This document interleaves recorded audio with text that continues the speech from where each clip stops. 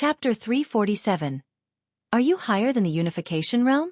Atop a cliff stood two figures, one of whom was the white-robed man who had previously conversed with the Dark Emperor. The other person, disheveled and with torn red garments, had his hands bound with iron chains. His back was plastered with talisman papers that fluttered as the sea breeze blew, unsettling his long and messy hair. "Wandering Holy King, what thoughts cross your mind upon witnessing my plight?" asked the man in chains, his expression indifferent and his gaze as deep as a secluded well. The white-robed man acknowledged as the wandering Holy King replied without a trace of emotion. "I am even more grateful. Tao Void Mysterious Immortal is extremely powerful, and your position is high, Holy King. However, the higher you stand, the more careful you must be in your actions, because you have more enemies." Upon hearing this, the Great Nether Holy King closed his eyes and a smile appeared on his face. The Great Nether Holy King raised his arm slightly, causing the chains to shake with a crisp sound. "How do you know that your circumspect choices are correct?" "Watch, the Holy Minister surely harbors even bigger schemes," laughed the Great Nether Holy King with a carefree demeanor, having come to terms with life and death.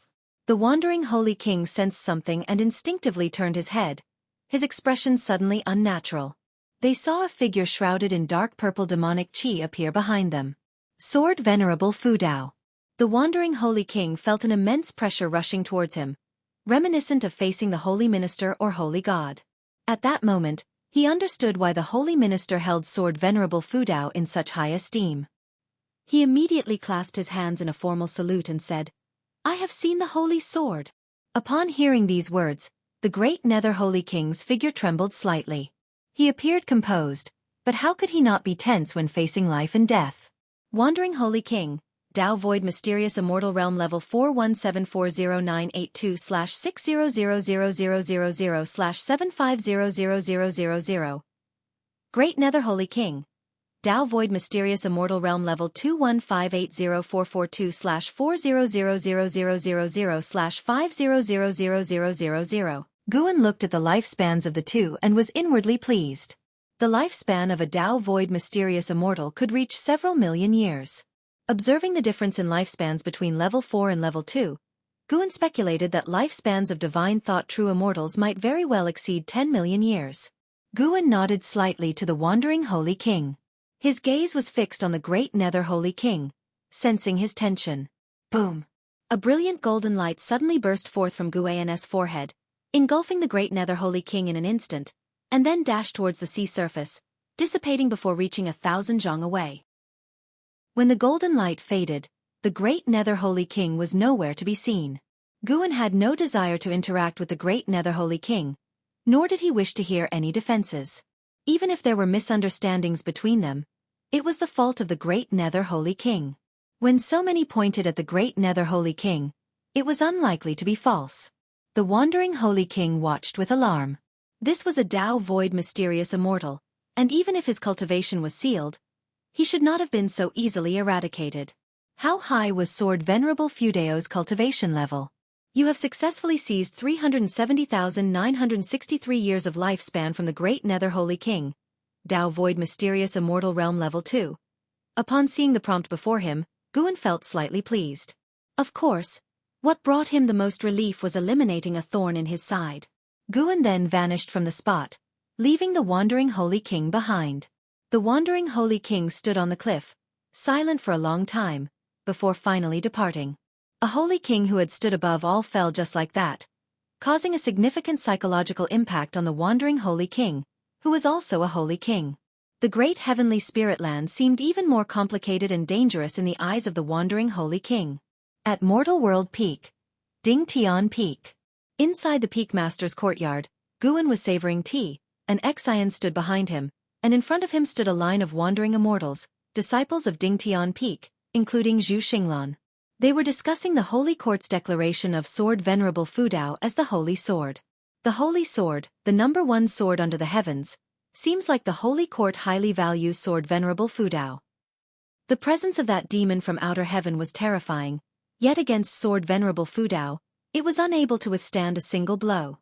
With such power, how could the Holy Court not seek to ally with him? I heard that the reason the heavenly demon from outer heaven made a move against Sword Venerable Fudao was that a Holy King schemed against him, sending a great number of reincarnated heavenly demons to the Taitsong continent. Truly malevolent. I've heard that as well. It was the great Nether Holy King. He underestimated the strength of Sword Venerable Fudao. To be honest, who could have anticipated that? Such a tiny place actually harbors such a terrifying great cultivator. The wandering immortal disciples of Dingtian Peak were excited, only so uninhibited in the presence of Gu-en. In front of their disciples, they all maintained a high and dignified posture, as if they were lofty and saintly figures. Zhu Xinglan looked at Gu-en.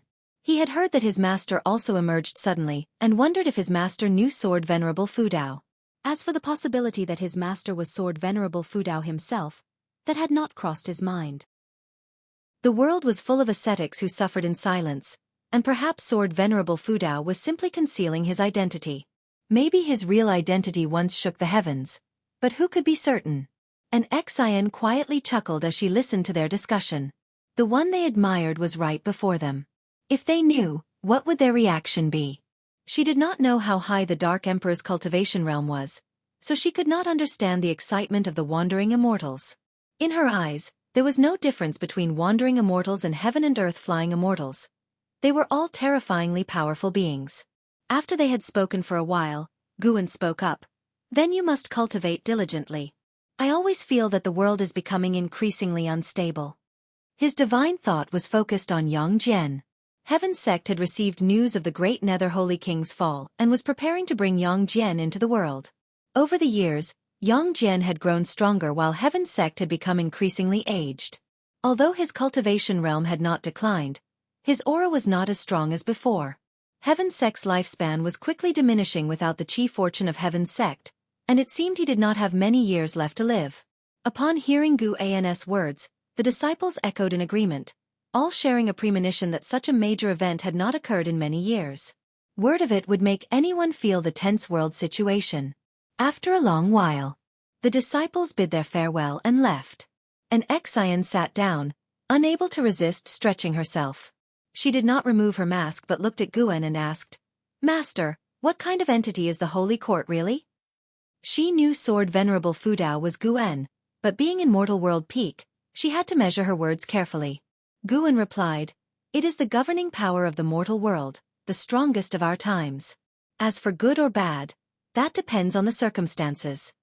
In this world, there was no absolute good in a person or power. Even the current supreme sect hid untoward secrets. Even though he had joined the Holy Court, Gu-en felt no fondness for it. Once he surpassed the 9 heavens of immortal path, he would no longer need to hold any fear towards the Holy Court. Right now, he was more curious about the silent destruction domain. The Annihilation God Emperor could easily annihilate Long Zhan, who surpassed the 9 heavens of the immortal path, but now it seemed Shangtian was capable of countering the silent destruction domain. Could it be a different silent destruction domain? Or perhaps, the Annihilation God Emperor had long since departed? And Xian was curious about the strength of the Holy Court, but unfortunately, Gu-en was also unclear, leaving his answer ambiguous. Today's conversation with the disciples from Dingtian Peak proved the Holy Minister's methods. Although Gu-en had not assimilated into the chi fortune of the Holy Court, within a few short years, every power throughout the world knew he had joined the Holy Court. No matter his personal feelings, from now on, he was openly aligned with the Holy Court. The enemies of the Holy Court might also target him. Did the Holy Court have enemies? Of course there were. The immortal dynasty covetously eyed the realm from within, and infinite heavenly demons from beyond watched intently. He only hoped none would disturb his tranquil life. After chatting for a while, Gu-en stood up and said, "It's time to test the results of your cultivation. Don't let yourself be surpassed by Long Qing later on." Upon hearing this, an Xian quickly rose to her feet. Long Qing had been taken care of by her until he was 4, but after that, the boy constantly followed Yu Yingying, leaving her with a sour taste. She couldn't let that child surpass her. Today, after hearing of many significant events in the world, Anzin's fighting spirit was kindled. With such a master guiding her, why couldn't she carve her own place in the world? She did not realize her mindset was beginning to shift towards an house. Seasons changed, and 8 years passed. The 13-year-old Long Qing was running through Medicine Valley, swift as a cheetah, chasing a corpulent white-furred rat that resembled a pig. His gaze was sharp, his features handsome, and his long hair tied like a girl's, eliciting laughter and teasing from the disciples along the way. After running for a long time, he stopped in a secluded spot, propping his hands on his knees, panting heavily. "Stupid rat, why are you so fast? Did I never push you to your limit before?" Long Qing muttered, frustration evident on his sweat-drenched face. Just then, footsteps approached, and Long Qing turned to look, quickly standing up in respect. He brought his hands together and bowed deeply to the newcomer. Seeing his gesture, Shen Xinzi couldn't help but chuckle. "You want to catch up with it? How about taking me as your master?" Shen Xinzi approached and asked with a smile. Long Qing scratched his head. "Senior, I have a master already." Shen Xinzi continued with a smile. "Of course I know you have a master. Who said you could only have one master? Have you read Journey to the West?" Long Qing nodded, but he didn't enjoy reading text as much as he liked listening to others. "You're like Sun Wukong, and I'm Master Pewdie. How about I secretly teach you cultivation?" Shen Xinzi asked, smiling knowingly. Like Yu Yingying, he had an inexplicable fondness for Long Qing. He had observed the boy and confirmed that Long Qing was not a reincarnated heavenly demon. To elicit a sense of closeness from an immortal venerable like himself, Long Qing must have extraordinary innate chi fortune and a life grid beyond ordinary people. "Can you really be Master Pewdie?" Long Qing asked doubtfully. Shen Xinzi laughed.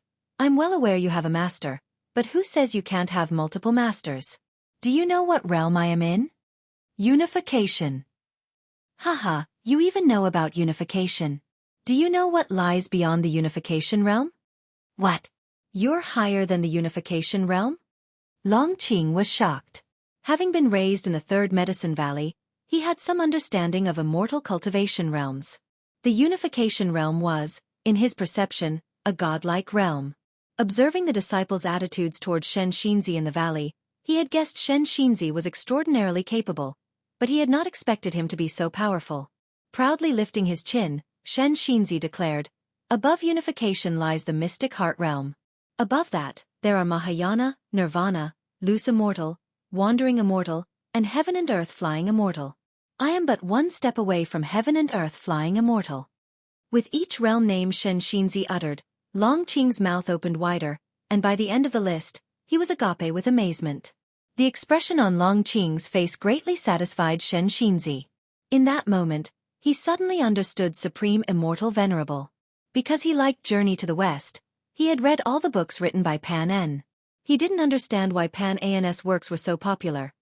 The characters lacked common sense, often mocking the protagonist, and the protagonist would purposely reveal his holiness, all of which seemed unrealistic to him. Today he had played the part and at last he understood the appeal. Chapter 348. Studying the deification. As Shen Xinzi secretly admired Pan An's understanding of the human heart, Long Qing couldn't help but ask, "If you are so powerful, why do you stay in Medicine Valley?" Shen Xinzi smiled gently and said, "I am not from the Supreme Sect, I just like the atmosphere here and want to stay for a few centuries to clear up the confusion in my heart." A few centuries. Long Qing's look at Shen Xinzi changed, and he began to believe Shen Xinzi's words. "You say you are a wandering immortal. How can you prove it?" "I am not a child."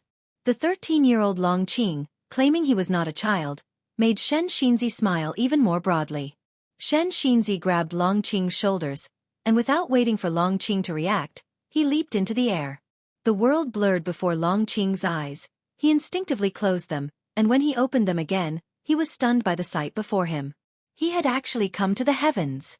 Below was an endless sea of clouds, and above, the sky was filled with stars, as though nested in the night, except these stars shone brighter and were more numerous. Densely packed, more so than the flowers and plants in the valley. Long Qing opened his mouth wide, his bright eyes sparkling with an unusual gleam. With a sky full of stars overhead, Long Qing's view of the world seemed infinitely larger. He twirled around on the spot, not even realizing there was no ground beneath his feet. Shen Xinzi stood by, smiling. Suddenly, he understood Master Pewdie's feelings. No wonder Guan said Master Pewdie was very fond of Sun Wukong. Long Qing turned several times, then suddenly realized he was suspended in midair, and quickly grabbed onto Shen Xinzi's robe sleeve in fright. Is this the heavens? He asked Shen Shinzi, full of anticipation. Seeing the boy's fearlessness, Shen Shinzi held him in even higher regard. Shen Shinzi replied, correct, we are extremely far from the ground. With the speed you chased the white spirit rat before, it would take at least 20 years to reach here. Upon hearing this, Long Qing widened his eyes. He instinctively looked down, seeing only a thick sea of clouds, but when he looked into the distance, he saw a shade of blue, unclear what it precisely was. He looked up again and pointed at a shooting star, asking, "What is that?" Shen Shinzi looked up and answered, "That is a heaven and earth flying immortal returning, very far from us." Heaven and earth flying immortal. Can I go to the stars? You cannot. One must reach the heaven and earth flying immortal realm to cross the invisible sky wall. Heaven and earth flying immortal. I want to cultivate. I want you to be my master. Teach me how to reach the heaven and earth flying immortal. Long Qing clenched his fists, his voice filled with excitement. He hadn't even started qi absorption cultivation yet. Guan said he would teach him when he turned 16, and forbade other disciples from teaching him privately. That's why Long Qing hadn't yet shown his talent. Shen Shinzi saw his extraordinary physique and felt that even if he wasn't supremely talented, he would not be mediocre. He also marveled, how did Guan always manage to find geniuses? Like the nine-finger divine lord, he suspected that Guan had a powerful backer. What sort of powerful figure that even he couldn't detect? It could be Sword Venerable Fu Dao or possibly other great cultivators, as the current supreme sect was full of hidden great cultivators, even beyond his understanding. In any case, hearing Long Qing's words, Shen Shinzi was very pleased. He smiled kindly and said, "Reaching the heaven and earth flying immortal realm is very difficult. Are you willing to dedicate yourself to cultivation?" Long Qing immediately nodded, assuring, "I will definitely not disappoint you, master." "Then why don't you kneel and kowtow to accept me as your master?" Shen Shinzi said with a smile. He wanted to emulate Master Puti to see if taking a disciple could lead to divine enlightenment. Long Qing immediately knelt and performed a ceremonial bow, then looking up at Shen Shinzi, he asked, "Master, I heard that Medicine Valley once had a genius named Yang Jian. Can I surpass him?" Shen Shinzi helped him to his feet and said, "Yang Jian's talent is indeed exceptional, but your master is more formidable than his. In the future, you will surely surpass him." Upon hearing this, Long Qing's face lit up with an enthusiastic smile. Meanwhile, in the loft, Guan, who had been reading, smirked. Surpass Yang Jian? It's certainly not impossible, but in the coming century. Guan thought to himself, looking forward to the expression on Shen Zinzi's face after he starts teaching Long Qing cultivation. With Shen Zinzi's Dao level, how could he help Long Qing unlock the path of returning primordial spirit? An hour later, the door opened, Long Qing walked in, approaching the table and looking at Guan with a complex expression. Guan looked up at him and asked with a smile, "What's wrong? Bullied by the bull demon king again?" Long Qing shook his head, then said, "Master, you are the most important to me in my heart, do you believe that?" This statement amused Guan. Was the boy feeling guilty? "Really? Well, see how you honor me in the future," Guan said leisurely, his eyes returning to the book in his hands. Long Qing earnestly responded, "I will definitely honor you in the future. Once I become an immortal, I will make the supreme sect respect you." Long Qing's fighting spirit grew even stronger. Seeing that Guan did not continue the conversation, he curiously asked, "Master, what are you reading? May I take a look?" Guan closed the Green Hero travelogue, glared at him and said, "If you have nothing else to do, go chop some wood." Upon hearing this, Long Qing immediately scooted away. Immortals don't have time to chop wood. He left with that spirited remark, and Guan, smiling, continued reading. 2 days later, in an uninhabited part of Medicine Valley, within a bamboo grove, Shen Shinzi and Long Qing sat side by side in meditation. "Master, why haven't I cultivated any spiritual power yet?" Long Qing couldn't help opening his eyes and asking. Shen Shinzi, with his eyes closed, replied, "It's rare for someone to develop spiritual power within 2 days. Don't be impatient." He also wondered internally why it was taking so long. However, considering Yang Jian's early experiences with slow qi absorption, perhaps Long Qing had a unique physique. He decided not to dwell on it. He was very patient and would not become agitated over this. A figure swept across the bamboo grove from above, causing Shen Xinzi to look up. "It's him," Shen Xinzi murmured to himself. "Who?" Long Qing asked curiously, having caught a glimpse of the figure as well. Shen Xinzi shook his head and didn't continue. Long Qing quickly stood and ran towards the edge of the bamboo grove. Shen Xinzi got up as well, not angry at Long Qing's actions. After all, the boy was only 13.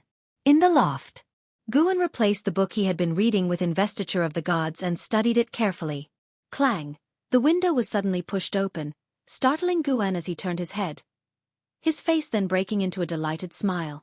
"Leah, how did you come back?" Guan asked excitedly. Leah landed, adjusting his clothes while grumbling.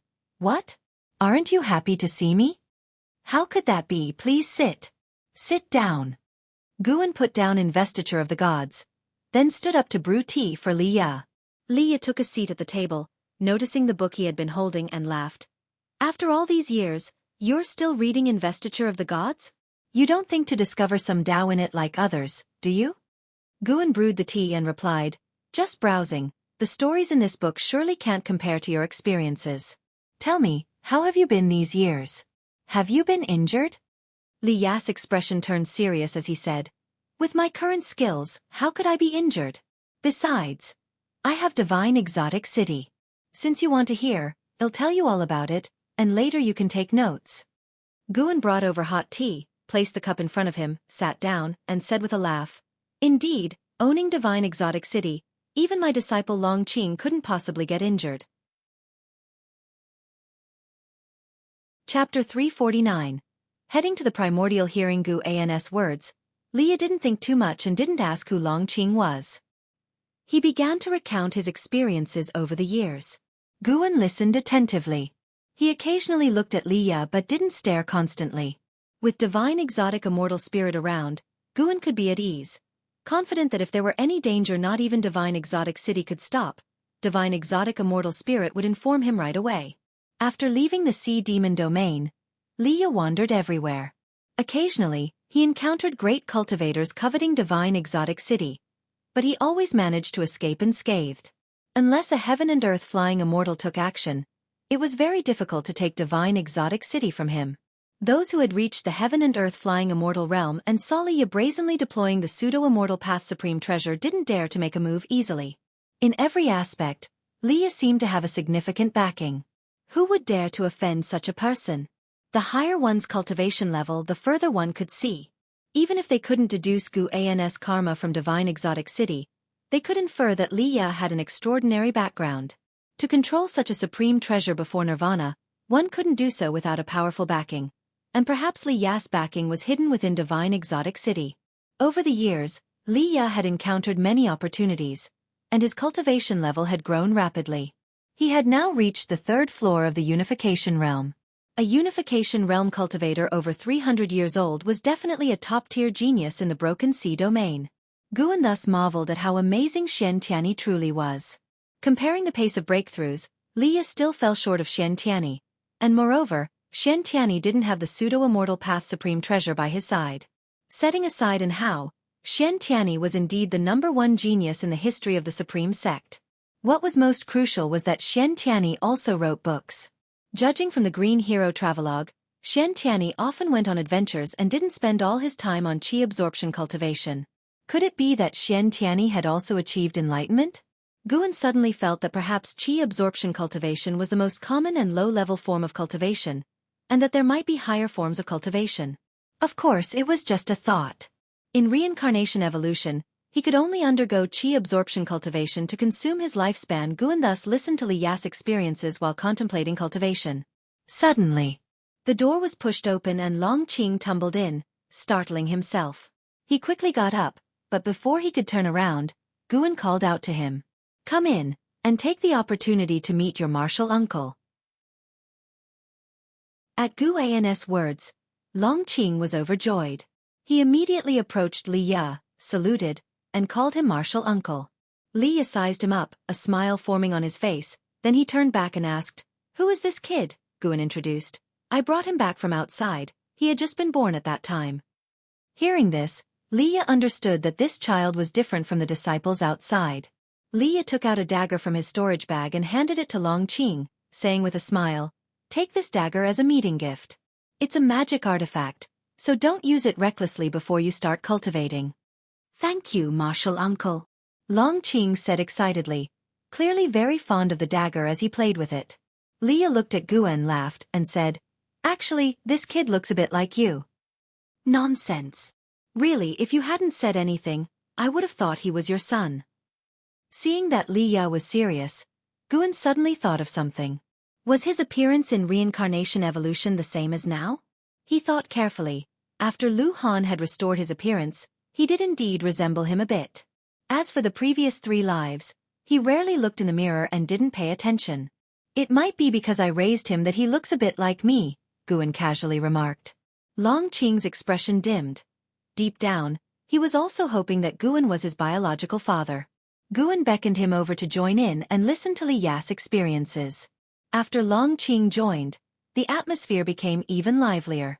It wasn't until evening that Li Ya said his goodbyes and left, leaving behind a large pile of medicinal herb seeds. Guan didn't see Li Ya off but instead asked Longqing about his activities over the past 2 days, wondering why he'd suddenly been so quiet. Longqing began to hem and haw in his explanations. Elsewhere. After descending the stairs, Li Ya made his way to where Shen Xinzi was standing. He bowed with cupped hands, curious, and asked, "Senior, why are you here?" On his return this time, he felt that the Supreme Sect had changed a lot. Wherever he went, he encountered cultivators whose cultivation levels he couldn't fathom. Even in Medicine Valley, there were many whose cultivation levels were a mystery to him. He felt that the Supreme Sect's growth was even faster than his own. Of course, he was just marveling, not shocked, because his primordial ancestor was still with the Supreme Sect. Compared to his primordial ancestor, his achievements over the years were trivial. Holding the supreme immortal venerable scripture, Shen Xinzi looked up at him and said, "I have a connection with this place, planning to stay here for hundreds of years to quietly contemplate the path." Back in the divine exotic realm, Shen Xinzi's strength had left a lasting impression on Li Ya. With such a powerful great cultivator taking residence, Guan was naturally safer. He smiled, exchanged a few pleasantries with Shen Xinzi, then he took his leave. Shen Xinzi watched his leaving figure and suddenly said, "Your chi fortune is off, and you will face a fated calamity later on." Li Ya turned back to Shen Xinzi and nodded with a smile. He didn't continue the conversation but instead leaped up and flew away on his sword. 30 minutes later, Guan followed Longqing downstairs, where Longqing ran off towards the distance, while Guan saw Ji Xiaoyu stepping out of a room. "The person earlier, you'd better keep your distance from him. I can sense that he is approaching a fated calamity," said Ji Xiaoyu. Guan frowned and asked, "What calamity?" He had actually noticed it earlier. There was chi fortune from the Holy Court on Li Ya, and it wasn't just a smattering but an integration. He guessed that Li Ya had already obtained the chi fortune of the Holy Court. He peered into Li Ya's past but could not see how Li Ya had obtained the chi fortune. The Holy Court's chi fortune was something even he, as a divine thought true immortal, couldn't fully understand. "I'm not sure either, but the cultivation technique I practice allows me to sense others' chi fortune and destiny," said Ji Xiaoyu as she shook her head. She had had so many dreams, not only seeing experiences from past lives but also continuously inheriting past lives' cultivation techniques, divine skills, and spells. Now her cultivation level had reached the Divinity Transformation Realm 8th floor, and her progress was astonishing. "I'll be fine. He's sure to have a charmed life," Guan said earnestly, causing Ji Xiaoyu's gaze to shift subtly as she looked at him. "The moonlight might be lovely tonight. How about keeping me company to enjoy the moon?" Guan suddenly suggested. Ji Xiaoyu hesitated for a moment and then nodded slightly. Divine Exotic Realm. The master of the Divine Exotic Realm and a group of Divine Exotic Ghost Kings stood on the shore, looking at the terrifying waves crashing on the sea. Among the surging waves, a figure stood tall above the water, bare-chested with fists tightly clenched. His white hair disheveled and soaked, gasping deeply for air. "Zhang Buku! It's done! It's done!" Excitement flashed across Zhang Buku's face. He turned to look at the distance, locking eyes with the master of the Divine Exotic Realm from afar. The master of the Divine Exotic Realm showed a smile, nodding slightly toward him. Boom! The waves exploded, and in almost an instant, Zhang Buku appeared in front of the master of the divine exotic realm, causing the surrounding divine exotic ghost kings to be taken aback. Such incredible speed! Stealing the 5 elements was secretly shocked. He had watched Zhang Buku grow over the years. The kid's talent was getting stronger. With time, he was sure to become a name that echoed across the heavens. The master of the divine exotic realm looked at Zhang Buku and said, "You have now perfected the most powerful ancient treasure body. It's time to set off." Upon hearing this, Zhang Buku quickly asked, "Master, where exactly do you want me to go?" The master of the divine exotic realm said profoundly, "Go to another great heaven and earth." Great heaven and earth? Zhang Buku was even more puzzled, while the divine exotic ghost kings had various expressions, each lost in recollection. The master of the divine exotic realm said in a deep voice, "The heaven and earth you were in before is known as the Great Heavenly Spirit Land, and Broken Sea Domain is just a small part of the vast heaven and earth. Beyond that, there are many great heaven and earth realms as vast as the Great Heavenly Spirit Land, existing in ways beyond your imagination. The divine exotic realm is a power that drifts among these various great heaven and earth realms, originating from the silent destruction domain beyond the heavens. As for the silent destruction domain, you will have to understand it for yourself in time. However, know this, the divine exotic realm can lead to different great heaven and earth realms, but those realms are dangerous, and we have limited choices of great heaven and earth to choose from." After listening, Zhang Buku's brow furrowed. He thought of martial Uncle Gu and Liya. He found it hard to let go. Gritting his teeth, he asked, "If I leave, can I still come back later?" The master of the divine exotic realm smiled and answered, "Of course you can return. The clouds pressing down upon us have dispersed. It's just that the great heaven and earth are controlled by the Holy Court, and it's not suitable for us to develop there. We can only send you to other, more chaotic places." Relieved, Zhang Buku pursued the question of which great heaven and earth he would go to. Go to Primordial. There is no absolute order there. It's a place more suited to beings like you to grow. Once you're there, you must be even more careful. That place has the immortal clan, countless opportunities, but also many dangers, said the master of the divine exotic realm profoundly. Zhang Buku nodded. His eyes filled with anticipation. A divine exotic ghost king spoke up. "Do we have to go too?" The master of the divine exotic realm nodded. "Just leave one ghost king to maintain contact with the great heavenly spirit land." "I wish to stay behind." Stealing the 5 elements immediately volunteered, drawing the gaze of the other divine exotic ghost kings. The master of the divine exotic realm looked deeply at Stealing the 5 elements, who lowered his head, not daring to meet his gaze. "Then you shall stay behind," decided the master of the divine exotic realm. Stealing the 5 elements grinned and thanked him profusely. The winter snow flurried. A figure headed towards the entrance of the 3rd Medicine Valley. He was clad in armor, covered in snow, moving not swiftly through the heavy snowfall but with a steady pace. Underneath the helmet was an aged face, his eyes cloudy. As he looked at the entrance to the 3rd Medicine Valley, his gaze softened slightly. "Who are you?" A female voice sounded as an Xian approached with a bamboo basket in hand. The armored man turned to look, struck by Nzin's grace. She wore a white dress, stepping on the snow-covered ground without leaving any footprints, her entire being emanating an ethereal quality, like a celestial maiden who could ascend at any moment. He bowed and said, "Im Yi Yen. May I ask if the Valley Master of the 3rd Medicine Valley is still Guen?" An Xian nodded slightly, replying, "You know my master? If so, I can take you to see him." Yi Yen smiled, his expression pensive. "I remember him, he." Chapter 350. Reincarnation Order. An Xian brought Yi Yen to Guan's attic and then went upstairs to inquire. Guan had already sensed Yi Yan's presence, but he couldn't show it. Only after an Xian knocked did he allow her to bring Yi Yen up. Looking at the aged Yi Yen, Guan smiled and said, "It's been a long time, please have a seat quickly." An Xian curiously didn't stay, but honestly closed the door and left. Sitting across the table from Guan, Yi Yen felt a surge of emotions. After many years, the master still looked so young, even more distinguished. Guan, wearing the immortal king crown, had a golden pattern emerging on his forehead, giving off the feeling of a heavenly divine monarch sitting there. Yi Yan could feel that, like him, his master was also at the core formation realm. Both at the same realm, yet their essence energy could not have been more opposite. "Why are you?"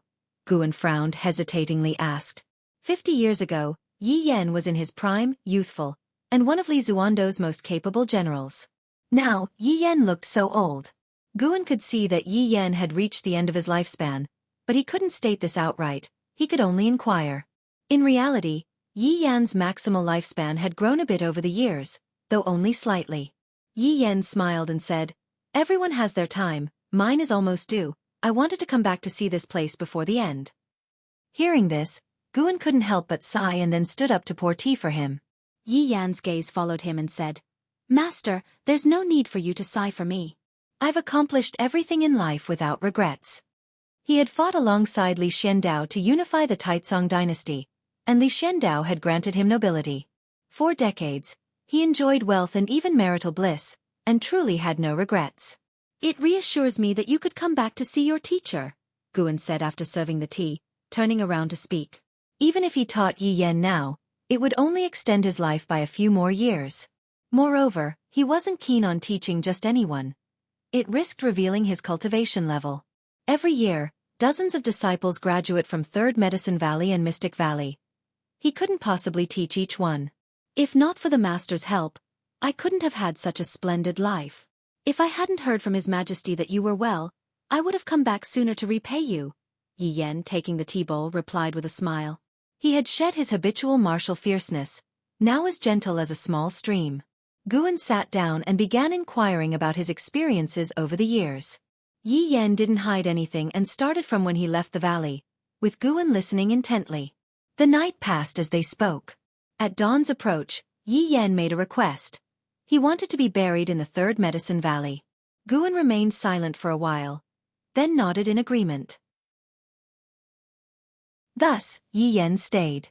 Guan sent an exile to find Zhen Qin, and by evening, Zhen Qin had returned, her mood somber at the sight of Yi Yan's graying hair. They stood by the wooden railing, watching the snow while reminiscing about the past. When Third Medicine Valley was first established, it was just Zhen Qin, Su Han, and Yi Yan.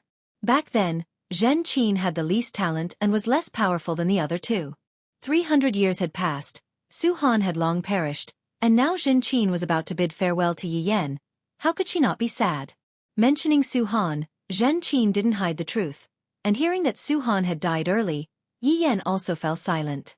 Su Han, known throughout the Taizong dynasty for wielding the hateful Heaven Divine Sword.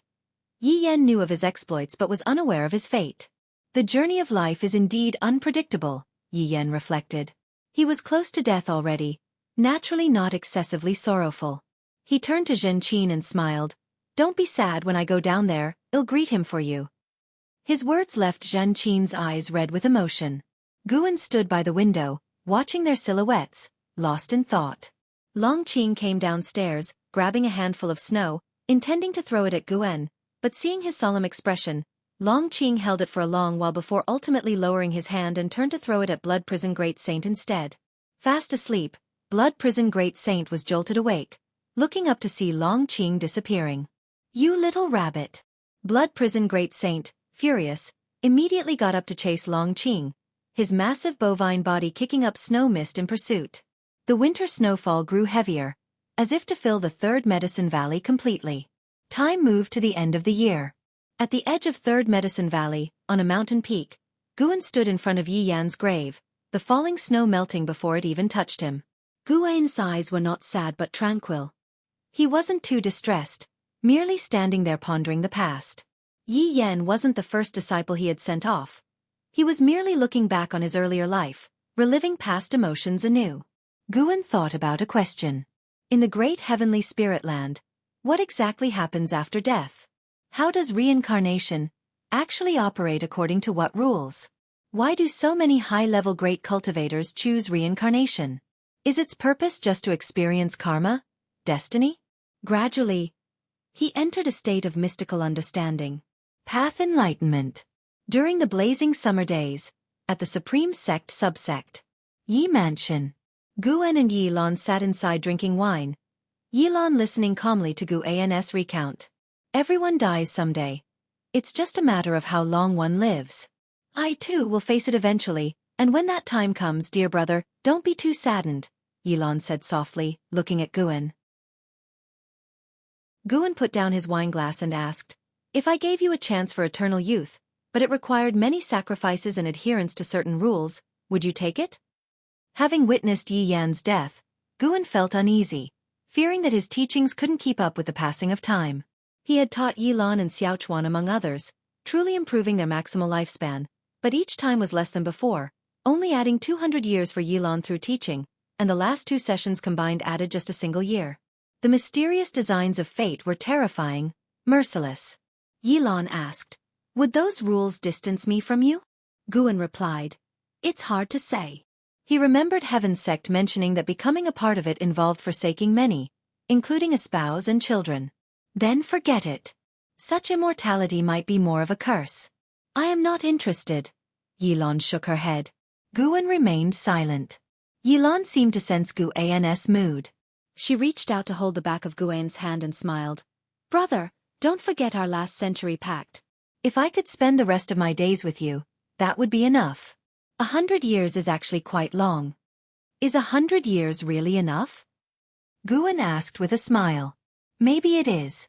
Over the years, I've chased power, gotten bored with it over time, and recently I've been focusing on cultivation.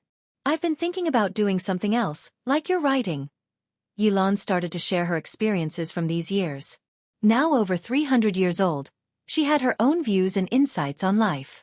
She was now at the divinity transformation realm and held a high position within the supreme sect.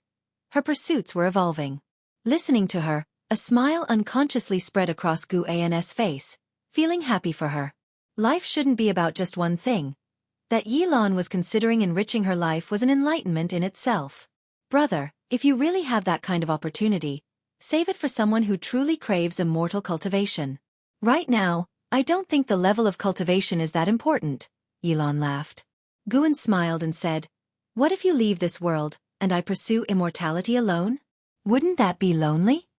Yilon blinked and laughed. I haven't given up, I'm just talking.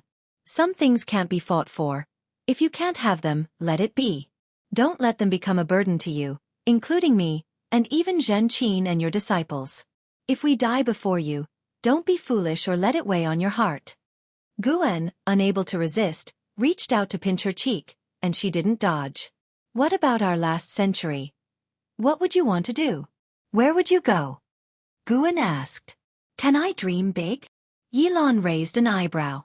Of course, daytime is the best for dreaming. Then I want to see how large this world really is.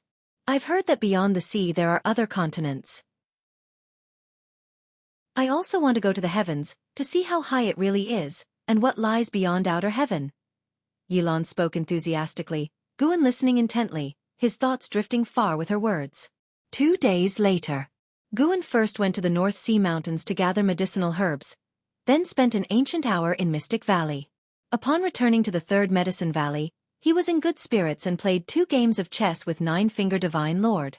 Near evening, Shen Xinzi and Long Qing walked along the path between the medicine garden, Long Qing dejected, occasionally casting timid glances at his master walking ahead. Although Shen Xinzi appeared composed, he was quite perplexed inside. Having taught Long Qing for so long, yet Long Qing had still not manifested any spiritual power. Even the most mediocre talents shouldn't be like this. Could it be his teaching methods were flawed? Master, do I still have hope? Long Qing couldn't help but ask, having lost the fighting spirit he initially had, even developing a slight fear of cultivation, frightened by the disappointment he might see in his master. Without turning, Shen Xinzi said, maybe you have a special physique. From tomorrow, I'll teach you body refinement. Body refinement? Yes, the path of immortal cultivation isn't only about energy absorption. Maybe your physique needs long-term honing, to accumulate slowly and release suddenly. As Shen Xinzi spoke, his tone grew increasingly determined. Whether Long Qing believed it or not, he believed first.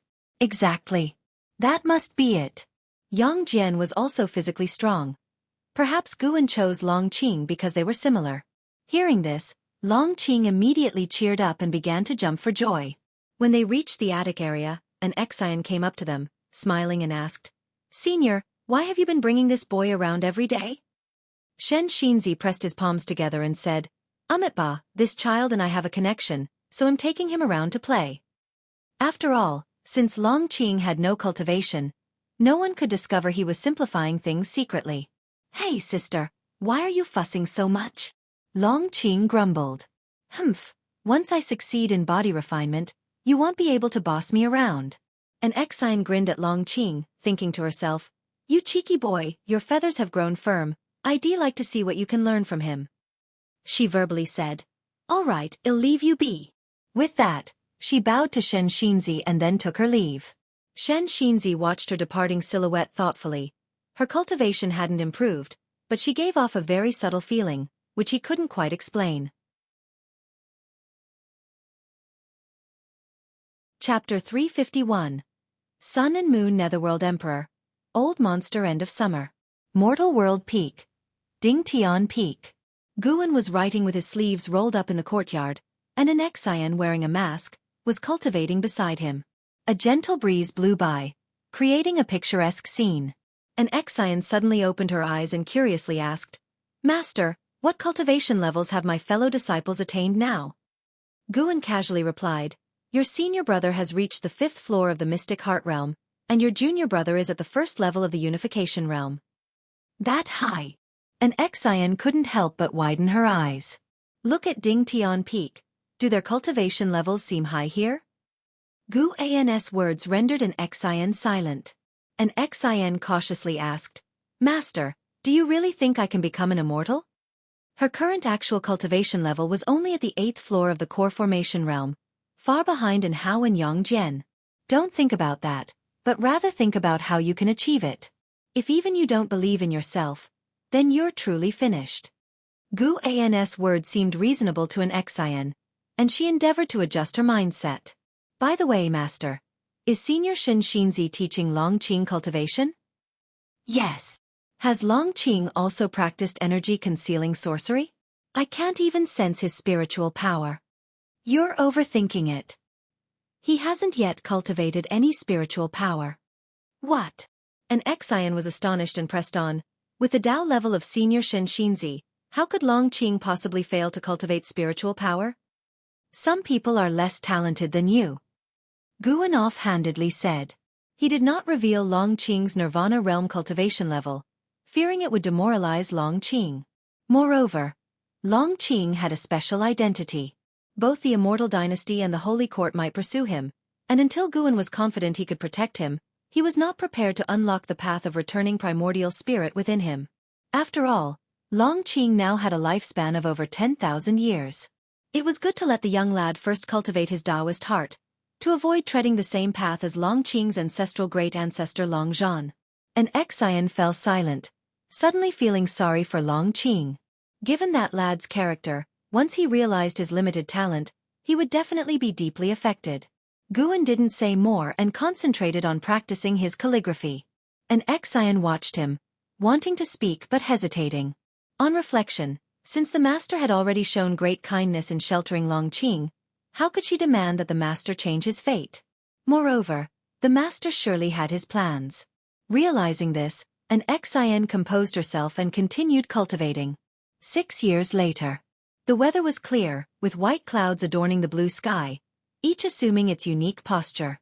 In the mountain woods. 20-year-old Long Qing had fully matured, dressed in tight green clothing, squatting in a horse stance, and continuously punching despite being drenched in sweat. His eyes remained determined, exhaling consistently. His skin was flushed red, emitting steam, and his legs were trembling, ready to collapse at any moment.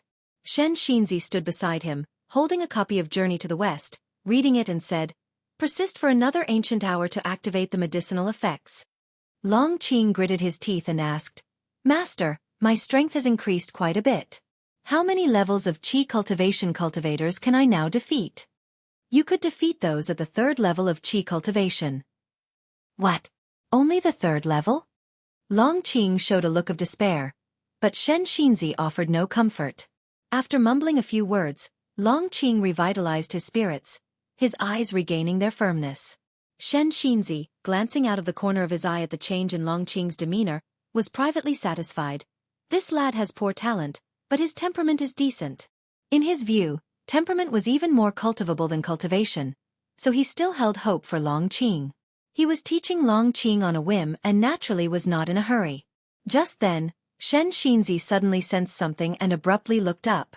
Elsewhere, Nine-Finger Divine Lord, who was playing chess with Guan, also looked up.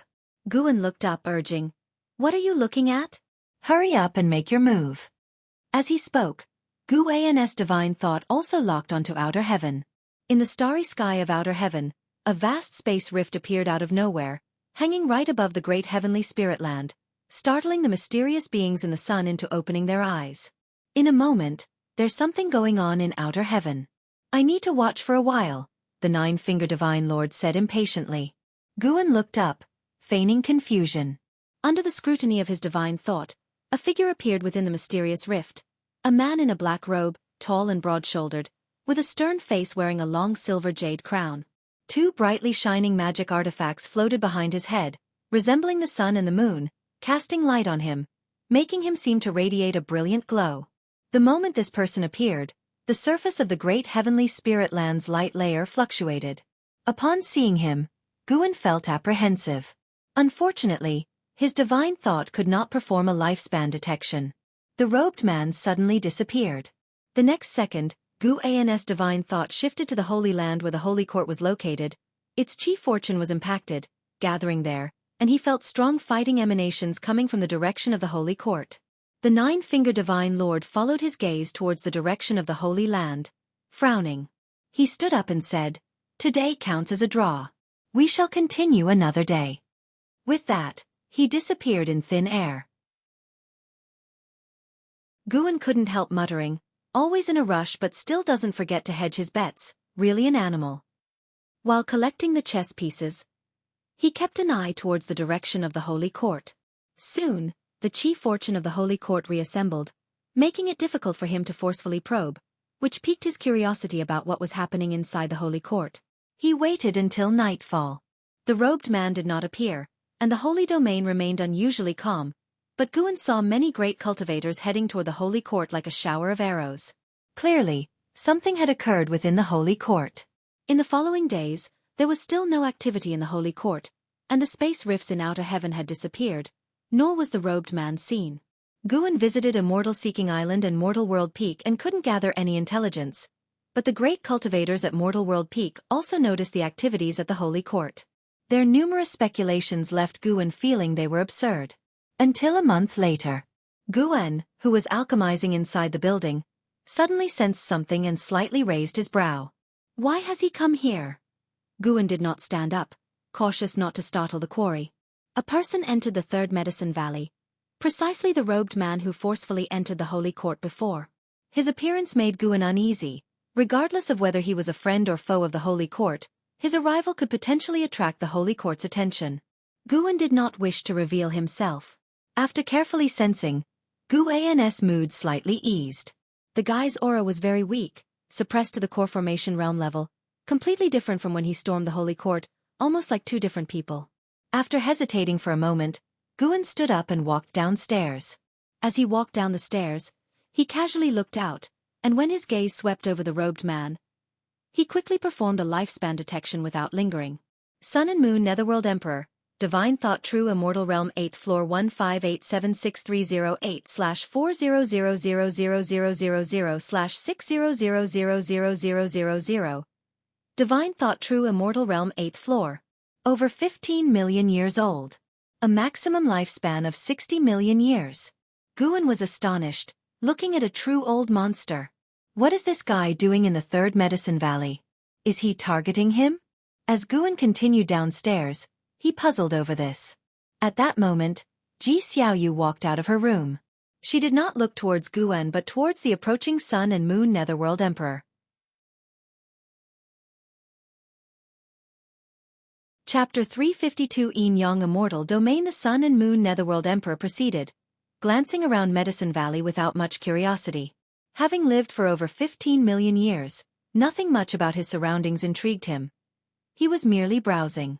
He felt Ji Xiaoyu's gaze and couldn't help but turn to look.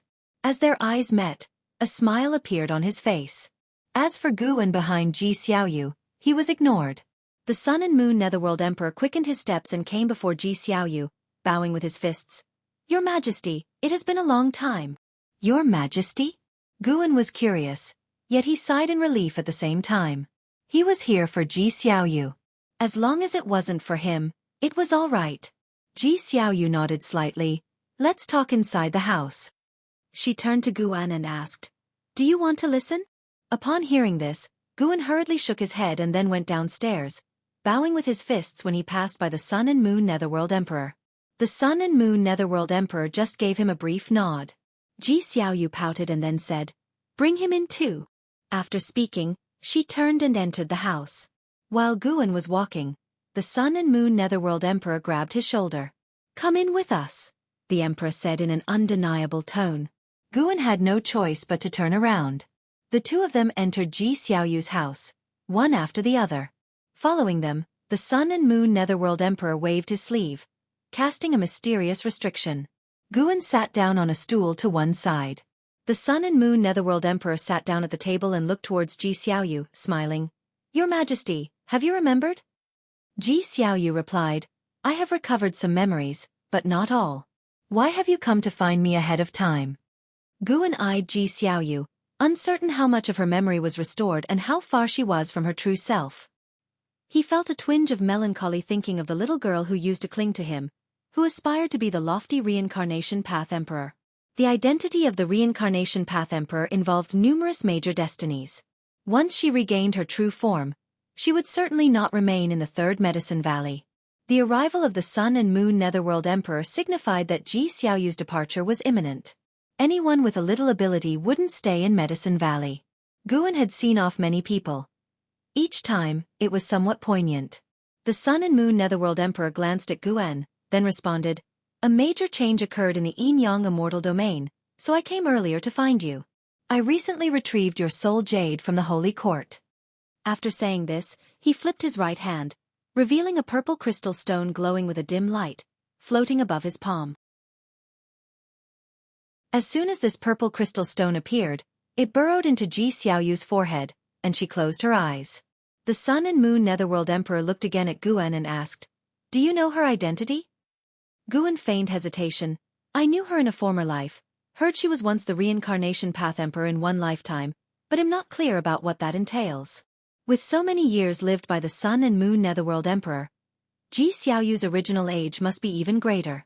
Could the Ji family have such a long history? Could it be that the initial Ji Xiaoyu didn't belong to the Ji family? Then why was she birthed into the Ji family for 2 consecutive lifetimes? What is hidden within the Ji family that fascinates her so? The status of the Reincarnation Path Emperor is even higher than you think. She has lived for over 20 million years, and the current reincarnation cycle is merely her way of gaining experience, said the Sun and Moon Netherworld Emperor calmly. Guan's face drastically changed, his mouth opened, but he couldn't speak. The Sun and Moon Netherworld Emperor smiled. Thinking he had struck a blow to Guan, silence fell in the room. After a while, Ji Xiaoyu opened her eyes. The change in her gaze reminded Guan of the Ji Xiaoyu who once caused a stir in the 7 Stars spirit realm, exuding a cold demeanor. A few moments later, Ji Xiaoyu's gaze and demeanor returned to how they were before. She looked towards the Sun and Moon Netherworld Emperor and asked, Snatching the soul jade from the Holy Court must not have been easy, right? It cost me some injuries, but 10,000 years of recovery should suffice, the Sun and Moon Netherworld Emperor replied. 10,000 years seemed like just a day to him. I don't want to leave just yet, Ji Xiaoyu mused. No worries, no rush. Staying a few hundred years is fine. I'll heal my wounds, and those fools in the Holy Court definitely won't guess that I'm still within the great heavenly spirit land. He sized up Guan's entire karma in a glance, aware of Guan's age, and felt that given Guan's Tao level, he wouldn't live past 1,000 years. Once Guan died, Ji Xiaoyu's current cycle of reincarnation should also end, and then he could welcome the real Reincarnation Path Emperor. Guan really wanted to say that they could leave now, but seeing Ji Xiaoyu's expression, he held back. All right, I'll go out for a walk, the Sun and Moon Netherworld Emperor said, standing up and walking towards the door. He did not remove the restriction inside the house. He guessed that Ji Xiaoyu still had many things to reveal to Guan, things that the immortal path beings in Medicine Valley should not overhear. After the Sun and Moon Netherworld Emperor closed the door, Ji Xiaoyu sighed. Guan asked, "Why such tension? Isn't he one of your people?" Those capable of subordinating a divine thought true immortal. The Tao level of the reincarnation path emperor must be incalculable. He respects my past life. I've dreamt of his battles. He is terrifying, maybe even stronger than Sword Venerable Fu Dao. Ji Xiaoyu took a deep breath and answered. Stronger than me? How could that be? I'm a whole minor realm above him, and he can't see through my cultivation level. If I sneak attack, he surely won't be prepared. Such were Guan's thoughts, which of course were just thoughts. He had no grievances or quarrels with the Sun and Moon Netherworld Emperor, so naturally, he could not make a move. Where is the Yin-Yang Immortal Domain located? Guan curiously asked. Beyond the outer reaches, there is the Silent Destruction Domain, which surrounds the Great Heavenly Spirit Land, and he always suspected that beyond the Silent Destruction Domain lay more vast worlds. Dark Great Heaven and Earth, Divine Origin Great Heaven and Earth, Primordial Great Heaven and Earth. Now having heard of the Yin-Yang Immortal Domain, Guan grew increasingly curious about the outer reaches. How high is the pinnacle of the immortal path? The Yin-Yang Immortal Domain is very far from here, and one must traverse a region rife with demons. It's extremely dangerous. I've dreamt that it took me many years of battle to arrive here. I have not recalled much about the Yin-Yang Immortal Domain, only that it is very dark, devoid of the sun. Ji Xiaoyu immersed herself in reminiscences, her tone tinged with subtle melancholy. Unable to help himself, Guan asked, I've always been curious, what exactly is your relationship with the Ji family, and why were you born into it again this lifetime? Ji Xiaoyu frowned upon hearing this. Guan waited for her response. After a moment, Ji Xiaoyu finally spoke. The Ji family was founded by a sworn son of mine. I only remember that he died for me. On his deathbed, he asked me to look after his children. That happened over 20,000 years ago, and thus the Ji family came to be. Guan suddenly understood and pursued the topic. So the Ji family shares your surname? Yes, the Ji surname seems quite significant, though I haven't recalled all the details yet, Ji Xiaoyu said, looking at Guan, then asked, Anything else you'd like to ask? Guan quickly shook his head. No, I have nothing more to ask. Asking too much only leads to more trouble. It's fine, who are we but to each other? Ask away and broaden your horizons. Know that even the high levels of the Supreme Sect don't have access to these things. Ji Xiaoyu looked at Guan, her expression a half-mocking smile. Guan always felt she was scheming something. He immediately stood up, bid his farewell, and left. Ji Xiaoyu watched Guan's departing back, and only after he had closed the door did the smile on her face fade. She furrowed her brows and sank into deep thought. The addition of the Sun and Moon Netherworld Emperor didn't change the environment of the Third Medicine Valley. Unlike Nine-Finger Divine Lord and Shen Xinzi, he disdained interacting with mortals. Once Guan arranged his residence, he began his reclusion. 10 years blinked by and the Sun and Moon Netherworld Emperor remained within his own room, sparking much speculation among the disciples in the valley. One day, Guan went to visit Xiaochuan. Just as Xiaochuan was receiving Guan, an incident occurred in the residence that required his attention, leaving Guan waiting in the courtyard. Name, Guan. Lifespan, 367/638, 909, 402. Physique, Primordial Ultimate Body. Cultivation level, Divine Thought True Immortal Realm 9 layers. Looking at his attribute panel, Guan started calculating how long it would take to reach 1 billion years of lifespan. Currently, his lifespan income per year ranged between 1.5 and 1.8 million years, which was quite considerable. He planned to aim for a comprehensive upgrade after reaching 1 billion years, then break through to the next realm. The next step would be the 9th level cultivation level of the 9th heavens of the immortal path. He wondered how many more years of lifespan would be required to surpass the 9th heavens of the immortal path. Guan poured himself some wine, his thoughts returning to the present. He heard Xiaochuan's descendants arguing. It was about a marriage alliance. The current family head wanted to ally with a certain noble family. The chosen girl was unwilling, and her parents could not bear to force her, but the family head intended to compel her, leading to the quarrel. Guan just listened, without any intention to intervene.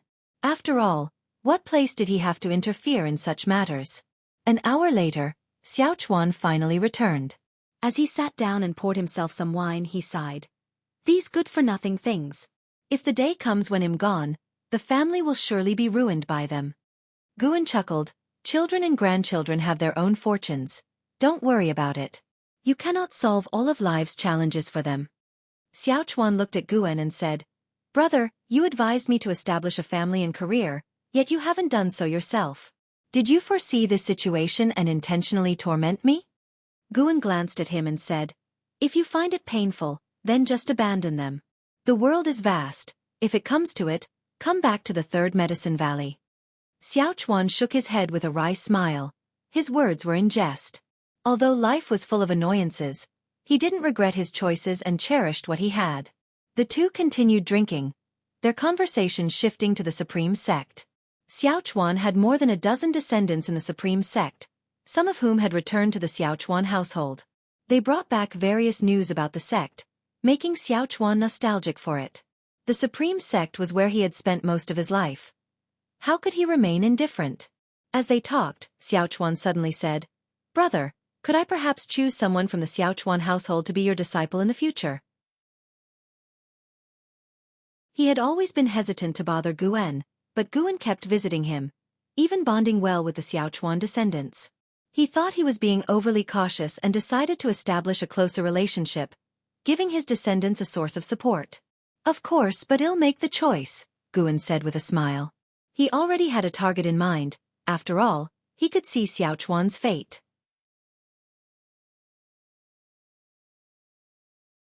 Chapter 353, Earth-Shattering, Immortal Dynasty Banquet. Of course you can. Who do you want to choose? Do you want to go take a look now? Xiao Chuan readily agreed, even rising to his feet.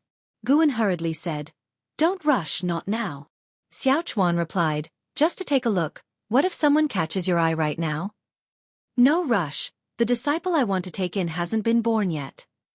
Guan waved his hand, and every time he expounded the Tao to Xiao Chuan's fate kept changing, which also caused the fate of the Xiao Chuan residents to change. I see. Xiao Chuan sat back down, thoughtfully. In recent years, he often entered a mysterious state, and in that state, his cultivation perplexities that he couldn't figure out would be easily resolved, giving him a feeling of enlightenment. Now that he thought about it, could it have something to do with his senior brother? He was so ordinary. His only blessing was his senior brother.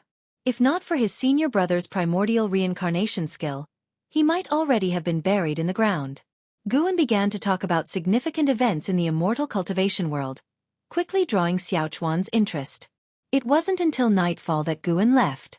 He headed to the 8 scenic caves, prepared to spend the night alone. He lay under the green vine tree, his divine thought piercing through the mountains, spying beyond the heavens. Ever since the Sun and Moon Netherworld Emperor had suddenly descended, the Holy Court had dispatched a bunch of great cultivators to patrol the outer realms. These individuals, with their cultivation levels at the very least in the Heaven and Earth Flying Immortal realm, also made the traversing Heaven and Earth Flying Immortals feel nervous. The news of the Sun and Moon Netherworld Emperor's attack on the Holy Court also spread, and no one knew what had exactly happened. Nonetheless, someone being able to burst into the Holy Court was enough to shock all sects in the world. Guan could feel a tense atmosphere pervading the great heaven and earth, but what it was specifically due to, he could not say for sure. Anyway, as his divine thought swept across, the world was still peaceful. It's worth mentioning, after the Heaven Sect's leader passed away, Yang Jian returned to the Holy Court. How he is faring now is unknown. Without the great Nether Saint King, Yang Jian should be able to regain his identity as the Holy King. Guan was curious. How does a reincarnated being like him recover his previous cultivation? Does it involve recultivating? Currently, it seems Ji Xiaoyu doesn't need to recultivate. The primordial Taoist talisman contains vast mana and can restore her to her peak state at any time. Thinking this, Guan considered experiencing lifespan samsara once more. But he held back. He couldn't keep wasting his lifespan. He needed to gather 1 billion years of lifespan as soon as possible and then make a breakthrough. 2 divine immortals of wondrous dharma had already appeared, making him feel uneasy just thinking about it. He must be the highest realm in his environment. Otherwise, he felt no sense of security. 1 billion years, he thought. I need to step it up. Having decided to sprint towards 1 billion years of lifespan, Guan began to keep busy. He used Immortal Seeking Island to collect more high-rank medical herbs and expanded the medicinal herb production at Ding Tian Peak. The holy salary from the Holy Court had also been delivered by a heaven and earth flying immortal, who handed it over to Guan, incarnated as Sword Venerable Fudao, at the edge of the continent. It's undeniable that the benefits of a third-grade heavenly position were terrifying. 1,000,000 supreme-grade spirit stones, 100 vials of extremely high-grade spirit pills, as well as a large batch of medicinal herb seeds. This also advanced the process of accumulating lifespan for Guan. Every day of Guan's life became busy, either running around or teaching in Xian cultivation, expounding the Tao for Yilan, Xiaochuan, and Zhenqin. In the blink of an eye, 30 years had swiftly passed by. In the early autumn of this year, Outer World Cave welcomed a significant harvest, and Guan successfully reaped 50 million years of lifespan. Currently, he could only harvest up to 8th-rank medicinal herbs. 9th-rank medicinal herbs would need even more time to grow. Feeling elated, Guan walked into Medicine Valley, humming a tune under his breath. Gazing at the nearly 750 million years of lifespan, he couldn't help but smile. From a distance, he spotted the figures of Shen Xinzi and Long Qing. Their master-disciple relationship had long been made public. No matter how Shen Xinzi taught, Long Qing just couldn't muster a speck of spiritual power. Presently, Long Qing was on the path of physical cultivation. One had to admit, an innate immortal spirit truly was formidable. Even at 60, Long Qing's strength was terrifying, capable of contending with a core formation realm Blood Prison Great Saint. Guan had raised the cultivation level of Blood Prison Great Saint to the core formation realm, and Enzin's cultivation had similarly risen to the core formation realm, while his own was at the nascent soul realm. Enzin's actual cultivation level had already reached the 7th layer of the nascent soul realm. Previously, the restrictions of the primordial reincarnation skill were lifted, and coupled with Guan's regular Tao explications, her maximum lifespan had increased to 570 years. Guan saw Long Qing's face full of excitement. It seemed that today he had made progress on the physical cultivation path. Master! Upon seeing Guan, Long Qing immediately called out and waved at him. Shen Xinzi also nodded in greeting toward Guan. Guan walked towards them, prepared to chat and inquire about Long Qing's cultivation progress. Just at that moment, the earth trembled violently, causing panic among everyone in the valley. Shen Xinzi frowned and immediately stamped his foot. A golden light burst from his body, rapidly expanding and covering the entire Third Medicine Valley. With that, peace returned to the valley and everyone breathed a sigh of relief. This was the first time Long Qing felt the mana of Shen Xinzi. He turned his head to look at Shen Xinzi, full of admiration. A golden glowing Shen Xinzi, like a sage Buddha present on earth, radiated a domineering divine might. Guan acted out his part while his divine thought peered into the distance. The entire Taitsong continent was trembling, and even the surrounding oceans were brewing towering waves. The source of all this was a distant continent, where lightning flashed and fierce winds raged. Guan's divine thought quickly locked onto a figure. The person hovered midair. Below him, thousands of miles of mountains lay in ruins, the sky permeated with billowing dust, churning like fog. This was a heaven and earth flying immortal. His chi blood was soaring wildly. He seemed to have cultivated a formidable physique, in Guan's judgment no less formidable than Yang Jian's mystic gang dominator body. Guan saw that many great cultivators were rushing towards this heaven and earth flying immortal.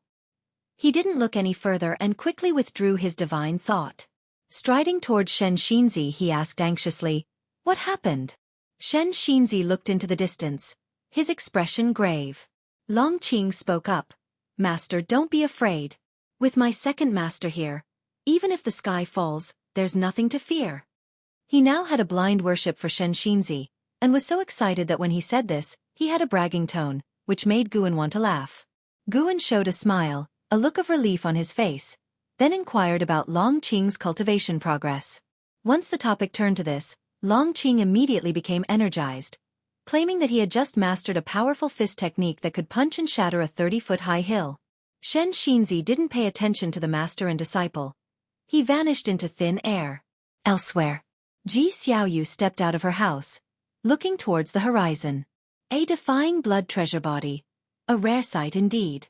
The great heavenly spirit land sure still holds its roots deep. Perhaps when the day comes for the holy court to fall, this land may soar instead. The Sun and Moon Netherworld Emperor appeared beside Ji Xiaoyu, chuckling teasingly.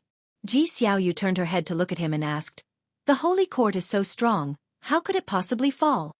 The Sun and Moon Netherworld Emperor, arms crossed in front of his chest, replied with a closed-eye smile, "That's not a given. The most powerful forces also have their times of demise. The Holy Court has existed for too long and is approaching its calamity. This is also one of the reasons for Shengshen's reincarnations." Without waiting for a reply, Ji Xiaoyu glanced at the distant figure of Gu and then asked, "Can you predict when the Holy Court's calamity will come?" "That I cannot do. The secrets of heaven must not be revealed. Though my cultivation is high, I still stand no different than mortal spirits when facing the heavenly Tao," said the Sun and Moon Netherworld Emperor with a shake of his head. "Wait and see. A good show is about to begin soon." As soon as the Sun and Moon Netherworld Emperor finished speaking, he vanished from the spot. Ji Xiaoyu's brows furrowed. She did not believe in any good show. The good show the Sun and Moon Netherworld Emperor spoke of was surely some kind of catastrophe, involving the Holy Court. Definitely no trivial matter. An ancient hour later, the trembling of the Taitsong continent finally stopped. The shaking had caused many commoners to lose homes and lives, and even the creatures within the forests were affected. All the major sects were sending disciples down the mountain to save the distressed. This had nothing to do with Guan.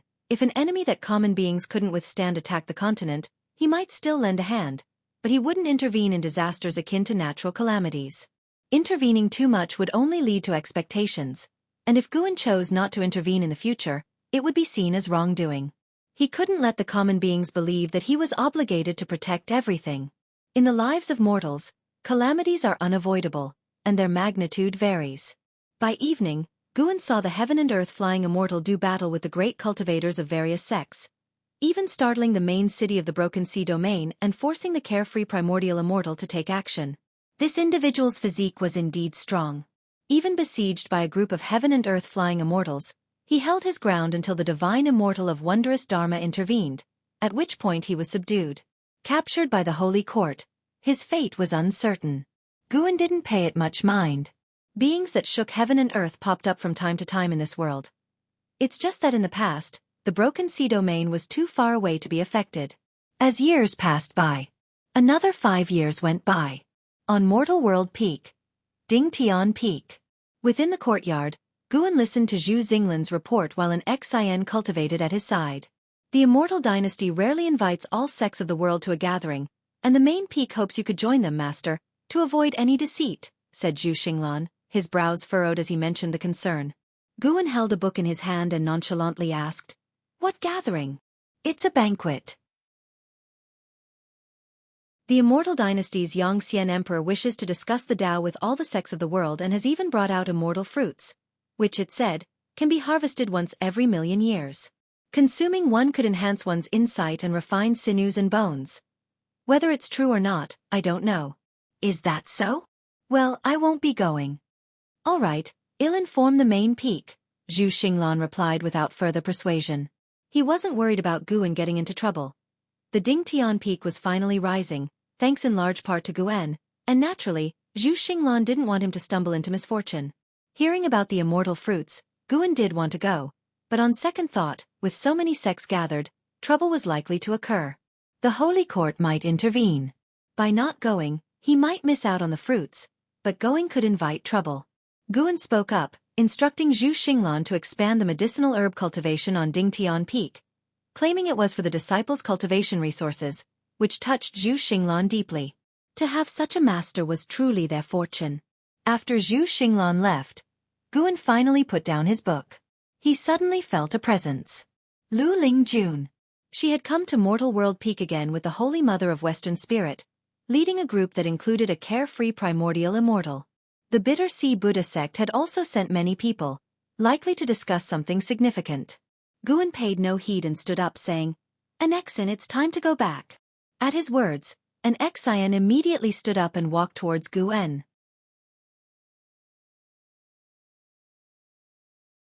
Chapter 354 The True Immortal. The next morning, Guan rode the Blood Prison Great Saint to the outer gate city, having not visited for several months. Today, he sensed the presence of an old friend and decided to take a stroll. He didn't seek out that old friend, instead wandering around the city. Nowadays, more and more people greeted him as he walked, and he couldn't help but wonder if, in 1,000 years, the supreme sect would be filled with his disciples. TSKSK. And who knows how many more years he would need to become a supreme elder. The blood prison great saint, having reached the core formation realm, was even more imposing, standing 2 meters tall with its blood red for fluttering as they walked, causing disciples along the way to frequently look back. Master, why can't Long Qing cultivate spiritual power? Yet, his qi blood is increasing so quickly, the blood prison great saint suddenly asked. Guan was not worried about people on the street overhearing, and he casually replied, perhaps there's some hidden reason. Upon hearing this, the blood prison great saint felt more certain of his conjecture and asked cautiously, is he the same as me? Guan answered, and the blood prison great saint thought to himself that it must be true. No wonder Shen Xinzi couldn't see through it. It was the master's doing all along. But why did the master seal Long Qing's powers? This kid is really outrageous. His physique growing rapidly even with his cultivation sealed. Could his talent be even more terrifying than Yang Jian's? The master always finds peerless talents. On second thought, perhaps it's through the master's intervention that these people become peerless talents, like an Xian, whose insight and talent grow stronger day by day. The blood prison great saint reflected silently, marveling at the unfathomable depth of his master's Dao level. After a while, he carried Guan to the heavenly repair platform. The heavenly repair platform was bustling as usual, crowded with people. Guan's eyes landed on someone concealing a 7th-layer cultivation level of the carefree immortal realm. It was Zhang Xianwang from the Immortal Dynasty. During a previous conference at the Heavenly Rankings, Zhang Xianwang had represented the Immortal Dynasty to win over Sword Venerable Fudao, meeting Guan then. Zhang Xianwang had also met with the Heaven Sect, and many years had passed, with the Heaven Sect having died. Guan wondered what Zhang Xianwang would think upon hearing this. Guan got off and walked up to the Heavenly Repair platform. Hey kid, long time no see. A figure suddenly bumped into Guan's shoulder. It was Gu Yu. Back in the day, using the names Gu Yu and Gu Zong as father and son, Guan had written his first invigorating novel, Supreme Immortal Venerable, making Gu Yu famous across the world. Their friendship was excellent.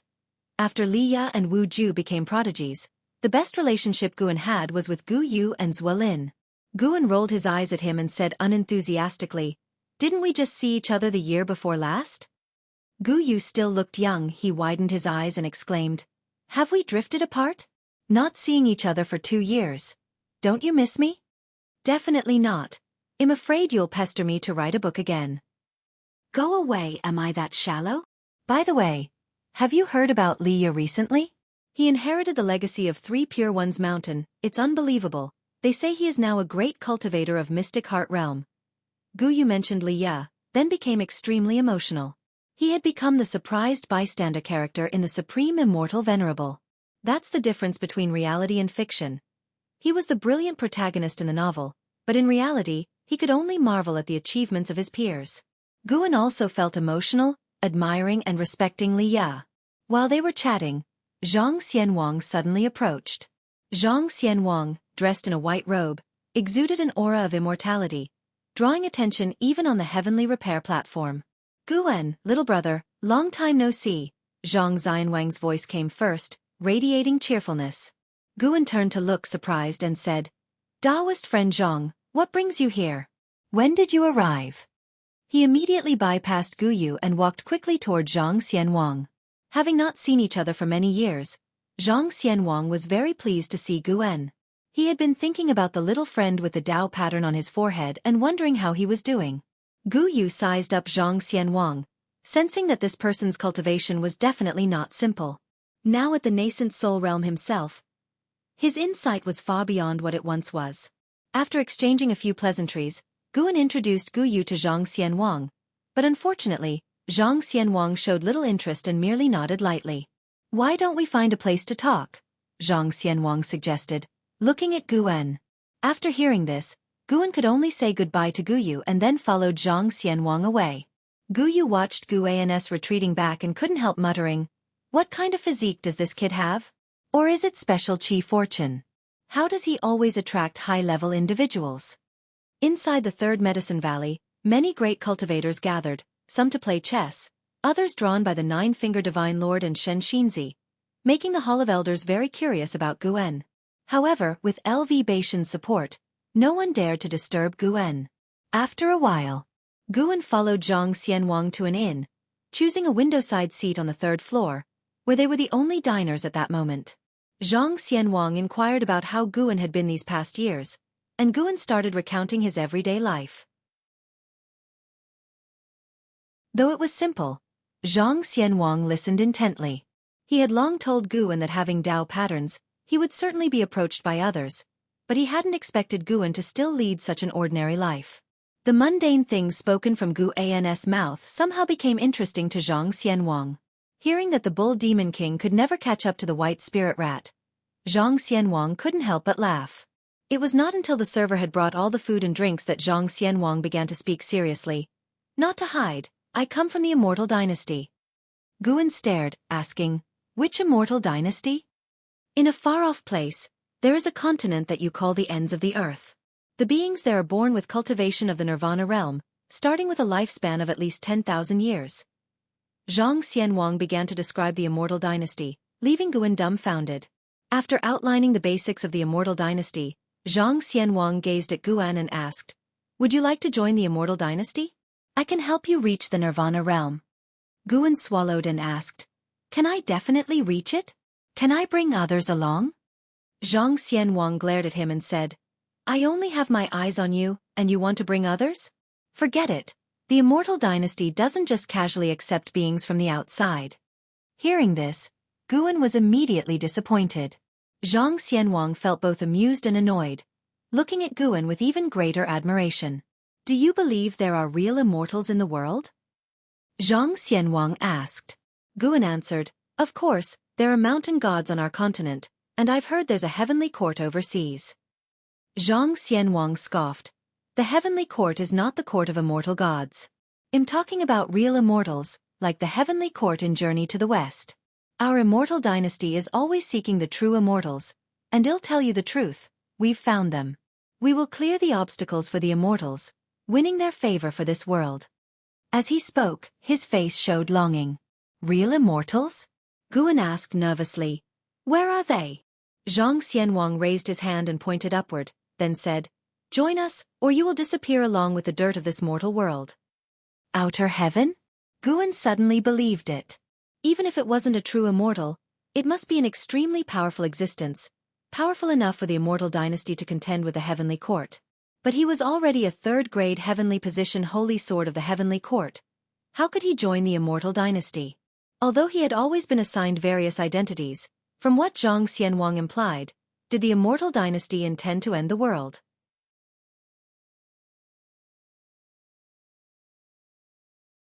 Chapter 355.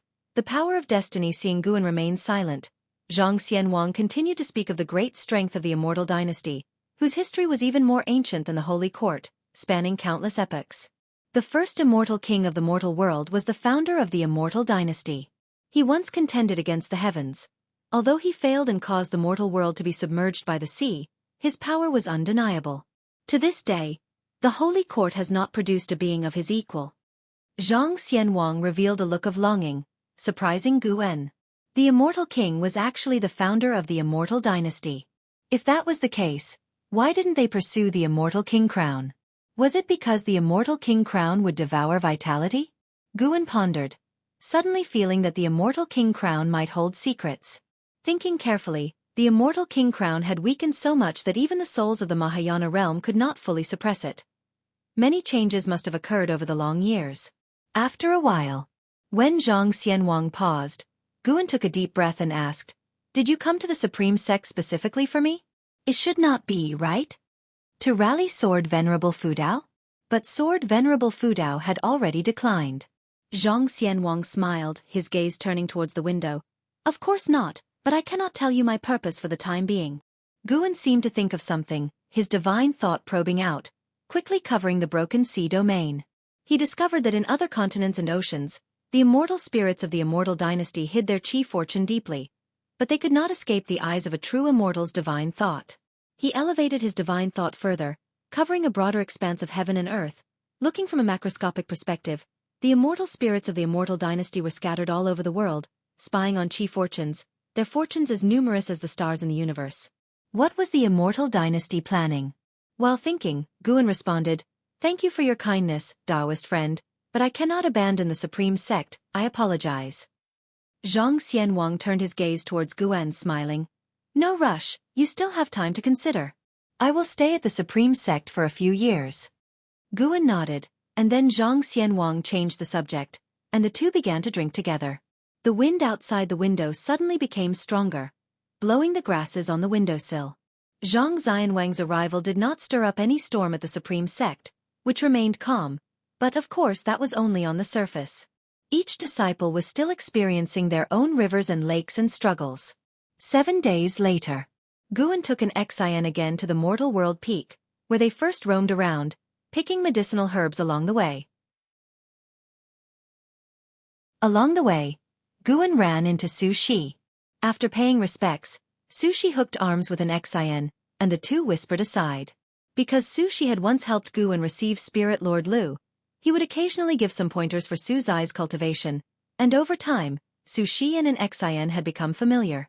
After they chatted for a while, Guan suddenly said, "Su Shi, take an Xian to find Spirit Lord Lu, she has come again.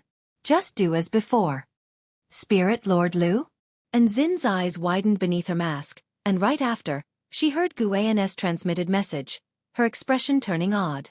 She seemed to think of something, her eyes becoming excited. Then, the two women flew towards Debating Peak. Guan roamed alone, wandering aimlessly, occasionally chatting with disciples from Ding Tian Peak. He noticed that the immortal dynasty also had immortal spirits at the mortal world peak. Hidden in Debating Peak without revealing any trace of the immortal dynasty's chi fortune, their presence unnoticed by everyone on the mortal world peak. Guan did not intend to intervene. The immortal dynasty was plotting, certainly against the holy court. He could not afford to be the spearhead. The immortal dynasty invited various sects while arranging for immortal spirits to go to each sect. What exactly were they calculating? Guan felt that even if the immortal dynasty wished to destroy the world, it seemed unlikely. In his view, the immortal dynasty was no match for the holy court. Time swiftly passed. In the evening, an Xian returned, and Guan took her back to the supreme sect. As the teacher and disciple walked through the forest, an Xian removed her mask, speaking excitedly. "Master, I suddenly understand the feeling of hiding one's identity. Senior Lu did not recognize me, even mistaking me for a senior. In the past, she was very respectful towards Spirit Lord Lu, never imagining that one day their positions would be reversed. She suddenly understood why her master hid his cultivation level and looked after acquaintances under a different identity. The feeling was quite wonderful. Master, if Senior Lu knew your true identity, she would definitely regret. After all the years wandering around outside, her distance from you has only increased. At the Third Medicine Valley, she could spar with you. At Mortal World Peak, even her master does not have the qualifications to meet with you." Saying this, an Xian couldn't help but feel moved, filled with gratitude. Seeing Spirit Lord Lu today, she realized once again how lucky she was. Compared to Spirit Lord Lu, she had not sacrificed much, yet she had achieved a status Spirit Lord Lu could not even dream of. Think no more of it, your teacher just wants to cultivate quietly, not getting involved in too many troubles. You too, no matter what achievements you attain, always maintain a humble heart, Guan casually replied. An Xian nodded. I understand, Master. You care so much for Senior Lu. Her future achievements will surely be great. I'm just reflecting on how different choices lead to different paths. By the way, Master, is the Bitter Sea Buddha sect powerful? Compared to Mortal World Peak, which is stronger? Those high monks seem very strong. Their presence even more formidable than Shen Zinzis. I wonder what they are doing at Mortal World Peak, she began to ask endlessly. In reality, she wasn't looking for answers but merely wanted to express her feelings. Guan listened to her speak, not continuing the conversation. He also felt emotional. The emotion was about how different realms perceive different worlds. Spirit Lord Lu was pursuing her path of immortal cultivation, and Xian was carefree under his protection, each living their own life. But how could they know that a catastrophe was about to unfold across the world? If the immortal dynasty and holy court went to war, it would surely affect the entire world. In front of these two colossal entities, the lives of beings seemed so fragile. Focus on your cultivation. Regardless, Spirit Lord Lu is still the goal you strive for, Guan said, looking ahead. Yes, I will work hard, not to let down the favor you show me now, Master. An Xian stated resolutely, her eyes determined, her heart full of anticipation. Under the blue sky, imposing mountains stood tall, the breeze blowing, birds soared freely. And Hao, dressed in blue and white, stood halfway up the mountain, his head tilted upward, observing a figure at the summit. The figure was tall, his entire body emitting a red glow. Looking closely, flames surged within the red glow. This man, wrapped in flames, had an imposing bearing and an indifferent expression. His luxurious clothing gave off an otherworldly vibe. He looked down at Hao, saying, "Innate immense chi fortune, your life grid emits an imperial aura. Join the immortal dynasty. You have a destiny with us." Hao squinted, responding, "The immortal dynasty?" Claiming to be immortal, quite arrogant. He twisted his neck as flames rose on his body. The flame primordial treasure body. His aura soared, causing the mountain beneath him to shatter, dust rising like smoke, rocks flying chaotically. Seeing this, the man at the summit smiled, appreciation shining in his eyes. "You seem yet to uncover your true physique," the man in the red glow spoke. "What do you mean?" Hao asked, sensing no hostility from the other. He did not rush to attack. "If you can cultivate the flame primordial treasure body, it means your innate physique is incredibly strong. You possess a physique surpassing the ancient treasure body. Unfortunately, no one has helped you uncover this point. Join the immortal dynasty. With such chi fortune, you are naturally the darling of heaven and earth. Only the immortal dynasty can help you grow better." The red glow man paused, then continued. "In the immortal dynasty, our citizens are born in the Nirvana realm. Our emperor has reached the 8th realm of the immortal path. Don't you want to know why your talent is so strong? Perhaps you were born an immortal spirit. Why not join us in pursuing the true immortal?" Hao listened, his expression changing. Born in the Nirvana realm? The 8th realm of the immortal path? Hao, having adventured across the seas for many years, was encountering such a powerful force for the first time.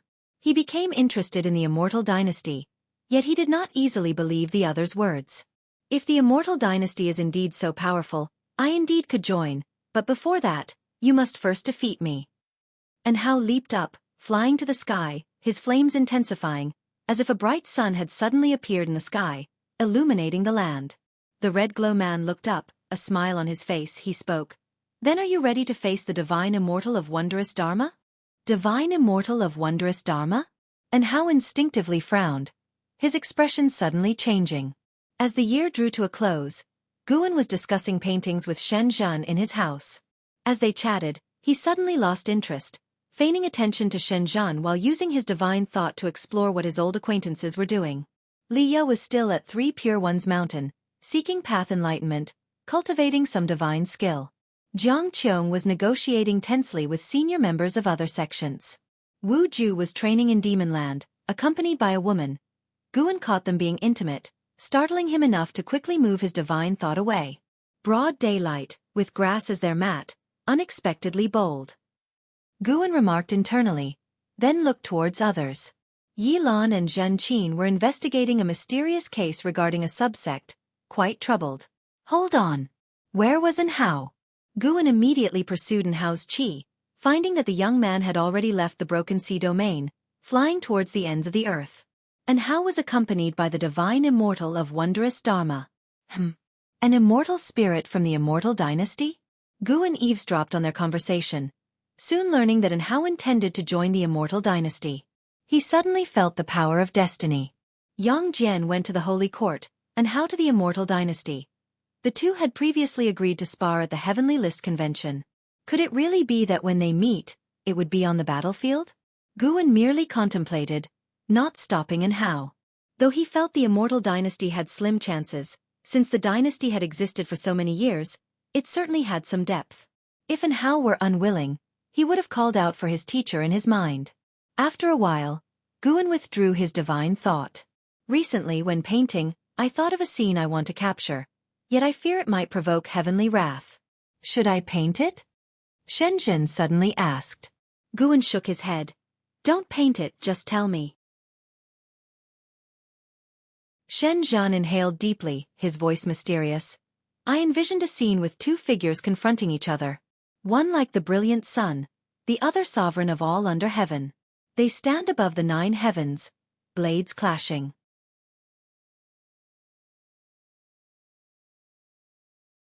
Chapter 356.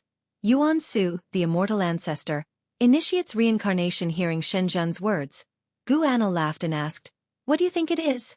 A prophecy? Shenzhen rolled her eyes at him, saying, It just popped into my mind out of nowhere. That vision was so shocking that I still get goosebumps thinking about it. Whether it's a prophecy or not, I'm not sure. If you think of anything else in the future, keep me updated, Guan continued with a smile. I'm quite curious about what will happen to the two figures you spoke of. Guan thought of An Hao and Yang Jian. However, their cultivation levels weren't that high yet. To reach full maturity, who knows how many years it would take. Could it be the ruler of the immortal dynasty, Yangxian Emperor, and Shengtian? That's not right either. Where could Shenzhen's Dao level reach to predict the confrontation of the 8th or 9th heavens of immortal path? Shenzhen nodded, suddenly getting excited. Guan, do you think I could be the reincarnation of an immortal? I'm so unique.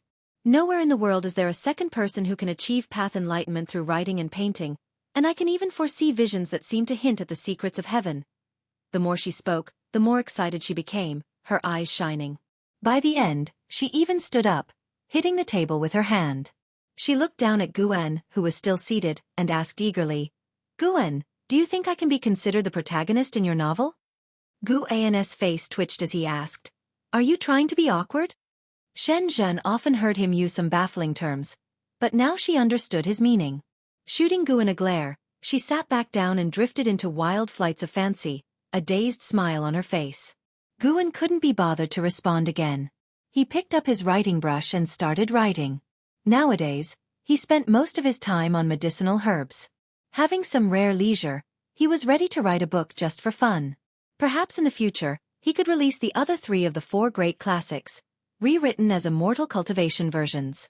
Zhang Fei's roar at Changban's slope, scaring to death 1,000,000 heavenly demons.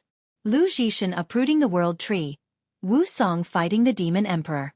Lin Dai's tears, a downpour of bitter rain across the heavens. The thought was exhilarating. Gu Anil laughed, a touch of melancholy inevitably rising in his heart. Where on earth could his previous life be? In this life, he had no parents, no family, leaving his heart forever empty, with a feeling of not knowing where he came from. Perhaps it was because of this loneliness that he cherished every person close to him so dearly. For a time, the room fell into silence, with both people lost in their own thoughts. The immortal spirit of the immortal dynasty spread throughout the mortal world without causing chaos, and the great sects did not perceive any clues. Just like that, another 10 years passed. In the summer of that year, at 412 years old, Guan had just returned from Tianya Valley. He sat down on a chair and stretched lazily. He was about to take out Green Hero Travelogue, when he felt something and had to pick up the Array Formation record to flip through. Before long, there were hurried footsteps outside the door. The door was pushed open and Yu Yingying rushed in. She came to the table, slammed a book down on it, and glared at Guan with unrestrained anger. How could you dare to write the Prime Minister's death? 9 years earlier, Guan published Romance of the Three Kingdoms, set against an immortal cultivation backdrop. Heroes, scholars, and warriors were all cultivators. It swept through the immortal cultivation world in just a few months after its release. Pan and Long Silent rose to fame with his new writing, and the influence of Romance of the Three Kingdoms continued to expand, having spread overseas. The Taoyuan Oath of Brotherhood became a beautiful tale in the world, and the immortal cultivation world even started a trend of sworn brotherhood. The tales of the demon god Lu Bu fighting 3 great immortals of Lu Guanzhong at Tiger Prison Pass also spread far and wide. To this day, the Supreme Sect released the latest volume of Romance of the Three Kingdoms, with the Prime Minister of the Shu immortal country, Zhuge Liang, dying due to the failure of the 7-star lamp. Yu Yingying had been so saddened reading this volume at the book collection hall, as the deaths of Lu Guanzhong had already grieved her. Now Zhuge Liang's death made her lose interest in Romance of the Three Kingdoms entirely, and she wanted to hammer Guan in frustration. Guan responded helplessly, "There are always regrets, aren't there? Whether an early or late death, it's all death in the end." "It's not the same. He's Zhuge Liang, capable of divination and fortune-telling, able to use the power of heaven and earth to set up the 8 trigrams array. With a wave of his feather fan, he could even summon an east wind that sweeps across the great thousand world." Yu Yingying grew more agitated as she spoke, unable to resist the urge to circle around the table and lay hands on Guan. Guan quickly stood up, trying to evade her claws. As they scuffled playfully, Guan was scared downstairs. Not far downstairs, Gu Yu and Zwilin also arrived in a rush. Seeing their angry faces, Guan muttered to himself that this was no good and hastened into Ji Xiaoyu's room. Ji Xiaoyu's reputation as a prodigy had spread, and with the Ji family support behind her, Yu Yingying, Gu Yu, and Zwilin dared not recklessly burst in. Inside the room, Ji Xiaoyu sat cross-legged on the bed in meditation, looking curiously at Guan. "What, Zhuge Liang?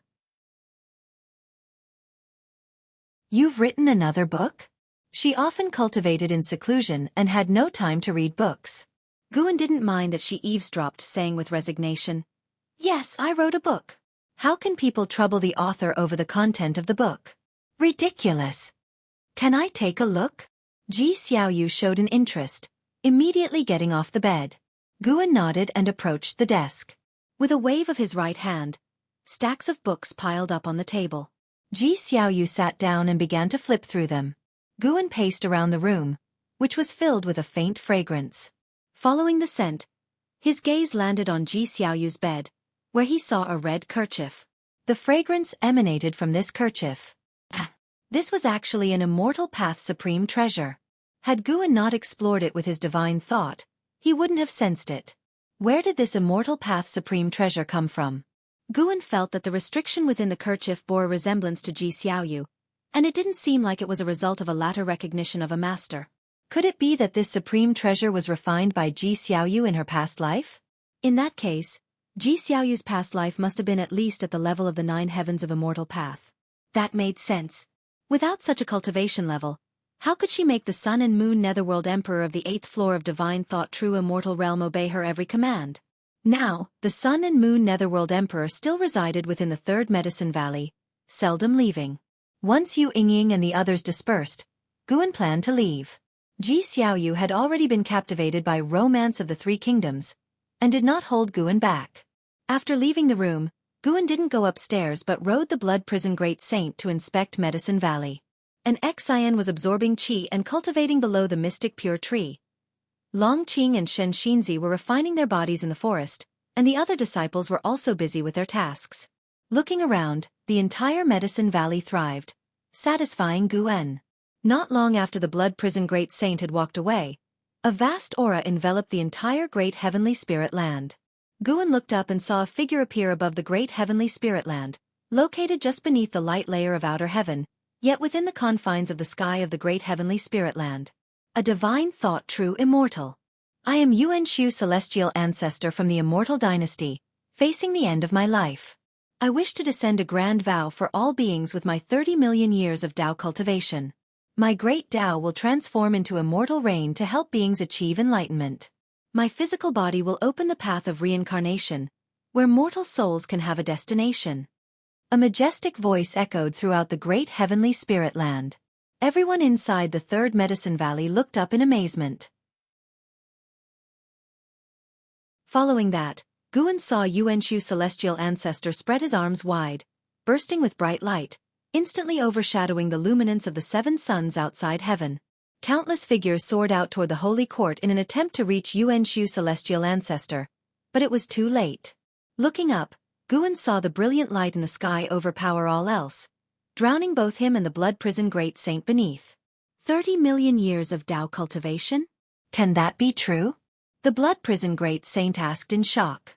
He couldn't fathom living 30 million years, let alone attaining such a level of cultivation. And then there were the words, immortal dynasty, which sounded extraordinary in themselves. Could there be any force stronger than the holy court in the great heaven and earth? Before the bright light had faded, heavy rain started to fall. As everyone's vision was restored, they saw golden clouds above, shedding golden rain. As the golden rain washed over them, all creatures felt refreshed, and sensed their own cultivation levels slightly increasing. The world was astir. Supreme Sect buzzed with earth-shaking noise. Is this rain real? Immortal Dynasty. Yuanshu Celestial Ancestor. Am I dreaming? Quickly sit and cultivate energy. It really can increase your cultivation. Immortal Dynasty? Could it be the heavenly court from Journey to the West? Panon wasn't just making it up. There really is a force where immortals and gods gather. The disciples in the Third Medicine Valley also excitedly discussed. Some immediately sat down to cultivate their energy, while others hesitated, fearing it could be a plot. Gu An's gaze pierced through the golden clouds, looking towards Yuanshu Celestial Ancestor. In that dazzling light, Yuanshu Celestial Ancestor's body exploded and, following that, transformed into a stream of air, swirling into a vortex that gradually solidified. Indistinctly, Guan felt a certain rule of heaven and earth moving closer to that vortex. This rule was connected to the soul, prompting him to think of two words. Reincarnation. To think there was a divine thought true immortal who would sacrifice himself to open the path of reincarnation. Even in the reincarnation evolution, Guan had not seen such an event. After this event, the name of Immortal Dynasty became renowned throughout the world, informing all beings of their existence, and moreover, ensuring they would remember their favor. Should the Holy Court attack the Immortal Dynasty now, it might shake their image in the hearts of all beings. Guan raised his right hand to feel the golden rain. Suddenly, he saw Zhang Xianwang soaring into the sky, flying to the airspace of the Taizong continent. Hovering in the air, Zhang Xianwang began to expound the Tao.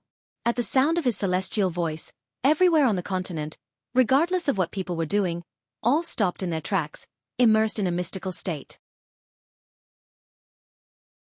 It wasn't only the Taizong continent. Guan saw immortals spread throughout the world beginning to expound the Tao, which also alarmed the main cities of the Holy Court in every domain. The great cultivators of Holy Court rapidly surrounded those expounding immortals, but no one dared to act rashly. As the thoughts of the masses were linked by the sound of the immortal's voice, the immortals need only a thought to implant voices and images into the minds of all beings. The blood prison great saint beneath Guan also entered a path enlightenment state, lying down unconsciously. There's even this kind of method, Guan mused inwardly. He stayed on the back of the beast, pretending to be in a state of enlightenment with a vacant look in his eyes. The Sun and Moon Netherworld Emperor walked out from inside the house, looking towards Zhang Xianwang with a slight frown. The Immortal Dynasty. To think they would sacrifice a divine thought true immortal. The Sun and Moon Netherworld Emperor was also stunned by the magnanimity of Yuanshu Celestial Ancestor. Having lived more than 15 million years himself, he had never seen such an event. Regardless of whatever Yuanshu Celestial Ancestor's ulterior motives might be, this act truly benefited the masses. Copious golden rain fell through, penetrating rooftops and mountains. No matter where one was, every being could receive the blessings of the golden rain and hear the expounding voice of the immortals.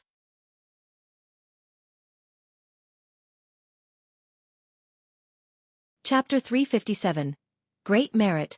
Decree from an immortal Lord. Golden rain that enveloped the whole world persisted for an entire ancient hour before it ceased and all creatures awakened.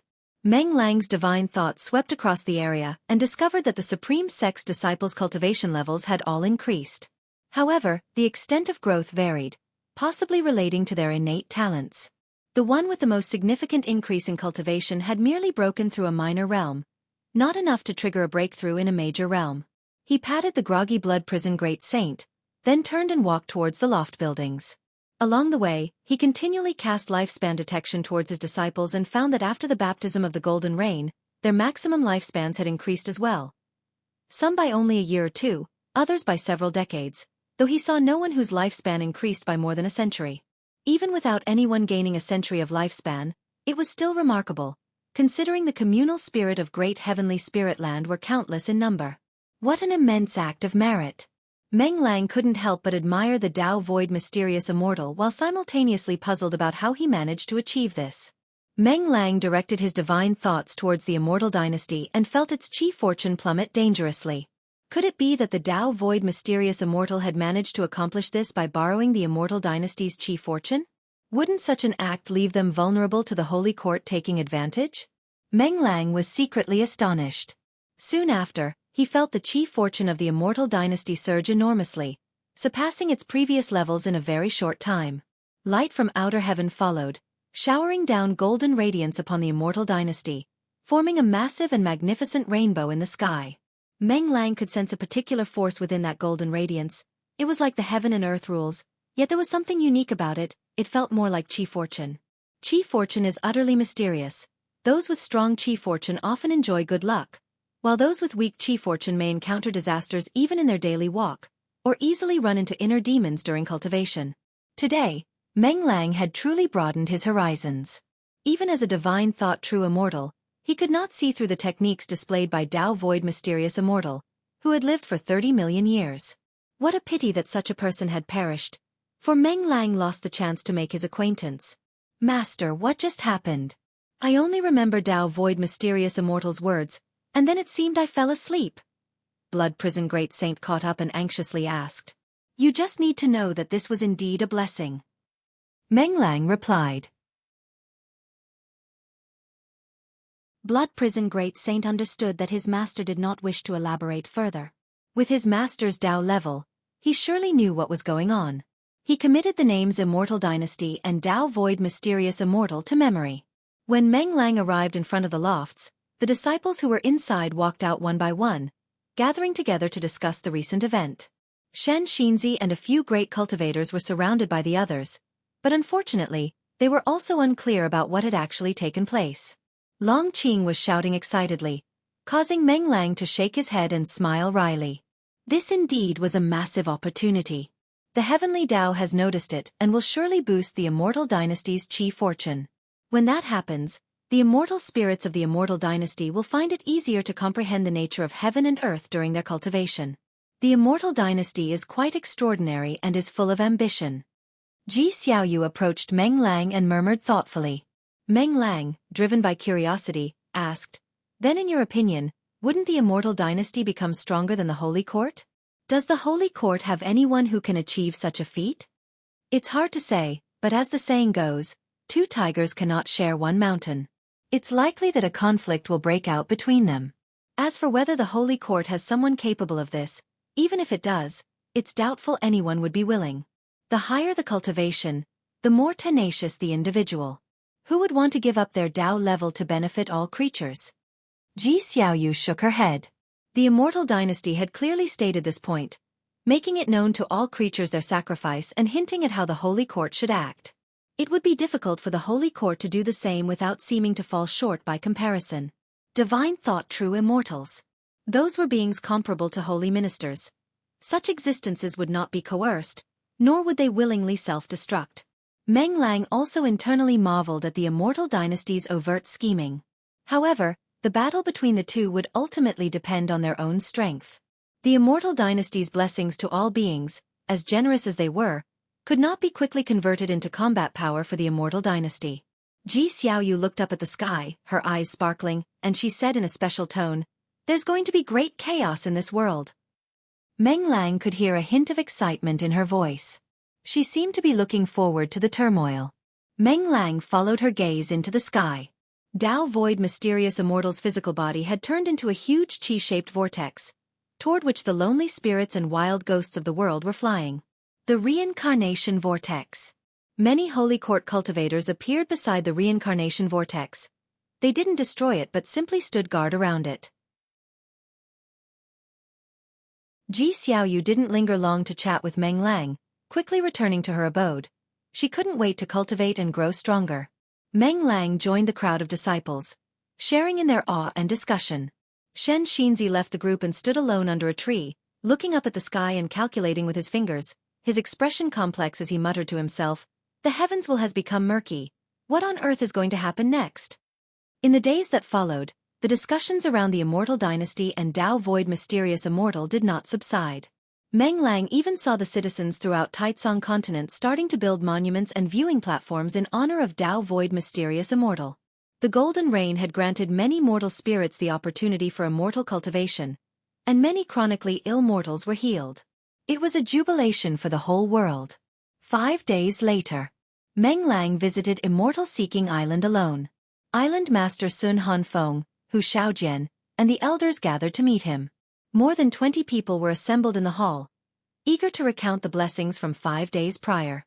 Meng Lang sat in his chair, watching their excited expressions, and felt even more profoundly the boundless merit of Dao Void Mysterious Immortal. It wasn't just mortal spirits who were grateful to Dao Void Mysterious Immortal. Even beings of the immortal path also appreciated him. The creatures didn't care what motives Dao Void Mysterious Immortal had. Having received kindness and benefits, they naturally felt thankful. After listening for a while and confirming that nothing had gone amiss on Immortal Seeking Island, Meng Lang was relieved. He briefly spoke a few words and then took Hu Shaojian and left. He would always roam around Immortal Seeking Island whenever he visited, and Hu Shaojian would accompany him. After leaving the island master's residence, Hu Shaojian brought up the romance of the Three Kingdoms. Meng Lang had allowed Immortal Seeking Island to also start selling his books, and the effect was surprisingly good. Once released, Romance of the Three Kingdoms was greatly loved by many cultivators. Before Dao Void Mysterious Immortal's blessing, Romance of the Three Kingdoms was the most talked about topic on the island.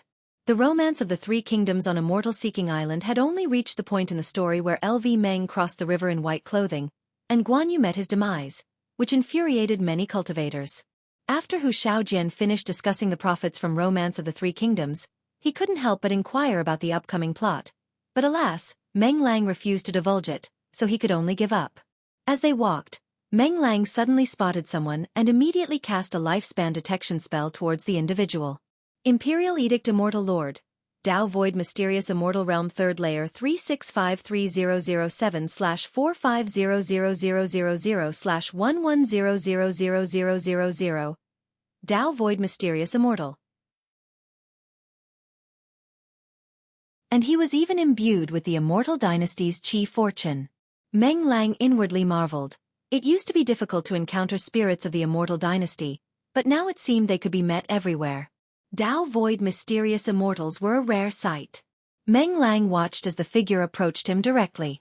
The Imperial Edict Immortal Lord, clad in a deep purple robe, held one hand behind his waist, his long hair secured beneath a green jade crown, his countenance full of authority, his gaze even more so oppressively piercing.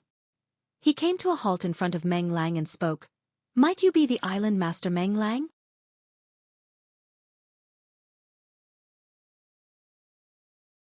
Chapter 358, Desperate Straits. "I am the Island Master," Guan asked with a puzzled face, while Hu Shaojian next to him became anxious. The Immortal Lord, at first glance, was no simple character. His aura clearly stronger than Guan's. The Immortal Lord looked at Guan and said, "Serve me, I require your island." After hearing this, Hu Shaojian couldn't help but open his mouth in shock, finding the person quite arrogant. He subconsciously looked around, his face changing drastically as he discovered that everyone nearby had stopped moving, even the flowers and grass at the side of the street no longer swayed. It was as if everything had fallen into stillness. Guan's face turned ugly, warily watching the Immortal Lord. The Immortal Lord calmly said, "It's just a little trick to prevent others from knowing our agreement. Work for me, and I will become your support. Do you know what the highest realm is?" Guan took a deep breath and said, "Heaven and Earth Flying Immortal." The Immortal Lord replied, "Above the Heaven and Earth Flying Immortal Realm is the Carefree Immortal Realm, and above that is the Divine Immortal of Wondrous Dharma Realm. My realm is even higher than the Divine Immortal of Wondrous Dharma Realm." As these words came out, both Guan and Hu Xiaojian's faces turned pale, with Hu Shaojian trembling all over. The Immortal Lord stopped speaking, waiting for Guan's decision. Guan pretended to grit his teeth and asked, "Do I have any other choice?" The Immortal Lord frowned, a flash of displeasure in his eyes. "The Immortal Lord harbors enmity towards you and intends to kill you. Will you perform lifespan detection on him?" This quickly led to murderous intent? Guan pondered internally, feeling that this Dao Void Mysterious Immortal was too petty. He was already on the path to his own death. The Immortal Lord coldly said, "You can naturally refuse. But from this day on, when you encounter insurmountable calamities, you will regret today's choice." His words dropped, and he turned to leave. The stillness around them returned to normal. Cultivators and demons continued on their way, the streets, flowers and trees swaying in the wind, and birds flew in the sky. Watching the Immortal Lord's departing figure, Hu Xiaojian's eyes filled with fear. After the immortal lord disappeared into the crowd, Hu Xiaojian turned to Guan and asked, "Island Master, what should we do now?" Guan withdrew his gaze and said, "When soldiers come, block them. When the water comes, cover them with earth. At worst, we will take this matter to the main city of the Broken Sea domain. Don't worry." Seeing him still composed, Hu Xiaojian's nervousness and unease began to ease. Guan let Hu Xiaojian continue to lead the way. Compared to the immortal lord, he cared more about medicinal herb seeds. With the constant clashes between the immortal dynasty and the holy court, more supreme beings like the immortal lord would appear, which gave Guan a sense of urgency. He must reach a lifespan of 10 billion years and break through to a major realm as soon as possible. At dusk, the immortal lord flew out of Immortal Seeking Island. His flying speed was not fast, his divine sense covering the Broken Sea domain as he searched for islands similar to Immortal Seeking Island. In his mind, Immortal Seeking Island already belonged to him, but he needed more arrangements. The thought of Guan's rejection made him scoff. "Let's see how you deal with demon creatures above the heaven and earth flying immortal realm." The corner of the immortal lord's mouth curled in anticipation. He began to look forward to Guan kneeling on the ground, begging him to act. Snap! Suddenly a hand landed on his shoulder, forcibly making him stop, which tremored his Taoist heart fiercely, his face changing greatly. He instinctively tried to avoid it, only to discover that the mana inside his body was suppressed by an extremely domineering force. A divine immortal. The immortal lord guessed the other's cultivation level in an instant. His vision blurred and then he found himself in a forest. He quickly realized he'd been taken far away from Broken Sea domain. He wanted to turn back, but he just couldn't. Boom! A domineering divine thought broke into his mind, causing his eyes to lose their luster, his entire being falling into a daze. After a while, Guan, using the supreme art of transformation into nothingness, executed the immortal lord, leaving not a trace of his soul, obliterating his body. You have successfully acquired 98,641 years of lifespan from the immortal lord. Dao Void Mysterious Immortal Realm 3rd Layer. That'll do. Holding the immortal lord's storage bracelet, Guan vanished into the woods. The demise of the immortal lord did not cause any ripples. Guan frequently used divine thought to observe the world in the days that followed. He saw battles erupting constantly across all sea domains, all between the immortal spirits of the immortal dynasty and the people of the holy court. Though the holy court had more people, the immortal spirits of the immortal dynasty had stronger fighting power in equal realms. As the number of battles increased, the tense atmosphere began to spread, overshadowing the joy people felt from the blessing of the primordial immortal ancestor. 5 years later, news of the clash between the immortal dynasty and the holy court had spread throughout the world, and even the lowest-ranking cultivators of the Taitsong continent knew that two colossal forces were warring, and should their battlefield fall upon Taitsong continent, it would be catastrophic. Perhaps because the holy court drew the attention of the immortal dynasty, the death of the immortal lord never triggered an investigation by the immortal dynasty. 7 years had passed since the fall of the immortal lord. That day, Guan returned from the Outer Gate City, having just submitted the last volume of Romance of the Three Kingdoms. Over the years, he had been suppressing his unease with Romance of the Three Kingdoms. In his opinion, the battle between the immortal dynasty and the holy court should not target him, and he could continue to survive quietly. But deep down, he was worried that an accident might be triggered by the great war between the immortal dynasty and the holy court. If the primordial immortal ancestor could bestow blessings upon all beings, then might these two colossal entities, if they went to full-scale war, destroy the great heavenly spirit land? Each time he thought this, it made him uneasy. On his way back to the valley, Guan decided to continue to push forward. It was time to take a risk. Guan's divine thought swept across the world, searching for a sect rich in medicinal herbs. He found it difficult to kill beings with whom he had no enmity, deciding instead to help other sects harvest their herbs, taking without stealing, doing good deeds without leaving a trace. Alright, no matter the self-promotion, Guan still felt a bit ashamed. A divine immortal was engaging in such activities. But in order to survive, just this once, no one would know anyway. Soon, Guan's gaze focused on a sea-based sect. Purple Pill Palace, a sect that specialized in alchemy technique, where a great number of medicinal herbs were cultivated for the purpose of alchemy. Purple Pill Palace's strength was not very strong, but because of their alchemy technique, the nearby sects would all protect them. Let alone the nearby sects of Purple Pill Palace. Looking across the world, Guan could go wherever he wanted without being detected, apart from Immortal Dynasty and Holy Court. After returning to the valley, Guan did not act immediately but waited for nightfall. As night fell, Guan first went to Mystic Valley and then quietly left. With a single step, he directly entered Purple Pill Palace. Purple Pill Palace, sitting deep in the ocean, was a sizable continent with many mountain peaks, the tallest of which exceeded 20,000 feet. Under the dark night, there were lights on the peaks of Purple Pill Palace. Guan landed in a forest. His divine thought swept over, and at that moment, at least 400,000 disciples of Purple Pill Palace were engaged in alchemy. He walked towards the nearest medicine garden. At the edge of the medicine garden, in front of a building, an old cultivator sat in front of a pill furnace, his eyes closed, holding a fan and gently waving it, controlling the flames beneath the furnace. Guan walked past him without him noticing Guan's presence. Even if he were to open his eyes, he would not see Guan. This was the skill of the carefree primordial immortal, employed by Guan with the power of a divine immortal.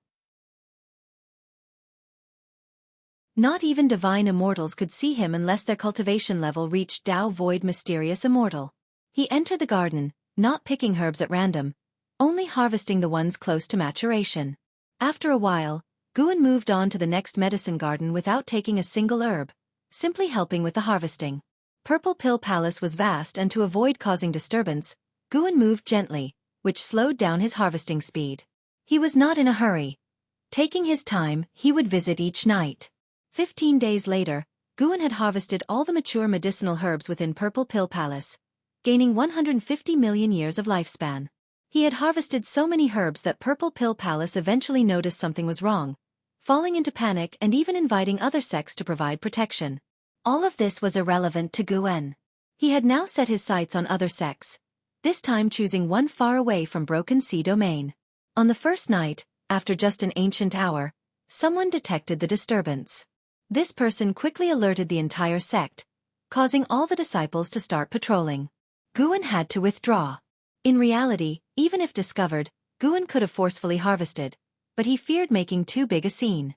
Great powers were capable of divining the past of a sect, and Guan certainly did not want to draw the attention of existences like the Black Profound Emperor or the Annihilation God Emperor.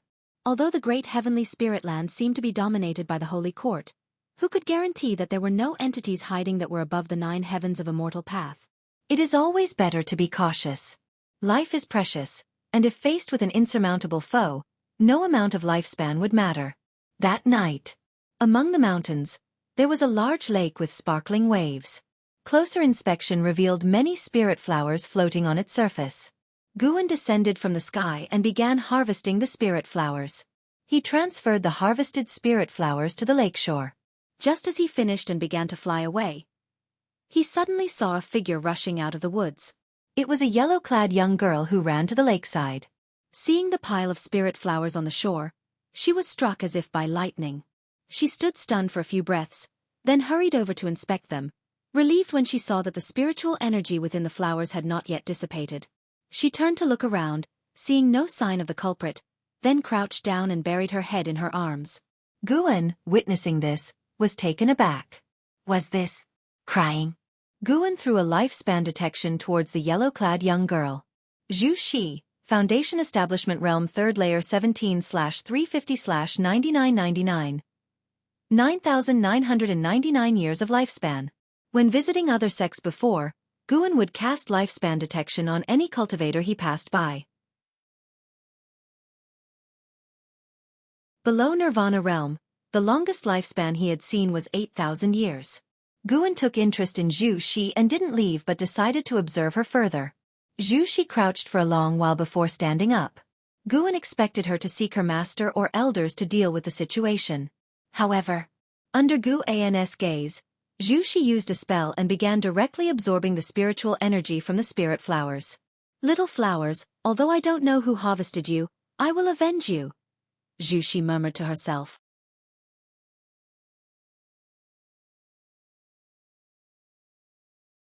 Chapter 359. 1 billion years lifespan. Hearing Zhu Zai's words, Guan felt quite uncomfortable. Could this fellow be planning to take this opportunity to monopolize the medicinal herbs and then slander him? Guan simply decided to continue waiting. He wanted to see what Zhu Xi would do. He watched Zhu Xi and noticed that no matter how much spiritual energy she absorbed, her cultivation level did not change at all. Her small body seemed to harbor a black hole that could devour everything. Interesting. This girl's physique is not simple. No wonder she has a lifespan of 9,999 years. After about half an hour, all the spirit flowers by the lake were drained and withered. Zhu Xi took a deep breath. Then with a terrified expression, she turned and left. Guan hovered in the night sky, lost in thought. The spiritual energy and medicinal effects Zhu Xi had just devoured were enough for an ordinary cultivator at the Foundation Establishment realm to reach the nascent soul realm. Of course, in reality, a cultivator at the Foundation Establishment realm could not have absorbed so much spiritual energy from the spirit flowers at once. Not only had Zhu Xi succeeded, but her cultivation level had not increased at all. What exactly was this physique? Guan began to recall the memories of Long Zhan and Lu Han. They had lived for hundreds of thousands of years, fought countless battles, and perhaps had seen similar physiques. Soon, Guan's brow furrowed. Could it be? An unusual glint flashed in Guan's eyes as he grew more intrigued by Zhu Xi. After a while, a large group of cultivators flew in, and when they saw the large number of withered spirit flowers by the lake, they all looked alarmed. Has there been a thief? Who dares to steal the treasures of heaven and earth from Moonfall Divine Lake? That's simply courting death. If someone could sneak into Moonfall Divine Lake and absorb the energy and medicinal effects of the purple orchid flowers all at once, their cultivation must be high. Could it be a spirit beast from the lake? Could it be the act of an immortal spirit from the immortal dynasty? Recently, they've been making a lot of noise. Listening to the seniors' discussions, Zhu Xi stood by, looking fearfully apprehensive, and nobody imagined she was the one who had absorbed the spirit of the purple orchid flowers. After a long discussion, the cultivators of Moonfall Divine Lake couldn't come to a conclusion and prepared to report the matter to the higher-ups. Before leaving, they comforted Zhu Xi not to be afraid anymore. Zhu Xi returned to her quarters by herself. Along the way, she was deep in thought, her brow tightly furrowed, occasionally looking around with vigilance, making Guan admire her acting skills and strong conviction. After entering her house, Guan saw Zhu Xi reveal a smile. From worry to contentment, the speed of her change in demeanor impressed even Guan. Seeing that Zhu Xi was about to change clothes, Guan stopped observing her, turned, and left to continue his own herb-gathering journey. That evening, Guan picked many more medicinal herbs in Moonfall Divine Lake, which added to the already tense atmosphere within. After that night, Guan did not return to Moonfall Divine Lake to gather herbs. With so many sects in the world, gathering everywhere, he could quickly accumulate a lifespan. As summer passed and autumn arrived, the third Medicine Valley was covered in a panorama of withered scenery.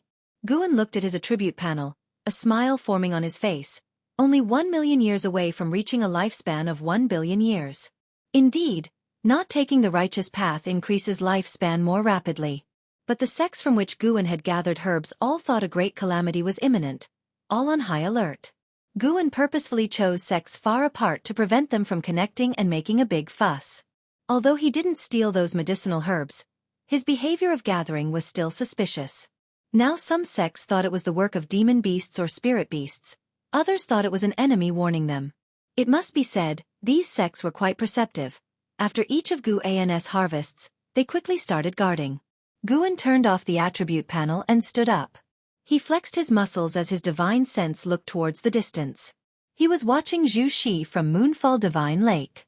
Guan was very interested in this girl whose actions were so different, feeling a sense of kinship with her. Zhu Zai's talent was extraordinary, but for now within Moonfall Divine Lake, she was just an ordinary disciple, which is why she was responsible for guarding a lake. Guan guessed that her reason for wanting to guard the lake was to facilitate her own theft. Boom! Suddenly, a thunderous roar came from outside the window, but Guan was not startled because the source of the noise was extremely distant from the Taitsong continent. The disciples within the Third Medicine Valley were startled but did not panic. Instead, they started to wonder what kind of great power was clashing. The friction between the Immortal Dynasty and the Holy Court was increasing, almost to the point of declaring war. In Guan's view, both sides were still testing each other. Last year, Guan had seen two Tao Void mysterious immortals battle in outer heaven, generating a great commotion that caught the attention of the great cultivators of the mortal world. Guan walked downstairs. As he descended the stairs, his gaze turned towards the valley entrance where someone was coming. It was Zhang Xianwang from the Immortal Dynasty. After entering the valley, Zhang Xianwang scrutinized everything along the path. The Third Medicine Valley was quite famous within the Supreme Sect, and those cultivators visiting the Supreme Sect often came to stroll through the Third Medicine Valley. Guan rarely greeted them personally, given the large number of disciples within the Medicine Valley. Zhang Xianwang's gaze swept over Shen Xinzi, then glanced at the Nine-Finger Divine Lord, who was playing chess, thinking to himself that their reputations were indeed well-deserved. The two wandering immortals were not enough to shock him, a carefree primordial immortal. He was just curious how Guan, currently at the nascent soul realm, had managed to attract so many beings of the immortal path to gather here. From a distance, Zhang Xianwang saw Guan and immediately walked towards him. Guan stood downstairs, pretending not to see him, walked towards the medicine garden in front, and then stopped in front of a wooden railing to check the medicinal herbs in the garden. As Zhang Xianwang approached, Guan turned his head, his face showing a surprised expression. "Taoist Zhang, what brings you here?" Faced with Guan's question, Zhang Xianwang smiled and said, "I've come to take you to the Immortal Dynasty." Upon hearing this, Guan hesitated and said, "After much deliberation, I don't really want to go to the Immortal Dynasty, Taoist Zhang. Thank you for your kindness." Zhang Xianwang frowned and said, "After experiencing the previous blessing of the Immortal Dynasty, do you still not believe the power of the Immortal Dynasty is real?" "I do believe, but I can't part with everything I have now," Guan said helplessly. Zhang Xianwang stared at him and said, "If you go to the Immortal Dynasty, you can establish everything you currently have. You should understand that the most important thing in cultivation is your own future prospects." Guan took a deep breath and said, "Everyone has their own aspirations. My pursuit is not just about future prospects." Zhang Xianwang's brows furrowed tighter. Just as he was about to say more, Ji Xiaoyu suddenly came over. "Going to the Immortal Dynasty might not necessarily lead to a better future," Ji Xiaoyu said to Zhang Xianwang, her tone indifferent, her words blunt, clearly showing no fondness for Zhang Xianwang. Zhang Xianwang saw the Dao patterns on Ji Xiaoyu's forehead and looked perplexed. His eyes shifted back and forth between Guan and Ji Xiaoyu's foreheads. Ji Xiaoyu came to stand beside Guan, turned to face Zhang Xianwang. "What do you mean by that?" Zhang Xianwang asked, curious about her identity, but her previous words had displeased him. Ji Xiaoyu replied, "The opponent of the Immortal Dynasty is the Holy Court. By pulling him to the Immortal Dynasty, you're not leading him to a better future but to a path of swords and fires. You probably can't be sure that the Immortal Dynasty will definitely defeat the Holy Court." Zhang Xianwang's face turned ugly, and he said in a deep voice, "I naturally believe that the Immortal Dynasty will have the last laugh. I'm not trying to harm him." Ji Xiaoyu continued, "You may have good intentions, but at this critical juncture, joining the Immortal Dynasty is really not a good thing. At the very least, we should wait until this conflict is over, right?" Guan felt the divine sense of the Sun and Moon Netherworld Emperor locking onto Zhang Xianwang. If Zhang Xianwang made any wrong moves, he might be annihilated in an instant. He quickly spoke up, "Taoist Zhang, thank you for your kindness. She is also considering my well-being. I apologize on her behalf. Her words are indeed somewhat harsh." As he spoke, Guan raised his hand in respect towards Zhang Xianwang, causing Ji Xiaoyu to pout. Zhang Xianwang took a deep breath and smiled. "No matter, she does make sense, and I wasn't thoughtful enough. Let's leave it at that." Guan, worried that Zhang Xianwang might feel uncomfortable, then invited him for a drink, which Ji Xiaoyu did not join, merely watching Zhang Xianwang's retreating figure. Zhang Xianwang stayed in the Third Medicine Valley for an ancient hour before departing. He planned to return to the Immortal Dynasty, and it was uncertain if he would come back in the future. Although Guan had turned him down, Zhang Xianwang still hoped he could live a peaceful life and before leaving, even gifted him a magic artifact. Guan tried to refuse, but Zhang Xianwang solemnly said, "Our meeting was a form of fate. The world is about to fall into great chaos. Having an extra magic artifact by your side is a good thing. I hope we can still have a drink together in the future." Upon hearing this, Guan no longer refused, merely expressing his gratitude and wishing him well in the future. After bidding farewell to Zhang Xianwang, Guan went to a hillside at the edge of the Medicine Valley and sat on the grass, beginning to enjoy the sunset. His eyes held the entire world, capturing the myriad states of all beings. Watching those battles, Guan's determination to make a breakthrough only grew stronger. After reaching a lifespan of 1 billion years, he must make a breakthrough immediately. Guan looked up, searching the heavens for an appropriate place to make his breakthrough. Late at night, Guan took action again, this time heading to the Bitter Sea Buddha sect. Despite being located in a barren land, the Bitter Sea Buddha sect cultivated numerous heavenly and earthly treasures, its legacy by no means inferior to that of Purple Pill Palace or Moonfall Divine Lake. The Bitter Sea Buddha sect had several divine immortals of wondrous dharma. Fortunately, there were no Tao Void mysterious immortals, so no one could detect Guan's movements. It is worth mentioning that Guan saw Lu Lingjun again. Lu Lingjun was meditating quietly under an old tree. Guan went to her medicine garden and helped her gather medicinal herbs without her noticing. Tonight, Guan was going to strive for a lifespan of 1 billion years. The Bitter Sea Buddha sect's mountain peak was vast, with countless medicine gardens on its slopes. Even though he only picked mature medicinal herbs, Guan had only walked 1/3 of the way and had already successfully gathered a lifespan of several 100 million years. Suddenly, he stopped in his tracks because 2 notifications emerged before his eyes. Your lifespan has broken through 1 billion years for the first time, initiating the lifespan simulation function. Lifespan simulation. Consume lifespan to conduct simulations. You can simulate everything in reality as well as imagine and create.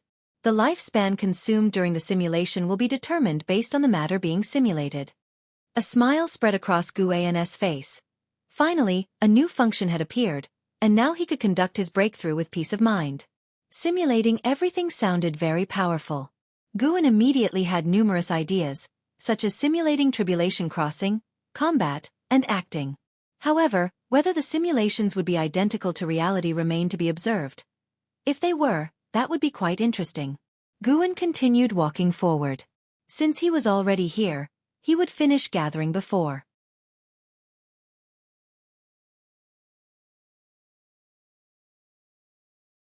Chapter 360. Promoted to Mixed Yuan Refining Virtual Body. Eternal Infinity. In the early morning, Guan stepped out from the loft in Mystic Valley and, after descending the stairs, he joined the disciples in practice drills. Lu Jiujia, exceptionally joining the drill this time, chatted with his fellow disciples while they practiced. Senior brother, when do you think I can unlock the cultivation technique? Lu Jiujia suddenly asked, his tone filled with anticipation. He was currently cultivating the primordial reincarnation skill, and he felt that the primordial reincarnation skill was more profound than the Taoist expansion skill, which made him even more hopeful about his future. Guan glanced at his lifespan saying, wait a few more decades, don't rush it. Lu Jiujia nodded. He trusted Guan completely, especially since Guan was already a nascent soul realm cultivator. In his eyes, although Guan possessed a very mediocre spirit root qualification, the fact that Guan had reached the nascent soul realm by the age of 400 showed that he had extraordinary comprehension. He guessed that behind the primordial reincarnation skill lay unimaginable great karmic connections, and listening to Guan was his only chance for enlightenment in this lifetime. They talked until the practice drills ended, and then Guan left. He returned to the Third Medicine Valley and, as usual, he spoke a few words with the disciples he met along the way. Today he was in an even better mood. Having reached a lifespan of 10 billion years, it was time for a breakthrough. He projected his divine sense into the cosmos. Although he had already chosen a location, he feared that living beings might intrude nearby, so he needed to observe it again. Suddenly, he came up with a bold idea. Should he attempt to break through in the silent destruction domain? The silent destruction domain was even more vast, and it also contained abundant spiritual energy. Judging by the commotion caused by his last breakthrough to the divine thought true immortal realm, this time it could possibly alarm the great heavenly spirit land. Guan did not want the Holy Court or the Immortal Dynasty to discover the birth of a new 9th level of Immortal Path. The 9th level of the Immortal Path, known as the Free Immortal. Thinking of how powerful Long Zhan and Lu Han were when they reached this level, Guan felt an intense surge of excitement. After making a round in the Third Medicine Valley, Guan returned to his loft. He then projected his divine sense into the silent destruction domain. The cosmic space within the silent destruction domain was even darker, stars unseen, permeated with a murky Taoist aura, giving one a sense of oppression. In the silent destruction domain, many enormous fierce beasts roamed, some even as large as the Taitsong continent. After a long while, Guan found the location for his breakthrough and decided to make his breakthrough tonight. Guan withdrew his divine sense and suddenly thought of the lifespan simulation. Should he simulate crossing the tribulation? Immediately, he activated the lifespan simulation, thinking of the tribulation crossing. Simulating the evolution of your current realm to cross the tribulation will consume 1 million years of lifespan continue. 1 million years? What a scam.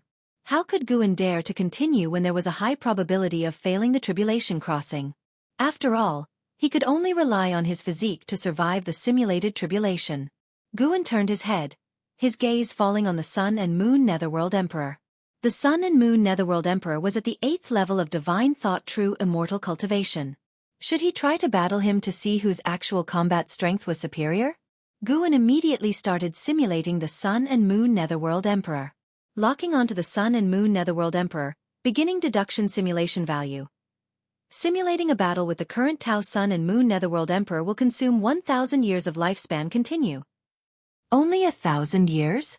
Guan was pleasantly surprised, then instantly realized the trap. If he won, all was well, but if he lost, he would definitely dwell on it, and 10 times that would be 10,000 years of lifespan. A total consumer trap. Oh well, let's try it just once. Guan chose to continue, then closed his eyes, his thoughts entering the simulation space. The environment was still the supreme sect, enormously vast. Other than him and the Sun and Moon Netherworld Emperor, no one else was visible. The Sun and Moon Netherworld Emperor rose from behind a distant peak, looking down from high above at the standing area in the Third Medicine Valley.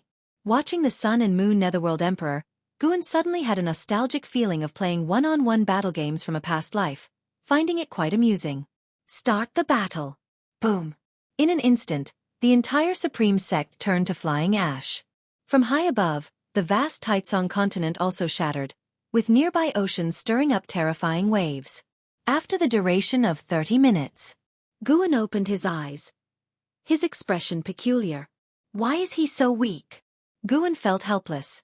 If it wasn't for the fact that Head spent 1,000 years of lifespan, he could have easily killed the Sun and Moon Netherworld Emperor. Thus, during the simulated battle, he let the Sun and Moon Netherworld Emperor attack most of the time, who had great difficulty breaking through the defenses of the Taoist Gang Primal Energy and the Primordial Ultimate Body. Guan built confidence in himself.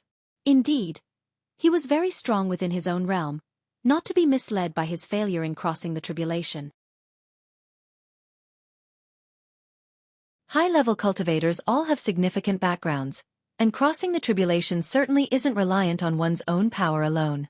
Moreover, the heavenly tribulations Guan faced were stronger than those of his peers, evident just from the name of the tribulations. Guan calmed his feelings, closed his eyes, and dozed off in his chair, waiting for nightfall. In the evening, Guan left the Third Medicine Valley, his departure done openly, and also through the teleportation array, leaving the valley's disciples without doubt since he often visited other medicine valleys. After arriving at Mystic Valley, Guan stayed for a while before leaving. He walked through the forest for an hour before vanishing into thin air. He performed the ultimate Taoist invisibility, turning himself into nothingness, and left the cosmos at full speed. Upon entering the silent destruction domain, he flew towards the location he had previously chosen.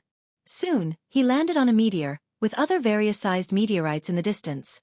The meteor he was on was situated at the edge of the meteor cluster, quite inconspicuous. The moment he landed, Guan activated the lifespan barrier. Then he finally breathed a sigh of relief and comfortably sat in meditation. He did not start upgrading immediately, but instead looked into the distance, sensing the surrounding rule forces. He found that the rule forces here were very similar to those around the divine origin Great Heaven and Earth and the primordial Great Heaven and Earth. Could all great heavens and earths be encircled by the silent destruction domain? Or was the universe initially a silent destruction domain scene, with the great heavens and earth being born later? Guan delved into deep thought, and after a while, he finally pulled up his attribute panel. Name: Guan. Lifespan: 419/1, 030, 812, 376. Physique: Primordial Ultimate Body. Cultivation. 9th layer of Divine Thought True Immortal Realm. 10 billion years of lifespan. The more he looked, the more exciting it was. First, let's upgrade the physique. Previously, he had used 20 million years of lifespan to upgrade the Primordial Karmic Body to the Primordial Chaos Body, and then upgrade it to the Primordial Ultimate Body. This time, upgrading the Primordial Ultimate Body would require at least another 20 million years of lifespan, right? Forget it, let's go bold. Throw in 50 million years of lifespan. Physique not only affects qualification but also impacts actual combat abilities. The stronger the strength, the higher the success rate of crossing the tribulation. Guan immediately infused 50 million years of lifespan into the Primordial Ultimate Body. His lifespan abruptly dropped by a digit, falling to over 980 million years. A whirl of prompts crazily popped before Guan's eyes. For the first 30 million years, the Primordial Ultimate Body did not undergo transformation but continued to strengthen. Until 35 million years, the Primordial Ultimate Body transformed into the Chaos-Refined Illusory Body. Then, the Chaos-Refined Illusory Body continued to sense the Tao rules, constantly enhancing its perception power of the Tao rules. Ultimately, the Chaos-Refined Illusory Body could not advance further, but Guan was already satisfied. Boom! The surrounding spiritual energy frenziedly surged towards Guan.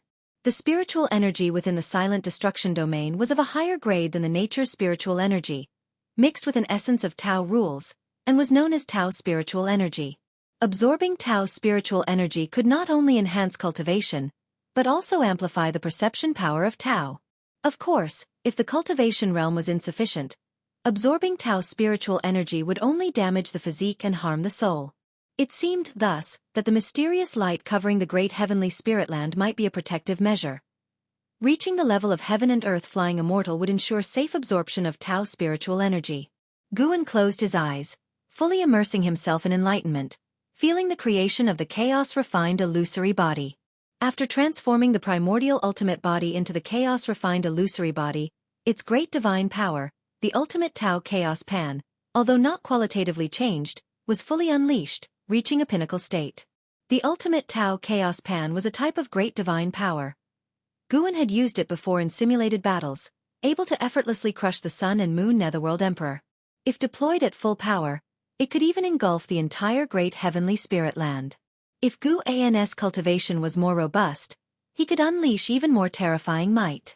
As Tao spiritual energy furiously entered Guan's body, the cosmic space around him stirred up Tao winds, whimsical and wanton, shaking the distant meteor cluster. Just as this commotion started, Guan sensed many powerful divine senses and divine thoughts sweeping over.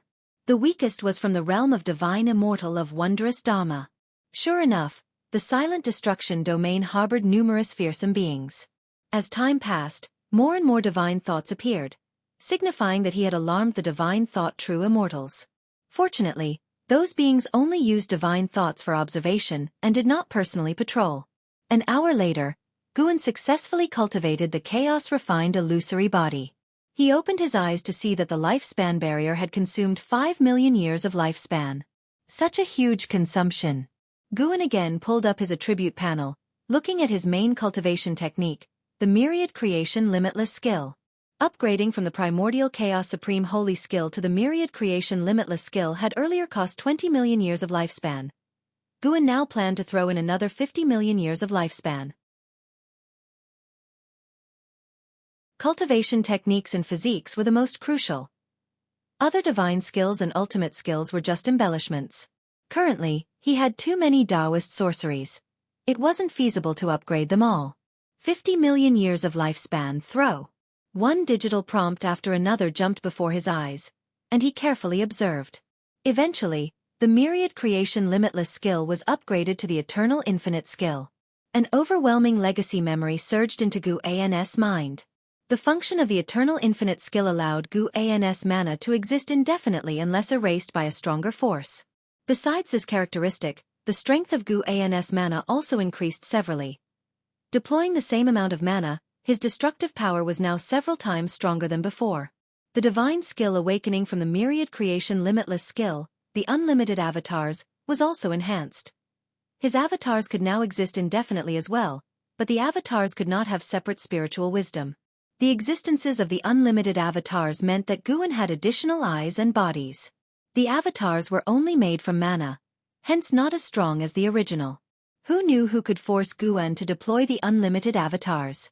He possessed many divine skills, but he rarely used any. Of course, he hoped not to encounter a situation where he had to use all his skills to survive a crisis. The Tao spiritual energy erupted again, and this time, it finally alarmed a powerful being to appear. Guan lifted his eyes to see a massive figure emerging from the darkness, just an outline, resembling some demon creature. This was also the largest being Guan had ever seen in his life, larger than the great heaven and earth. Merely looking at its form was enough to feel the oppressive.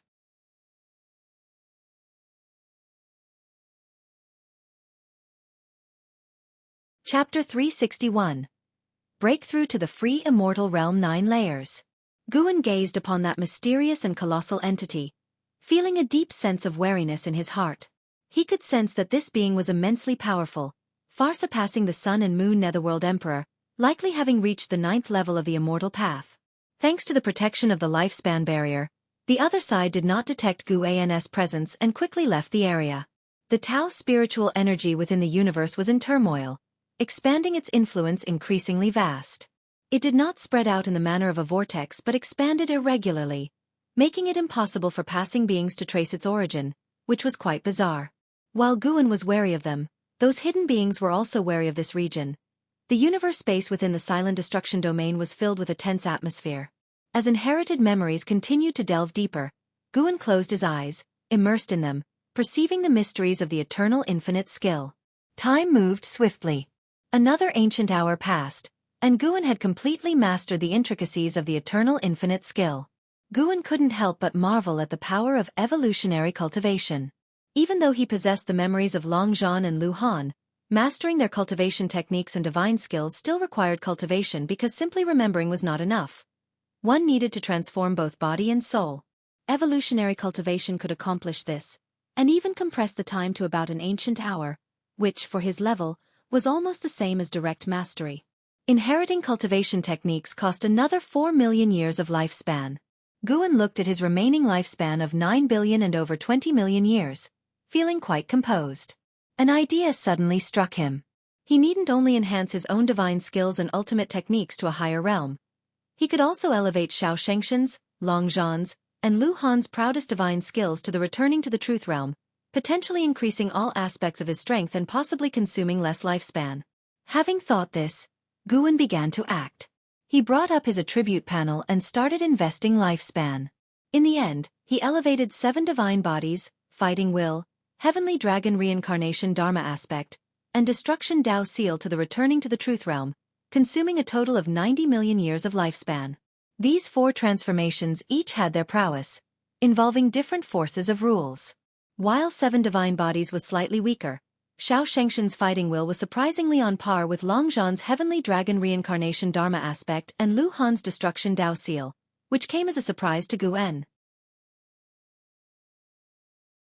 In the attribute panel, fighting will was not categorized as a divine skill, spell, or ultimate technique but created its separate entry known as Taoist intent. Xiao Shengtian lived only 143 years but could fathom such transformations. His talent was certainly terrifying. Unfortunately, he had encountered the Black Profound Emperor. Perhaps this was why the Black Profound Emperor sought him out. Of course, the fact that Xiao Shengtian had the ability to seize lifespan from a young age did not prove his talent was stronger than that of Long Zhan or Lu Han. Another 8 million years of lifespan was consumed by the lifespan barrier, so Guan turned his focus onto his cultivation level. Cultivation was the paramount concern. Let's try with 100 million years of lifespan to test the waters. Guan remembered that when he was assaulting the divine thought true immortal realm, it required 300,000 years for each tribulation crossing, but he wondered how much it would need this time. You performed Qi absorption cultivation for 400,000 years, forcibly assaulting the free immortal realm with the great accomplishment of the eternal infinite skill, started the tribulation, but failed to withstand the heavenly Tao punishing immortal 9 severe array, tribulation failed. You performed Qi absorption cultivation for 800,000 years, forcibly assaulting the free immortal realm with the great accomplishment of the eternal infinite skill, started the tribulation, but failed to withstand the heavenly Tao punishing immortal 9 severe array, tribulation failed. 400,000 years per tribulation crossing. Fortunately, the difficulty had only increased by 100,000 years. The enhancements to his physique and cultivation technique had worked.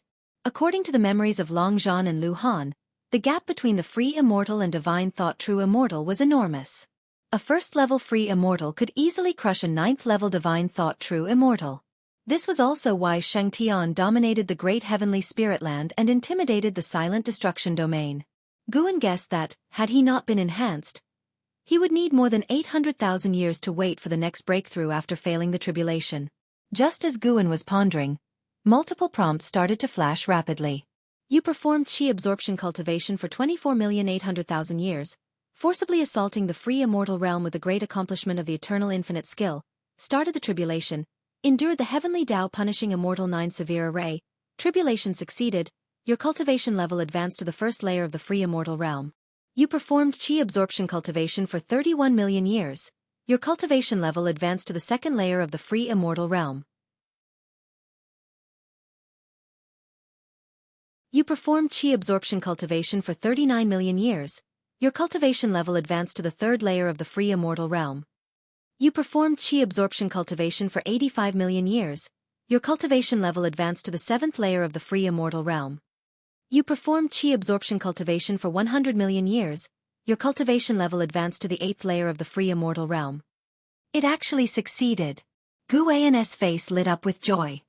He had been prepared to lose 100 million years without gain, but as long as the breakthrough consumed less than 300 million years of lifespan, he could accept it.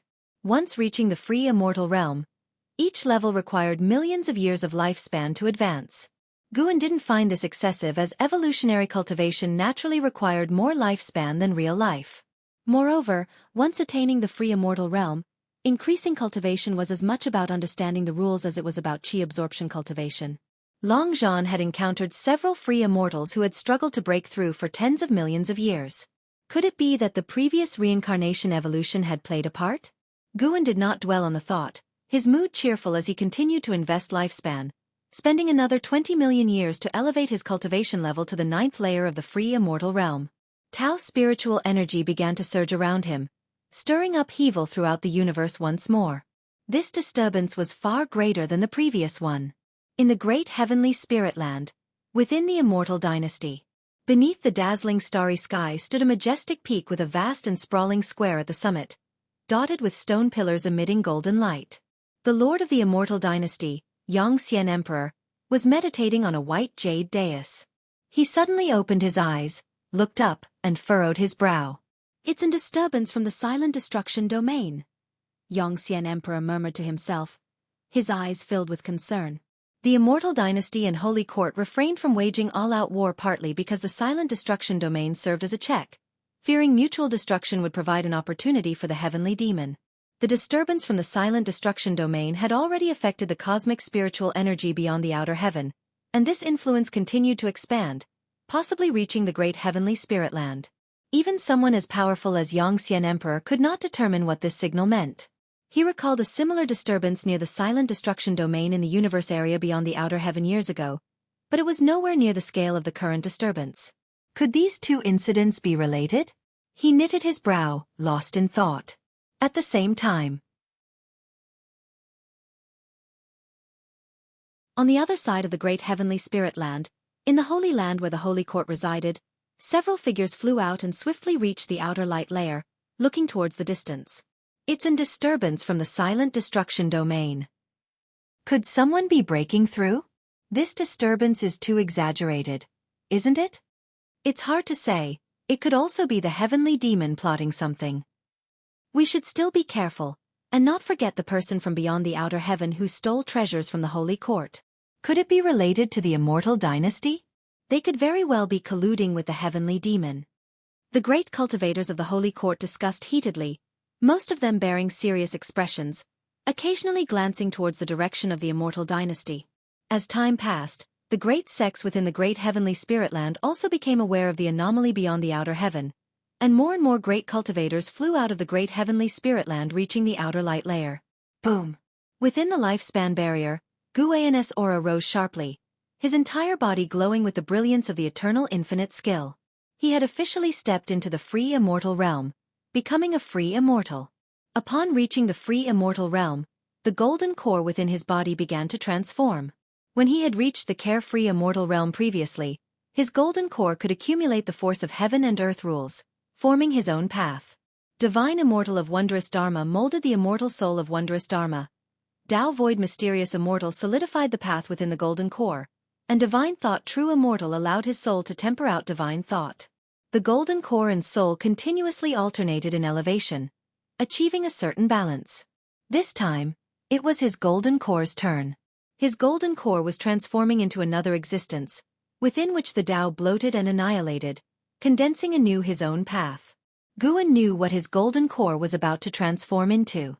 Tao Seed. Owning the memory of Long Zhan, Guan knew what realm lay beyond the 9 layers of the immortal path. The key to reaching that realm lay in the Tao Seed. The Tao Seed would condense Tao fruit, and once it bore fruit, one could reach a whole new level. The free immortal realm was the process of nurturing a Tao Seed. Once the golden core completely evolved into a Tao Seed, Guan's cultivation continued to rise, and his Tao Seed grew rapidly. When he reached the 9th layer of the free immortal realm, his Tao Seed would be in its most perfect state. The birth of the Tao Seed brought many benefits, enhancing his mana, physique and soul. If the Tao Seed was indestructible, the person would not die. Even if his flesh and soul were annihilated, the Tao Seed could regenerate flesh and soul. This was because the soul's origin had already merged into the Tao Seed. The Tao Seed was more flexible than the flesh and soul and could merge with the laws of the great Tao without being repelled. In other words, the Tao Seed was like a nascent Tao, making it easier to exist within the universe. This is the true meaning of being free. Upon reaching this realm, Guan could better sense the subtle intentions of the universe. An entirely different force from the rules of the great Tao was restraining everything. Enveloped in the transformations of the free immortal realm, Guan was utterly captivated. As he closed his eyes, another pair of eyes appeared in the distant darkness, spying on the void, and soon vanished. Shadowy figures swept past meteor clusters, like illusions, fleeting in an instant. The moon set, and the sun rose. Sunlight swept across the Taitsong continent, dispersing the darkness. A new day dawned, and the disciples of the Third Medicine Valley began their usual training, a magnificent sight. Wu Ju came early in the morning to visit Guan but did not see him. He did not leave but stood at a distance watching the Medicine Valley disciples train. After the disciples had finished their training, an Exian approached Wu Ju, asking if he had come looking for Guan. Wu Ju nodded, and an Exian informed him that their master had gone out the day before and would likely return today. Wu Ju then decided to wait. He walked over to the Go area and watched others play. He preferred watching Chinese chess over Go. Hearing some discuss the romance of the 3 kingdoms, he couldn't help but join the conversation. The argument was whether Liu Bei was truly virtuous, engaging in an endless debate with a great cultivator from the sect, red-faced with anger. Just then, the transmission array platform lit up, and Guan walked out.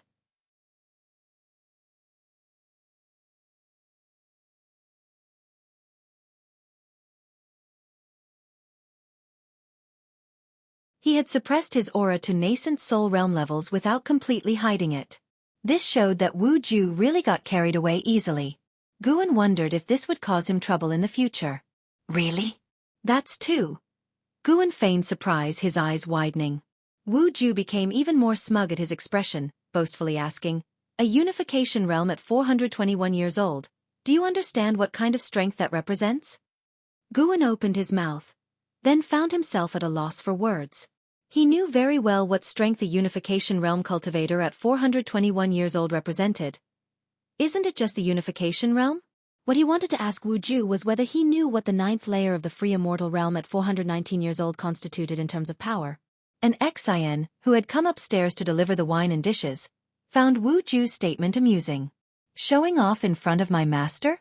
She placed the wine and dishes on the table, then left. Wu Ju had been speaking loudly on purpose and wondered why an Xian didn't react. Guan noticed this and chided an Xian mentally for not maintaining the composure of an actor, too quick to relax. "Never thought you'd make it this far, although I've always felt you were extraordinary. It turns out I still underestimated you," Guan said with feeling, immediately drawing Wu Ju's attention back. Wu Ju laughed and said, If it weren't for your constant encouragement in the past, I couldn't have reached this point today. You too can comprehend the path. It's not impossible for you to reach the unification realm in the future. Guan shook his head. That's impossible. How could it be? You have to believe in yourself. Yeah, it's because of belief there's no chance. Guan then asked, you should be able to compare with Hao and my brotherly now, right? Upon hearing this, Wu Ju's eyes shone. I'm not sure, but I've always aimed to match them. Sadly, I don't know how strong they really are. I'll challenge them once I surpass their realms. Goodness! You like to fight across realms as well? Guan was happy, but he was quite satisfied with Wu Ju's mentality. One can't be arrogant, and one mustn't act rashly. Even the strongest can be vanquished. The two began to talk about the future, mainly about Wu Ju's future. Guan was extremely supportive, hitting all the right notes for Wu Ju. Third Medicine Valley was harmonious and lively, and the Supreme Sect was just the same. Everyone was unaware of the changes outside the heavens. At the moment, the layer of light outside the heavens gathered many great cultivators, with the least of their realms being heaven and earth flying immortal, all gazing at the silent destruction domain. Fu Xinxiu and Bai Zia from Mortal World Peak had also arrived, accompanied by more than a dozen heaven and earth flying immortals. The relationship between the Immortal Dynasty and the Holy Court is really tense. Bai Zia couldn't help but mutter. Immortal spirits from the Immortal Dynasty and cultivators from the Holy Court stood on opposite sides, the farthest apart, and the tension between them was palpable to all factions. Fu Xinxiu looked into the distance and said, I hope this phenomenon allows both sides to temporarily set aside their disputes. Bai Zia looked up and commented with a sigh. The great heavenly spirit land might be strong, but compared to the silent destruction domain, it's still too insignificant. If not for Shangtian, heavenly demons would have trampled the great heavenly spirit land long ago. Fu Xinxiu turned to him and asked, You've been to the silent destruction domain. Is it really all heavenly demons there? How could it be? The so-called heavenly demons are just our name for them. The silent destruction domain does have a race of heavenly demons, but we consider all the beings born there as heavenly demons. The domain is boundless, and I don't know just how vast it is.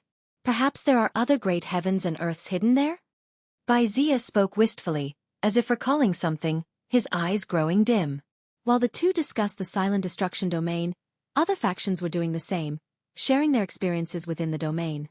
Meanwhile, Guan, the instigator behind the phenomena, was in the valley enjoying wine and good times with a friend. This continued until late at night when Guan began to act again. The gap between the free immortal realm and higher realms was immense, a significant leap in stages. Fearing that 600 million years of life might not suffice, he wanted to surreptitiously gather 10 billion years' worth. Yes, the last time. This time, once he gathered 10 billion years, he absolutely wouldn't steal again. The act itself made him feel ashamed. To avoid drawing connections to himself, he first went to Mortal World Peak to steal medicinal herbs, making it appear as if they too were victims. To his surprise, he sensed a divine immortal of wondrous dharma cultivating in the main peak, encircled by the chief fortune of Mortal World Peak, likely an elder returned from outer heaven. Guan only stole from the main peak's herbs and then quickly departed, ultimately alerting Mortal World Peak. By dawn, the divine immortal of wondrous dharma stood in front of a pile of harvested mature medicinal herbs, silent for a long time. Only when the sunlight bathed him did he take a deep breath. This world remains unfathomably deep, he sincerely remarked. 10 days later, Guan successfully accumulated a lifespan of 10 billion years. Next was the breakthrough. Guan looked towards outer heaven. The proximity of the silent destruction domain had many powerful beings roaming it, which meant he couldn't rashly choose a place for his breakthrough. He certainly couldn't delve deep into the silent destruction domain. What if an existence like the Black Profound Emperor was waiting? Autumn winds whistled through the forest where Guan sat on a rock, gazing at the sky through the gaps in the leaves. The Blood Prison Great Saint lay beside him, while an Exian practiced the stepping path of age's step. Her movements were smoother than before, each step full of grace, catching even the Blood Prison Great Saint's eyes. The Blood Prison Great Saint also wanted to learn, but simply watching an Exian couldn't unravel the technique for him. He guessed that to learn such divine skills, personal guidance from the master was necessary. He didn't ask, Understanding his current form was unsuited for divine skill cultivation. If he behaved well, he would eventually learn once 1,000 years passed. Guan's eyes turned to the sea. His covert action had still caused disturbances, with the factions from which he had stolen unable to find the true culprit, resorting to seeking help from the Holy Court. The Holy Court gathered the information and dispatched many of its cultivators for investigation. Guan heard some saying the affair might be related to the phenomena outside the heavens, even discussing the heavenly demons' conspiracies. It made him laugh and cry. The initial guesses were accurate, but later they veered off course. Nevertheless, he wasn't worried about being exposed. After all, he would no longer steal after this breakthrough, resuming his usual state to watch the world's changes with a smile. The only downside to a peaceful world is that with stable order, it's hard for those at the bottom to climb, and breaking the rules would easily invite trouble. The resources of the great heavenly spirit land had been divided among various factions. Any land nurturing heaven and earth treasures was always near a sect, with very few ownerless treasures left. Either they were guarded by a sect, or a great demon was watching them. Of course, compared to the turmoil of unrest, Guan preferred peace. Peace may have less opportunity, but it's not as dangerous. If not for the Holy Court establishing order, the Seven Stars Spirit Realm would have trampled the supreme sect before Guan could rise. It was the world's rules that kept the Seven Stars Spirit Realm from acting recklessly, their vile acts only able to be performed in the shadows. Guan's divine thought suddenly fell on Zhu Shi of Moonfall Divine Lake. In the vast world, only a handful of people he had physically seen could reach the peak longevity of 9,999 years before the Nirvana realm. And how the evil emperor, Yang Jian, the blood prison great saint, Ji Xiaoyu, and Zhu Shi. Among them, the evil emperor, the sect hierarch of the ephemera sect, was trapped under the immortal king crown and crushed by Guan. There surely were other individuals with a maximum longevity of 9,999 years in this world. They just hadn't appeared before Guan yet. Perception could not be used for lifespan detection. Guan saw Zhu Shi cultivating, her cultivation level the same as the last time he saw her, with no hint of change. What heights will the Tai Chu swallowing Yuan body reach here? Guan was filled with curiosity. Within the great heavenly spirit land, ancient treasure bodies were rare.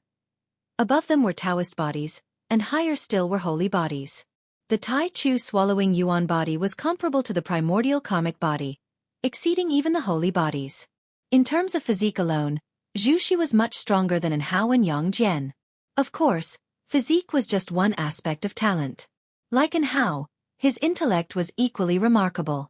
9,999 years is the limit of longevity for the human race beneath the Nirvana realm, but it doesn't necessarily mean the limit of their gifts.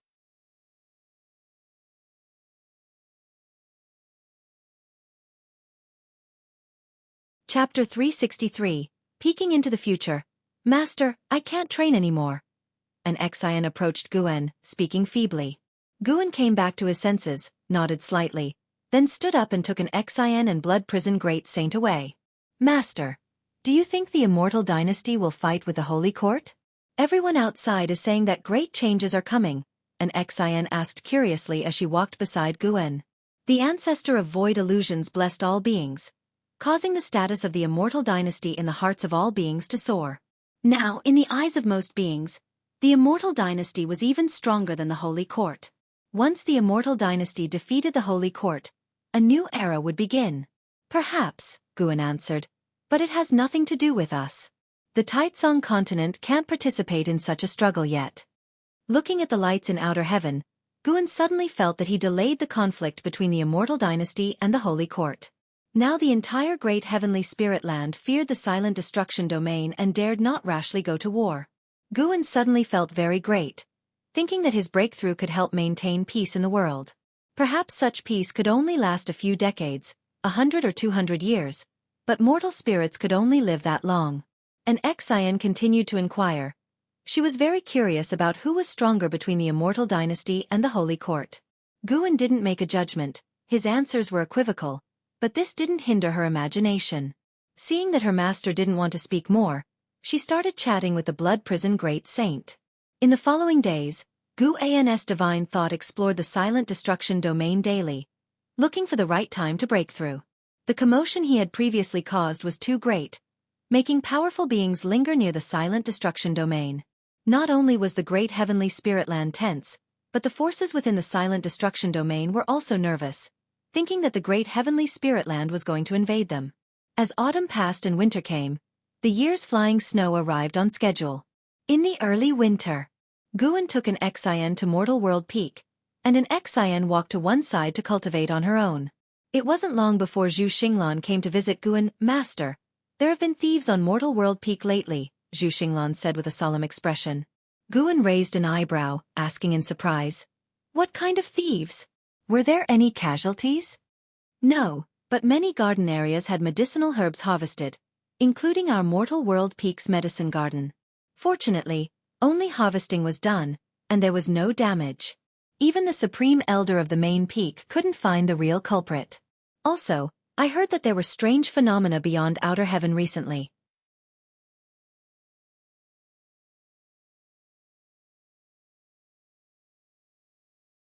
That was to capture Xian Tianyi, lock him in a small black room, and make him write books every day.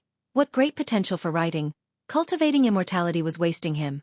Ji Xiaoyu closed the door and then sat down at the table, starting by saying, "Your temperament has changed somewhat recently. Are you cultivating some miracle skill?" Guan glanced at her and said, "Because I love to read, books nourish the spirit." Ji Xiaoyu smiled and looked at Green Hero Travelogue, then said, "Such books can nourish the spirit? It's a good thing your cultivation level isn't high, otherwise, you'd surely become a disaster for the world." Guan put away Green Hero Travelogue, coughed, and asked, "Is there something you need?" Since Ji Xiaoyu absorbed the soul jade brought by the Sun and Moon Netherworld Emperor, her cultivation level had been rising faster and faster, and now she was at the 9th layer of the void-crossing realm. Be aware she was only 263 years old. "I'm planning to leave for a few years and will leave tomorrow morning," Ji Xiaoyu said as she looked around the room. "What are you going to do?" "Breakthrough." "Another breakthrough? What realm are you at now?" Seeing Gu An's shocked expression, the corners of Ji Xiaoyu's mouth lifted, and with a soft voice, she said, "Void Crossing Realm, 9th layer, ready to break through to the Unification Realm." Gu An's eyes widened, muttering, "To catch up to Wu Ju. Who told you not to cultivate diligently? Our gap will only widen further," Ji Xiaoyu said with a faint grievance. She had thought Gu An's change in temperament was due to cultivation, only to be disappointed. Hearing this, Guan argued, "I am still nascent soul realm, a nascent soul realm at 400 years old. How can I not be considered a genius?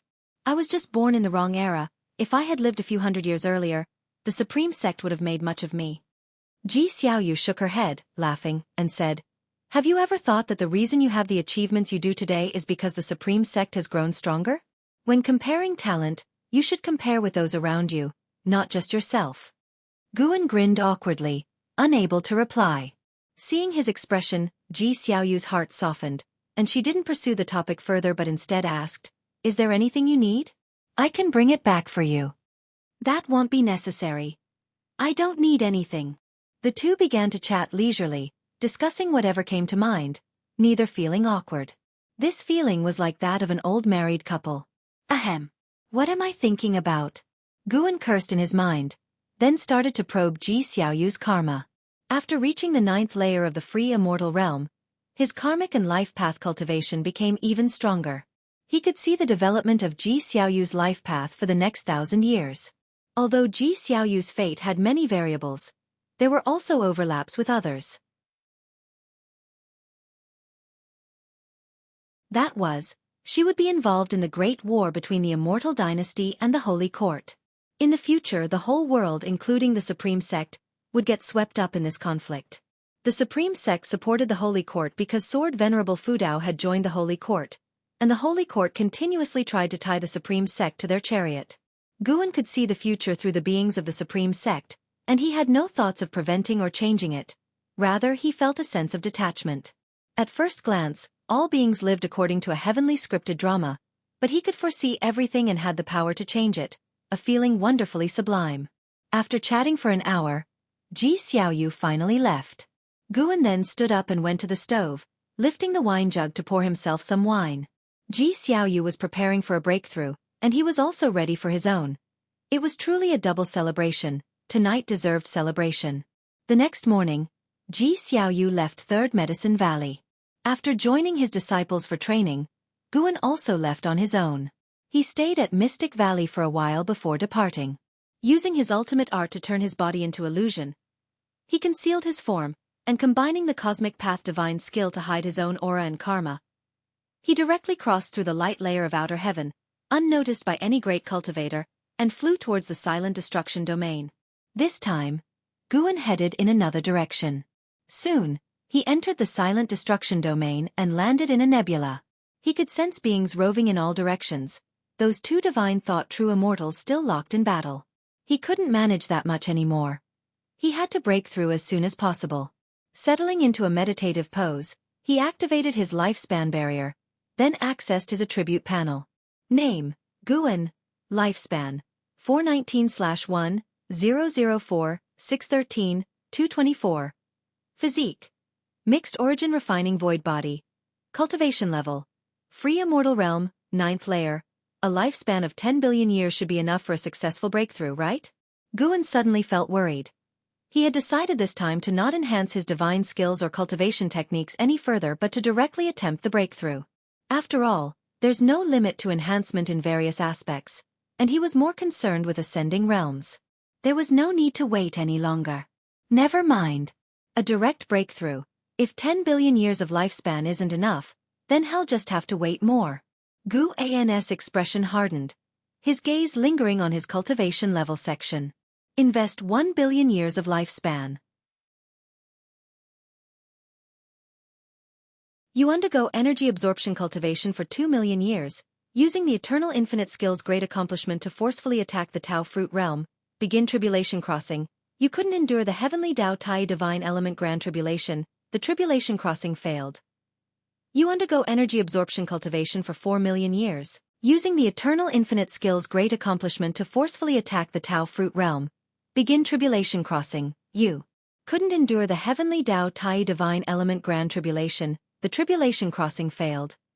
Well, 2 million years for one tribulation crossing? That's a huge gap. Guan's eyelids twitched, but thinking of Long Zhan's tremendous strength after his successful breakthrough, he felt slightly relieved. What are 2 million years? He had a 10 billion year lifespan and could afford the gamble. One prompt after another jumped out. Guan deliberately only looked at the length of the prompts. No changes at all. Until 1 billion years were exhausted, he still hadn't broken through. Guan took a deep breath and invested another billion years of lifespan.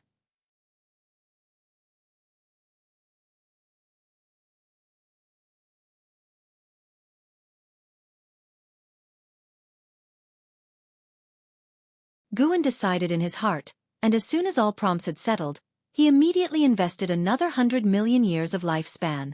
He didn't overlook his attribute panel, which still showed 400 million years of lifespan. Another failure. Guan had to stop. He needed to calm down. 2 more tries. If he still wasn't successful after 200 million years, he would have to stop this time. After all, attempting to break through would consume lifespan in the lifespan barrier. The last breakthrough consumed 50 million years of lifespan, and this time it would definitely double. Here we go again. 100 million years. Guan's eyes turned icy cold, but they soon shifted. You have practiced qi absorption cultivation for 48 million years, forcefully charged into the Tao Fruit Realm with the great accomplishment of eternal infinite skill, and began tribulation crossing. You have endured the heavenly Tao Tai divine origin tribulation and succeeded, stepping into the Tao Fruit Realm. Your cultivation level has broken through to the early stage of the Taoist storage-free immortal realm. You have practiced qi absorption cultivation for 85 million years, and your cultivation level has improved to the mid-stage of the Taoist storage-free immortal realm. You have practiced qi absorption cultivation for 100 million years, and your cultivation level has improved. Breakthrough success. The division of minor cultivation levels was no longer 9 layers but was now early and middle stages. It seems that the Tao Fruit Realm is a major realm, comparable to major stages like the mortal realm and the 9 heavens of the immortal path. Taoist storage-free immortal. This was the realm that Long Zhan had reached. Just when he reached this realm, he was executed by the Annihilation God Emperor. Tao spiritual energy began to surge towards Guan, and he saw the lifespan numbers on the lifespan barrier start to jump quickly. Guan still had 300 million years of lifespan, and he continued to spend. One prompt after another kept jumping out, and this time, he invested slowly, no longer splurging 100 million years at a time. The late stage of the Taoist storage-free immortal realm. The completion of the Taoist storage-free immortal realm. Stop. Just 2 minor realms cost Guan 120 million years of lifespan. He had 180 million years of lifespan left. The lifespan barrier shouldn't dry him out completely, would it? Guan's mood was a bit apprehensive. If really pushed to the limit, he could only cancel the lifespan barrier. He certainly couldn't just wait for death. As vast amounts of Tao spiritual energy entered his body, there was another upheaval in the silent destruction domain. Not only Tao spiritual energy but even the Tao rules of the universe were in upheaval. Almost instantly, those beings who were fighting or exploring in the area were scared into immediate retreat. This upheaval far exceeded the disturbance Guan had made during his last breakthrough. Even true immortals with divine thoughts were frightened into running away. Guan soon closed his eyes, immersing himself in the metamorphosis of his being. His Tao seed began to absorb Tao spiritual energy. Even Tao rules integrated into his body, with cause and effect, destiny rules in the majority, followed by soul and reincarnation rules. Although reincarnation rules have always existed, they were not as perfected as his previous lives' mythology portrayed. The reincarnation rules absorb souls, then let them reincarnate anew. This process is elusive and unstoppable. Guan focused on his Tao seed, which continued to store Tao unique to himself.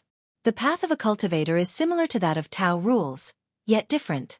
It's more like a special form of mana. Its execution is also similar to divine skills. Once the Tao seed blossoms into Tao fruit, Guan would be able to fight using his own Tao, entering a higher level of combat with even richer methods.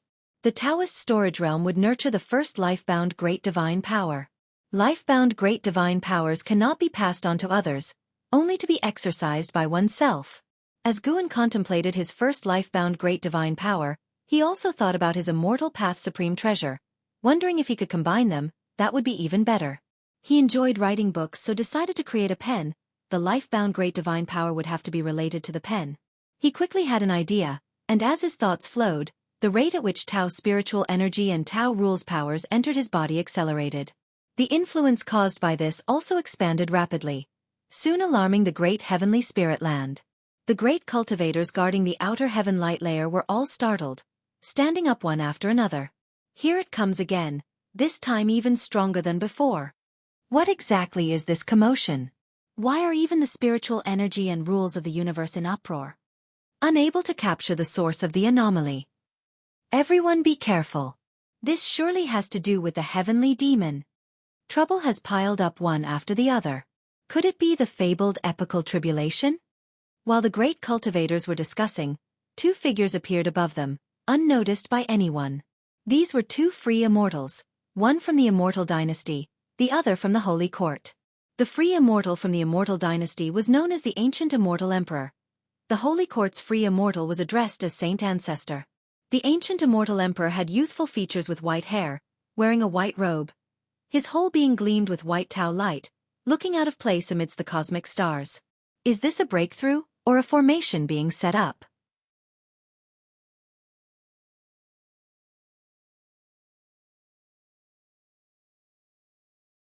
His divine thought turned invisible, probing far away.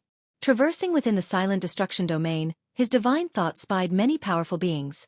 The silent destruction domain still hosted quite a few true immortals and free immortals, though they were very scattered, equivalent to a realm as large as the great heavenly spirit land hardly housing a single free immortal. Crossing vast distances, he saw another great heaven and earth. He didn't linger, continuing onward. Over the following period, he encountered 3 other great heaven and earths, all enveloped by the silent destruction domain. As his divine thought neared its limit, he quickly retracted it and concentrated on breaking through. The nearest great heaven and earth to the great heavenly spirit land was extremely distant. It would take true immortals years just to travel there, passing through many areas of spatial distortion along the way, which cannot be crossed by mere flight. Guan's focus returned to his body, observing his own Tao fruit. He had an intuition that once the Tao fruit bloomed, a new realm would open up. He looked forward to that day. At that moment, Guan seemed to sense something and looked up. In the deep darkness, a pair of gigantic eyes appeared, The same eyes he had seen during his previous breakthrough. Unexpectedly, they had appeared again. They were larger than the great heavenly spirit land eyeballs, showing how immense those eyes truly were.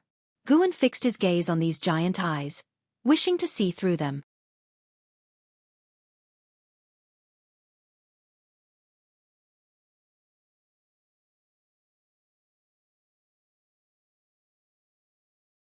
At this moment, he felt a great sense of power, as if he could reach to the heavens and pierce through the earth.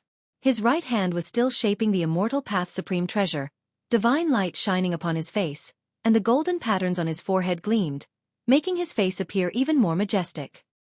He seemed to be beholding a piece of heaven and earth. His gaze profound. He glanced at the attribute panel and saw he still had 70 million years of lifespan. He did not rush to lift the lifespan barrier but continued to fashion the immortal path supreme treasure. With the breakthrough completed, the rate at which the lifespan barrier consumed his lifespan abruptly decreased. The turmoil in the silent destruction domain also began to slow, bringing relief to the creatures hiding all around.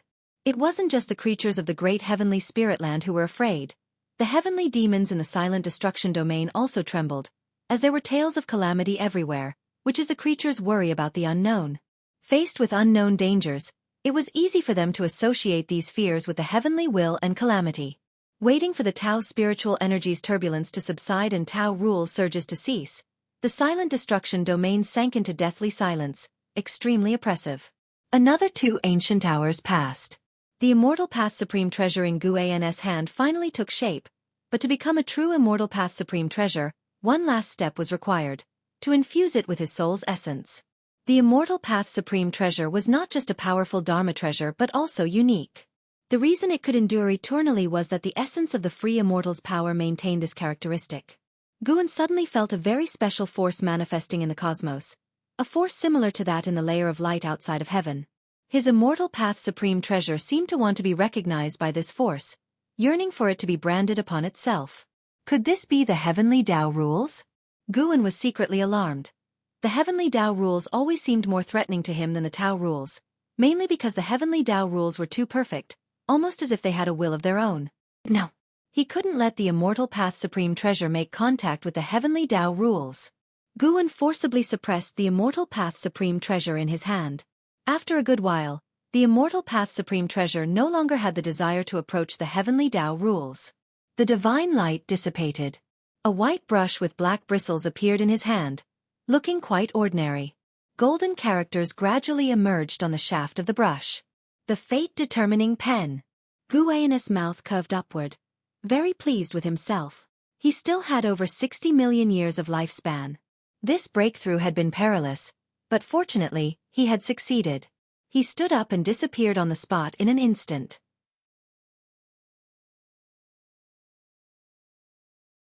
With a single step, he arrived at the edges of Mystic Valley. Following that, he stepped out of the woods into a world where snow fluttered all around. The snow melted rapidly wherever he went. He stopped moving, concealing the aura of his Tao fruit before continuing on his way. Snowflakes fell on him, and his figure gradually was obscured, as if returning to the mundane. 30 minutes later, Guan returned to the third Medicine Valley. He stepped down from the transmission array platform and then headed towards the chess-playing area. This day, Nine-Finger Divine Lord was once again trouncing the less skilled. His opponent was still Shen Xinzi. Shen Xinzi held the romance of the Three Kingdoms in one hand and a chess piece in the other. His eyebrows tightly furrowed, indecisive about his move. There were more than a dozen people surrounding them, including Medicine Valley disciples and great cultivators from the Supreme Sect, all of whom were discussing in low voices. Guan approached them, playing with the fate-determining pen in his hand. Yu Yingying nudged closer, asking curiously, "Did you just buy that brush?" This brush was larger than ordinary, the size of a flute, which piqued Yu Yingying's curiosity even more. "Yeah, bought it this morning, from an old senior. He said it's an immortal path supreme treasure," Guan replied with a smile. Upon hearing this, Yu Yingying rolled her eyes with disbelief, asking, "Since it's an immortal path supreme treasure, how many spirit stones did it cost you?" 10 top-grade spirit stones, pretty expensive, right? Heh. Yu Yingying's gaze was like one looking at a fool, the scorn clear in her laughter. Guan extended the fate-determining pen towards her, saying, 100 top-grade spirit stones. I'll sell it to you, taking a little loss. Yu Ying slapped his hand away with a huff, retorting, I'm not as foolish as you, I won't buy it. But if you gift it to me, I could consider it. Quite the character, wanting something for nothing? Guan rolled his eyes at Yu Ying, then continued his walk towards Nine-Finger Divine Lord and the others. Yu Ying followed, eyeing Guan closely. She had sensed changes in Guan's temperament multiple times. She always felt that Guan was hiding a secret. Could this guy really have taken Sword Venerable Fudao as his teacher? Guan made his way through the crowd to stand behind Shen Xinzi, with Yu Ying following close behind. Nine-Finger Divine Lord, sitting opposite, lifted his gaze towards Guan, also noticing the pen in his hand, and smiled. That's a decent-looking pen you have there, may I take a look? Guan twirled the fate-determining pen in his hand and said, 100 top-grade spirit stones, I'll sell it to you. This might actually be an Immortal Path Supreme Treasure. An Immortal Path Supreme Treasure.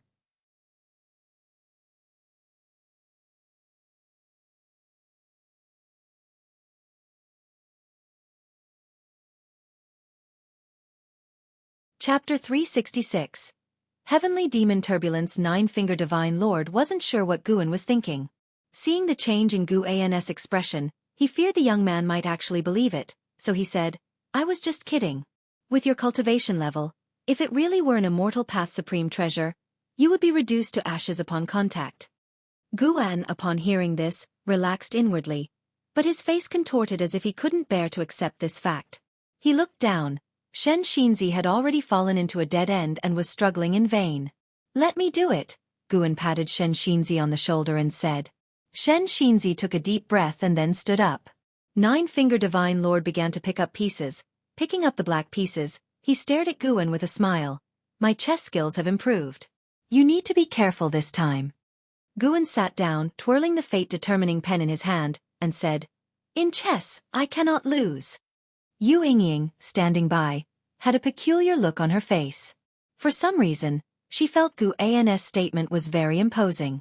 The Nine-Finger Divine Lord made the first move, and the chess game began. The spectators were engrossed in watching, and Shen Xinzi also wanted to learn from Guan's moves. Confident, Nine-Finger Divine Lord played quickly, not using his usual tactic of wearing down the old timers.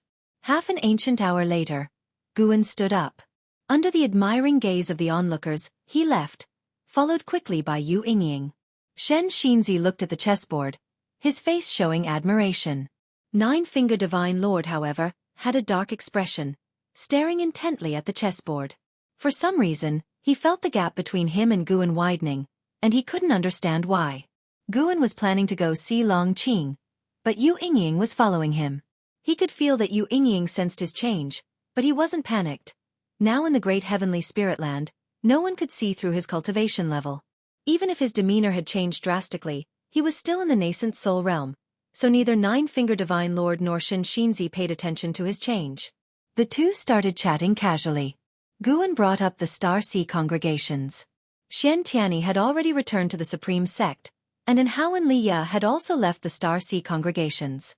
Although there was still cooperation between the Supreme Sect and the Star Sea congregations, the latter was rarely mentioned within the Supreme Sect. Yu Ying came from the Star Sea congregations, but since coming to the Supreme Sect, she had never gone back. In the past, Guan was wary her heavenly demon identity would cause trouble, but now it didn't matter. The silent destruction domain was full of heavenly demons, and Yu Ying's karma was not as significant as Long Qing's. Do you want to cultivate? Guan suddenly asked.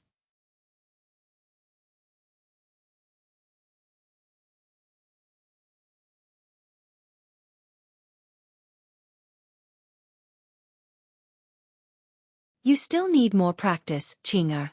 I'm waiting for your next challenge. Guan's laughter reached Long Qing's ears, pulling him out of his reverent mood. He took a deep breath and nodded vigorously, his arrogance completely dissipated.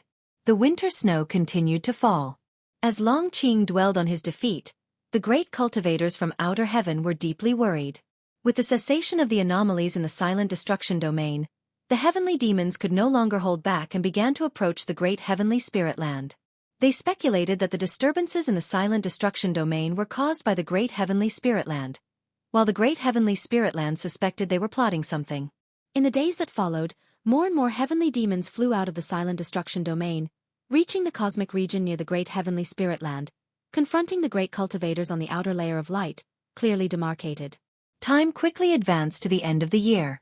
On this day, Guan was sparring with Tian Yaoer, Tian Qing, and Tian Bai in the outer world cave. The three demons attacked him together. Although they couldn't gain the upper hand, each was agile and their spells were impressive. Guan, holding the fate-determining pen, easily blocked and dodged their every spell. He was secretly pleased. Although the three demons were always in the Nianchu cave and outer world cave, their strength had been steadily improving. Any one of them could easily defeat Long Qing alone. Together, they could even withstand the unification realm. The strongest, Tian Yaoer, had already reached the 7th level of the void-crossing realm. Apart from her exceptional talent, this was also due to Guan's investment in elixirs. Tian Yaoer stopped and said, "Let's stop here for today." Tian Qing and Tian Bai followed suit, panting and sweating, their foreheads and hair damp. They looked at Guan with adoration, immediately rushing to him, each hugging an arm, and began to praise how amazing their master was. Guan was already accustomed to their actions.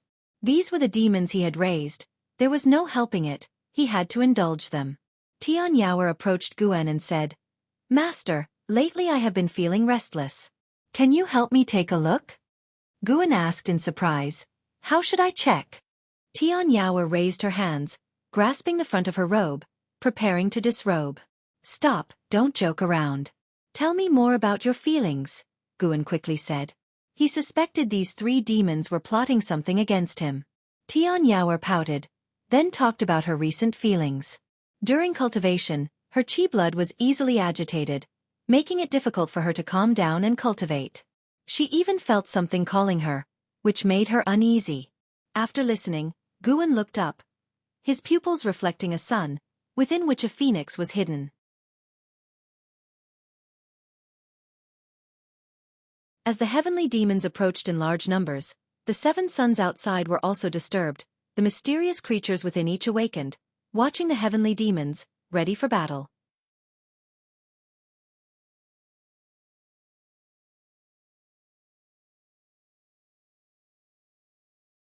Chapter 367. I want to become an immortal.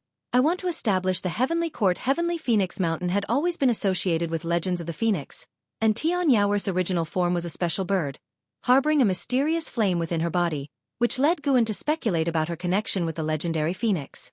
"Master, what are you looking at?" Tian Yaoer asked nervously. Tian Qing and Tian Bai looked up at the sky and saw nothing, which made them anxious. Could there be something invisible to them that had infiltrated the outer world cave? Guan's gaze shifted to Tian Yaoer. He saw the causal links related to the phoenix on her, which, while faint, were indeed there, proving that Tian Yaoer was a descendant of the phoenix. He was not afraid of the phoenix coming after them because the causal connection was too weak. Guan had been unable to detect it even in the divine thought true immortal realm before, indicating that Tian Yaoer was separated from the phoenix by a vast expanse of time. That phoenix was just a carefree primordial immortal in terms of cultivation. Guan spoke. "Do not worry, I was just looking at your ancestor. The reason for your unease is because your ancestor is restless, and it's affecting you through your bloodline." Ancestor? With both her parents deceased, Tian Yaoer had long regarded Guan as her only support. Hearing now of the existence of an ancestor, how could she remain indifferent? She opened her mouth but eventually fell silent. Curious, Tian Qing asked, "Master, who is her ancestor, and what is their cultivation level?" Tian Bai also looked at Guan, her large eyes filled with anticipation. Guan counter-asked, "Do you still remember the legend of Heavenly Phoenix Mountain?" At this remark, Tian Yaoer's expression changed. Anticipation, nervousness, resentment, various emotions flashed through her eyes. For this moment, she seemed unlike her usual naive and romantic self. Could the miss be a descendant of the phoenix? Tian Bai gasped, eyes wide.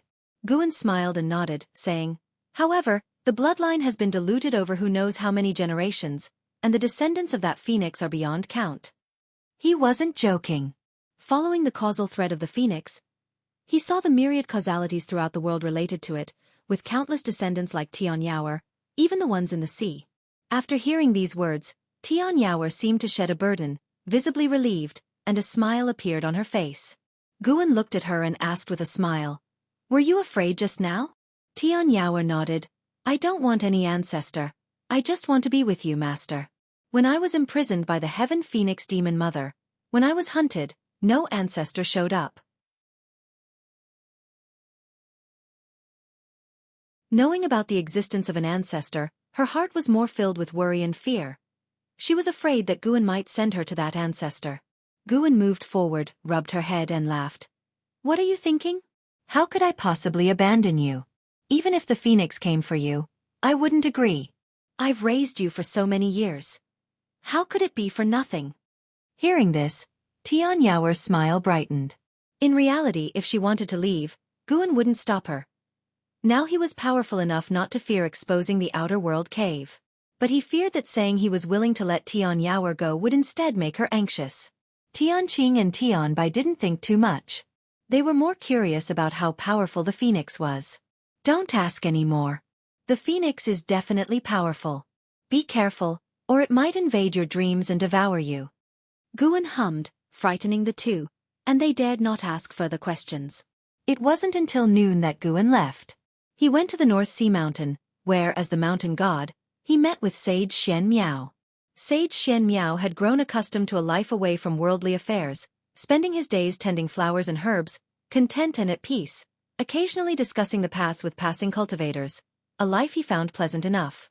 When Guan, transformed into a small mountain god figure, approached him, he was no longer as constrained as he had been hundreds of years ago. He stood up and bowed. Guan sat on the eaves and asked, "Have you encountered any confusion in your recent cultivation?" Though the lifespan offerings from the mountain god temple weren't much, Sage Xian Miao's sincerity touched him, so he was willing to give guidance on cultivation. Sage Xian Miao shook his head and smiled. "Not at the moment." He looked up at the mountain god on the eaves, hesitated for a moment, and asked, "In your view, do the immortal dynasty and holy court qualify as immortals?" This question he had long wanted to ask but feared offending. The methods by which the founder of the immortal dynasty bestowed blessings on all beings had shocked him, overturning his imagination. In his view, not even a mountain god could achieve that. Now that he heard the immortal dynasty and holy court were about to go to war, it left him with complex feelings. How could immortals quarrel over power and profit like mortals? If the immortal dynasty and holy court were not truly immortals but merely powerful beings, why should humans be stronger than immortals? Various confusions took root in Sage Xian Miao's mind, making him even more eager for answers. Guan, legs crossed, looked down at Sage Xian Miao. His eyes, hidden beneath the mask, were so profound as he asked, "What do you think an immortal should be like?" "Like you, protecting the common folk without being swayed by worldly interests." "If that's the case, why ask a question to which you already know the answer?"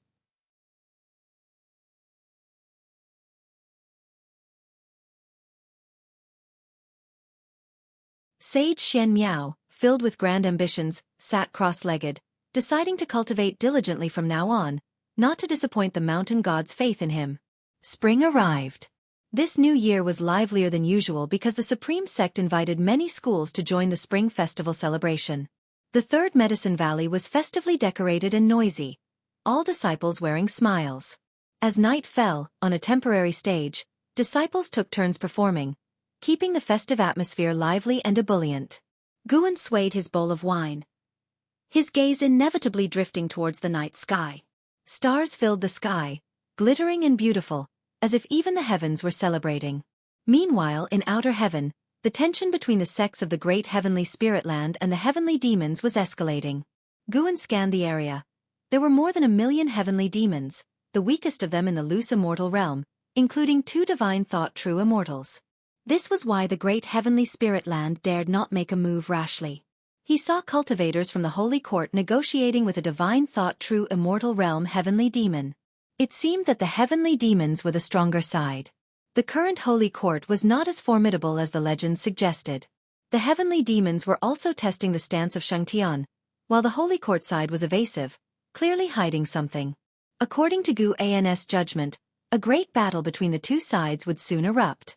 Guan had no intention of getting involved, given the immortal dynasty and holy court were handling things. Having just made a breakthrough, He wasn't eager to collect lifespans and preferred to lay low. Long Qing came over, clamoring to have a drinking contest with his master. How could Guan indulge him? He welcomed all challengers. The wine in Medicine Valley was spiritual wine, and even cultivators could get drunk if they had too much.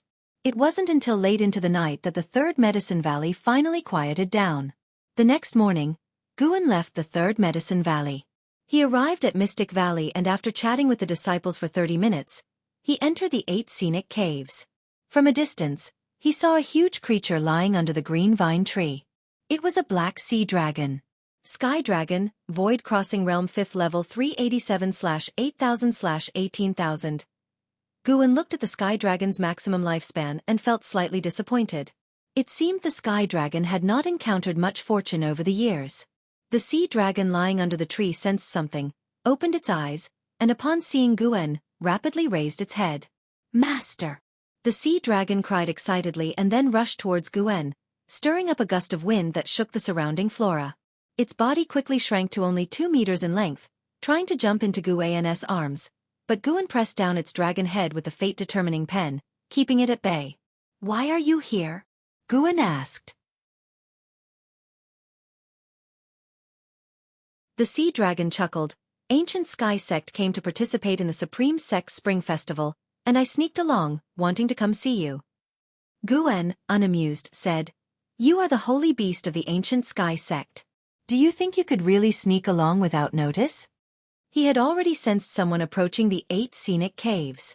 He wasn't angry, even somewhat excited.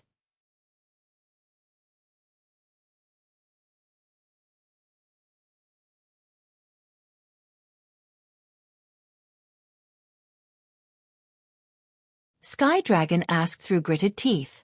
The Void Crossing Realm and the Mystic Heart Realm were separated by the Unification Realm, and facing Demon Chaser, Sky Dragon felt immense pressure.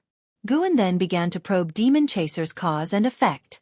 Demon Chaser's background was rather profound, with a Mahayana realm master who was seriously injured, hiding in a cave. His master came from a demon sect at sea, with the highest cultivator within reaching the loose immortal realm, incidentally Demon Chaser's martial master. His loose immortal martial master was a traitor from an ancient family lineage. Although a traitor, his brother was still present, and the two shared a close relationship. Demon Chaser's martial master often sought his brother's help when encountering insurmountable troubles. And the strongest person from this ancient family line reached the heaven and earth flying immortal realm.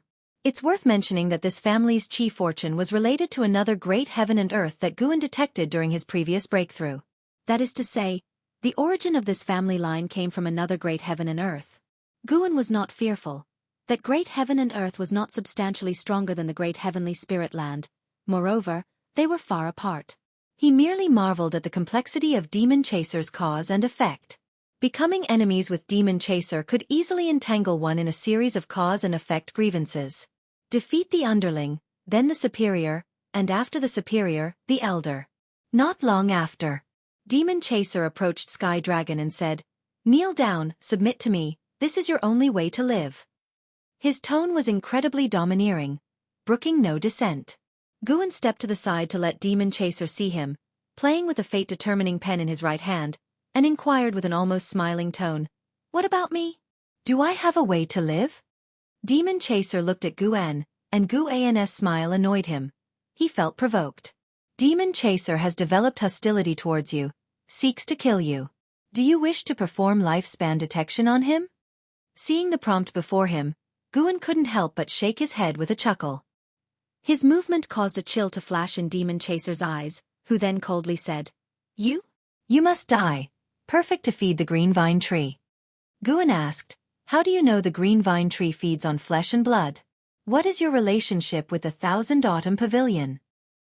He knew the truth, of course, but wanted to ask one more question.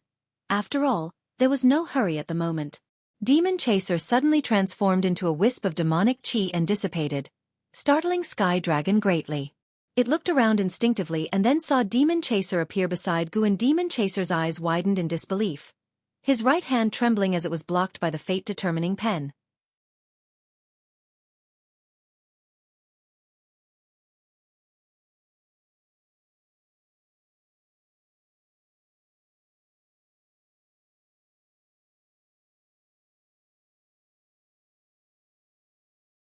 If this book grows longer, it will certainly become a classic.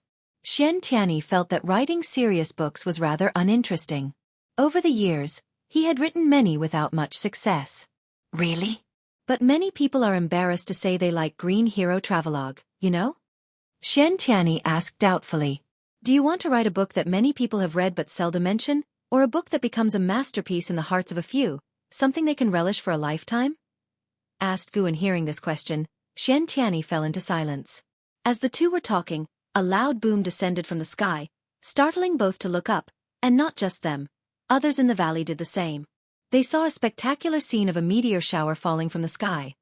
Countless meteors with long trails of smoke descended, piercing through the clouds, resembling an apocalypse that made people uneasy from afar. What's that? Guan asked with a frown, thinking to himself that it had finally come. The heavenly demons began their invasion, effortlessly breaking through outer heaven's defenses under the lead of a free immortal. Those meteors concealed many heavenly demons. I'm not sure, I'll check it out. With those words, Xian Tianyi disappeared from where he stood. Guan stood up and walked towards his loft. An exile ran all the way to him, anxiously asking, Master, what exactly is that? I'm not sure either, but we're safe inside the Supreme Sect, Guan reassured her. Relieved by his words, an exile could hear the unspoken message from her master. Those mysterious beings from outer heaven couldn't threaten him. As Guan moved forward, he glanced up and saw that one meteor was heading straight for the Taitsong continent. Shan Xinzi had already gone to meet it, preparing to protect the Taitsong continent. Guan did not intend to take action. After his breakthrough, with the invasion of the heavenly demons, perhaps there was some scheme behind it. As long as the continent could withstand this disaster, there was no need for him to intervene. It would be a good opportunity for others to get some practice. In fact, Sword Venerable Fudao had not acted for a long time, and there were daily conflicts of varying sizes within the Supreme Sect, which Guan did not meddle in. This also let the people of the world understand the stance of Sword Venerable Fudao. As long as the core foundation of the Supreme Sect and the safety of the continent were not threatened, Sword Venerable Fudao would not act. After Guan entered his room upstairs, Shen Xinzi had already shattered the meteor, from which a horde of heavenly demons surged out, the strongest reaching the wandering immortal realm. They besieged Shen Xinzi, plunging him into a hard battle. Nine-Finger Divine Lord quickly went to provide support, and cultivators from all over the continent also rushed to the scene. The Taitsong continent was just a microcosm. A grand defensive battle had begun in every part of the world. The great battle outside was even more imposing. Ancient Immortal Emperor of the Immortal Dynasty and the Saint Ancestor of the Holy Court joined forces against the free immortal heavenly demons, deadlocked in combat. Divine Thought True Immortals showcased their divine skills, and even the 7 beings hidden inside the sun came out to join the battle. Phoenix, True Dragon, Qilin, White Tiger, Shen Turtle, Green Bird, Kuan. Their opponents were also colossal creatures, fierce beasts from the silent destruction domain. The scope of the battle quickly expanded, with the great heavenly spirit land at the center. Fighting figures filled every direction. The Sun and Moon Netherworld Emperor stepped out from his house, his gaze calm as he looked up at the sky. At that moment, Long Qing passed right by him, his eyes fixated on the distance, brows tightly furrowed. The Sun and Moon Netherworld Emperor's gaze fell upon him and he suddenly furrowed his brow. After the descent of the heavenly demons, Long Qing was overcome with uncontrollable irritation, which was why he kept moving around, trying to dispel the emotions in his heart. Why is the cause and effect on his body changing? Wondered the Sun and Moon Netherworld Emperor with surprise. And at this time of all times, this child must definitely be related to the heavenly demons. The Sun and Moon Netherworld Emperor developed an even greater interest in Long Qing, feeling previously that Long Qing had an unusual physique. Before long, a fierce wind blew from afar, a tempest stirred up by the great battle. Guan sat at his desk, holding the Green Hero Travelogue while using his divine thought to observe the entire world. The foundation of the great heavenly spirit land was truly strong. In such a short time, many divine thought true immortals, Tao void mysterious immortals, and divine immortals of wondrous dharma had emerged. From the current perspective, the heavenly demons couldn't shake the great heavenly spirit land. The battle would end following the outcome of the fierce conflict of the free immortals in outer heaven. However, Guan noticed many heavenly demons that descended chose not to fight but to sneak into the mortal world. Some seized living beings, some disintegrated, merging into the reincarnation rules, and were then sucked into the reincarnation vortex above. Guan suddenly felt that this batch of heavenly demons was not a united front. Those who had not fought were entangled in a multitude of cause and effect with Long Qing, and were very likely here to find him. His divine thought then landed on the Moonfall Divine Lake. Moonfall Divine Lake was also experiencing an attack by the heavenly demons.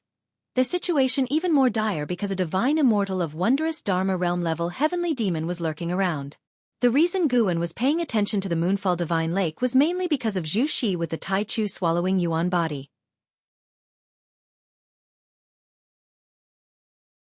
Under his gaze, Zhu Shi escaped alone from the Moonfall Divine Lake.